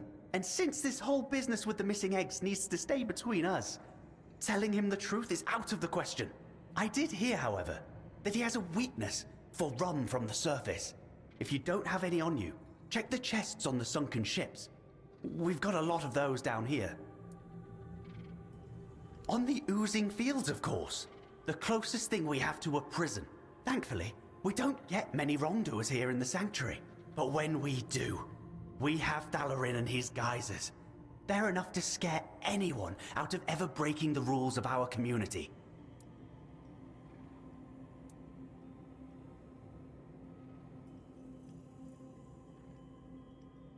Oh, the legend said that the Toplanders are as helpful as the Deep Dwellers.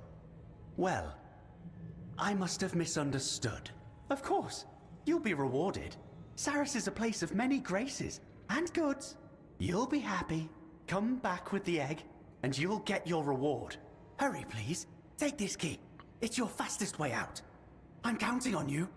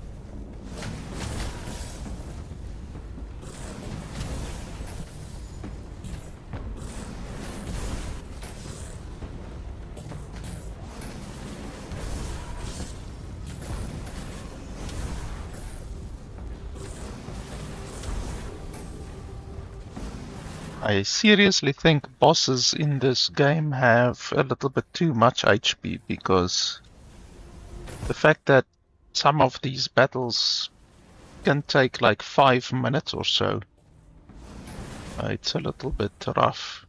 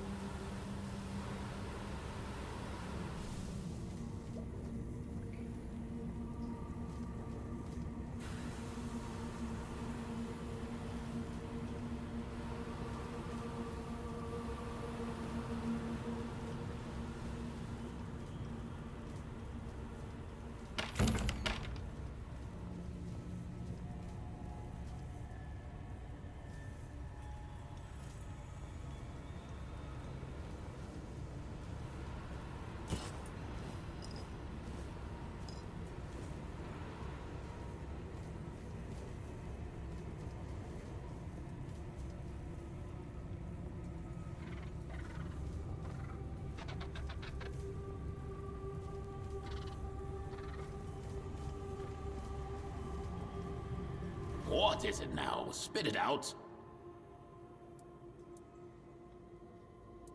Use. Ah, finally, some peace and quiet here. Though not for long, I suppose.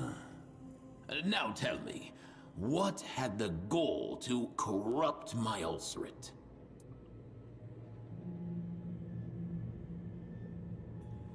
Oh, blast it! Looks like it was my own negligence that caused it. Oh, this place won't let you put your guard down for even a moment. You did good, stranger.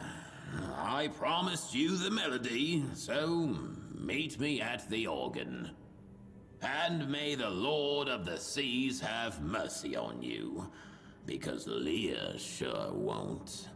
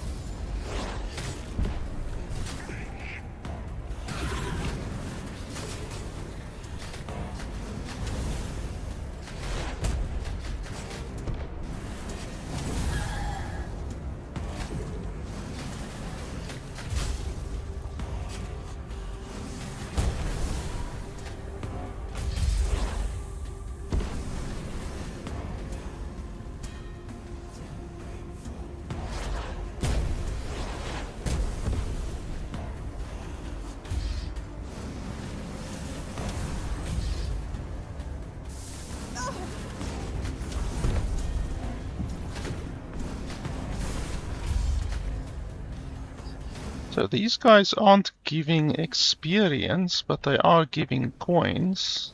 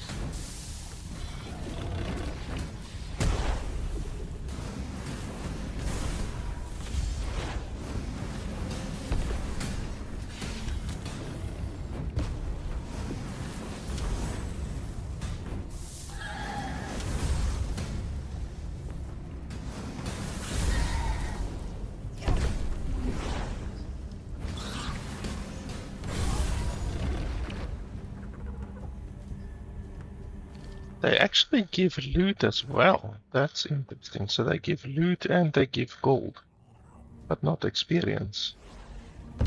So this is actually a place where you can really farm these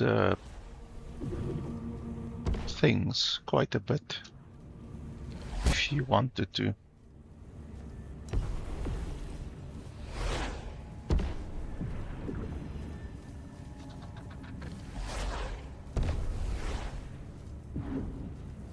Looks like it's infinite.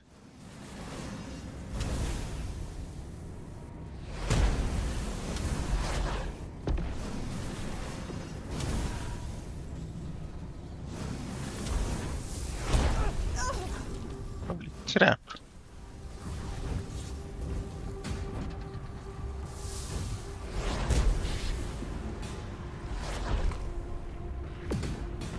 It's a lot of bloody damage.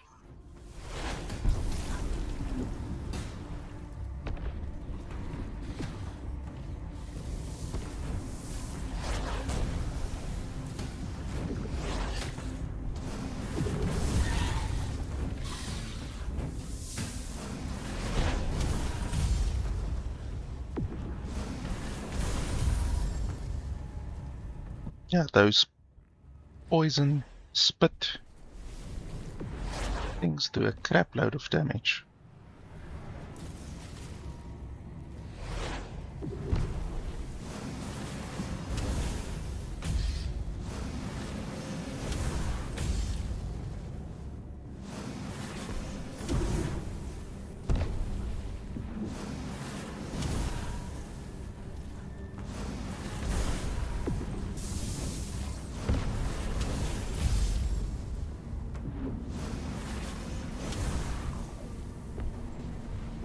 You get scales and then you get the tadpole eyes constantly. Actually farm a good amount of resources. You get seaweed as well.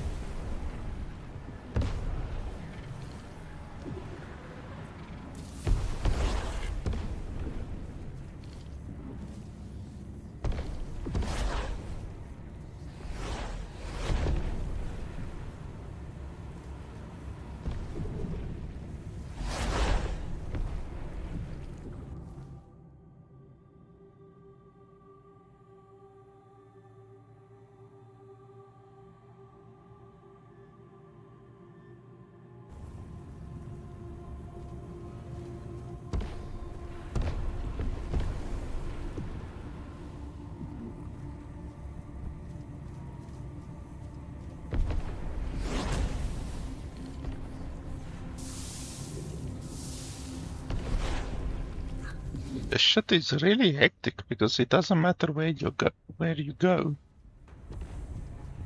It apparently like they follow you.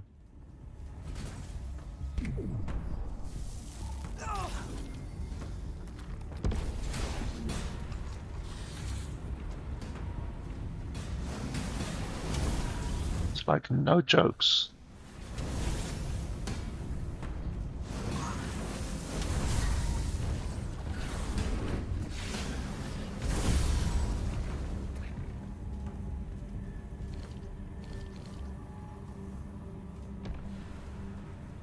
You know what's the worst thing about being a giant mouth everyone wants to walk through?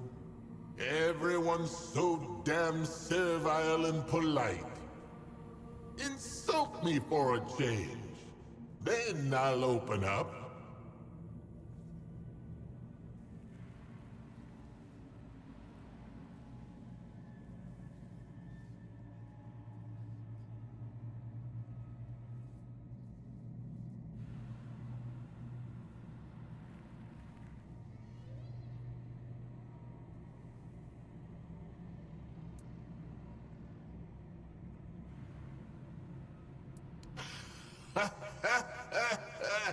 Good one!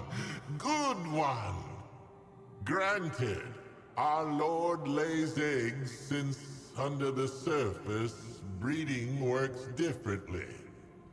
But hey, you tried. And that was still more interesting than anything else I've heard so far.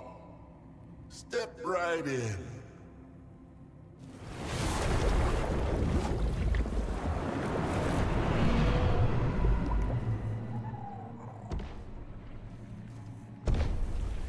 And that shit is gonna continue falling. Don't know exactly what to do to stop it. Perhaps I should just run.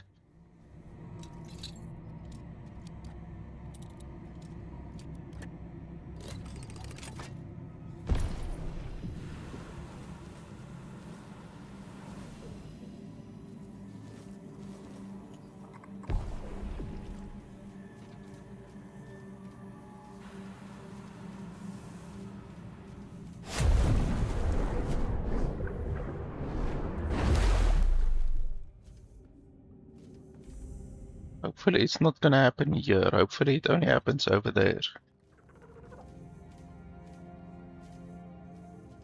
Because that's really irritating. Having to fight your ass off constantly.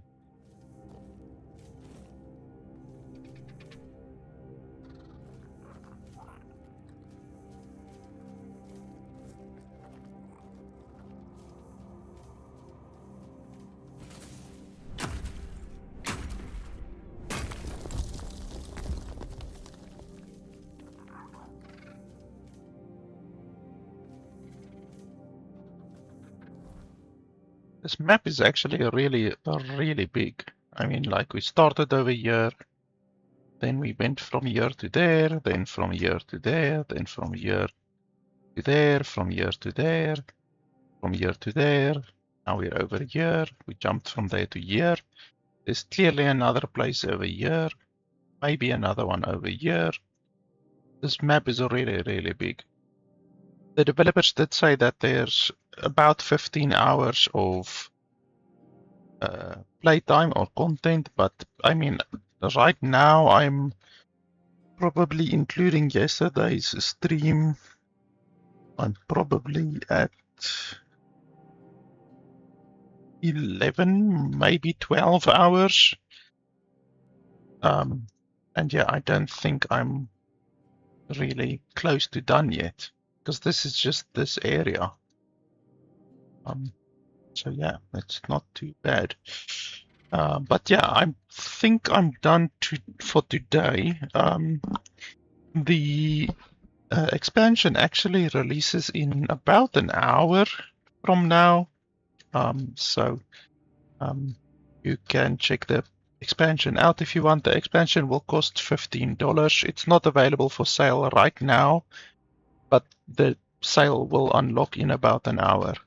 and then it'll be $15, which I think honestly so far is well worth it. You know, even if you can get just about 15 hours of playtime out of it, and it costs 15 hours, but like all of the additional leveling up that you're gonna do, all of the additional gear that you can get, all of the new skills like the shell monster and the where's those drowners, all of these things aren't in the base game. So it's not just like the story, you actually also get a whole lot of new gear and spells and stuff like that as well. So I think definitely $15 is actually very cheap for what I'm seeing here. And I haven't seen a single broken quest yet. Like, we've done a bunch of quests now already. I haven't seen a single broken quest, so that's very good. So yeah. But yeah, I think I'm done for today. Like I say, it unlocks in about an hour, thanks to the developers for giving me early access to the content.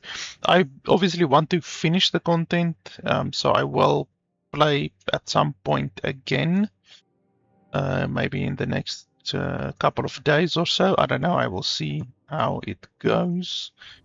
And yeah, you can obviously, if you want to support the channel, you can head over to my Patreon page.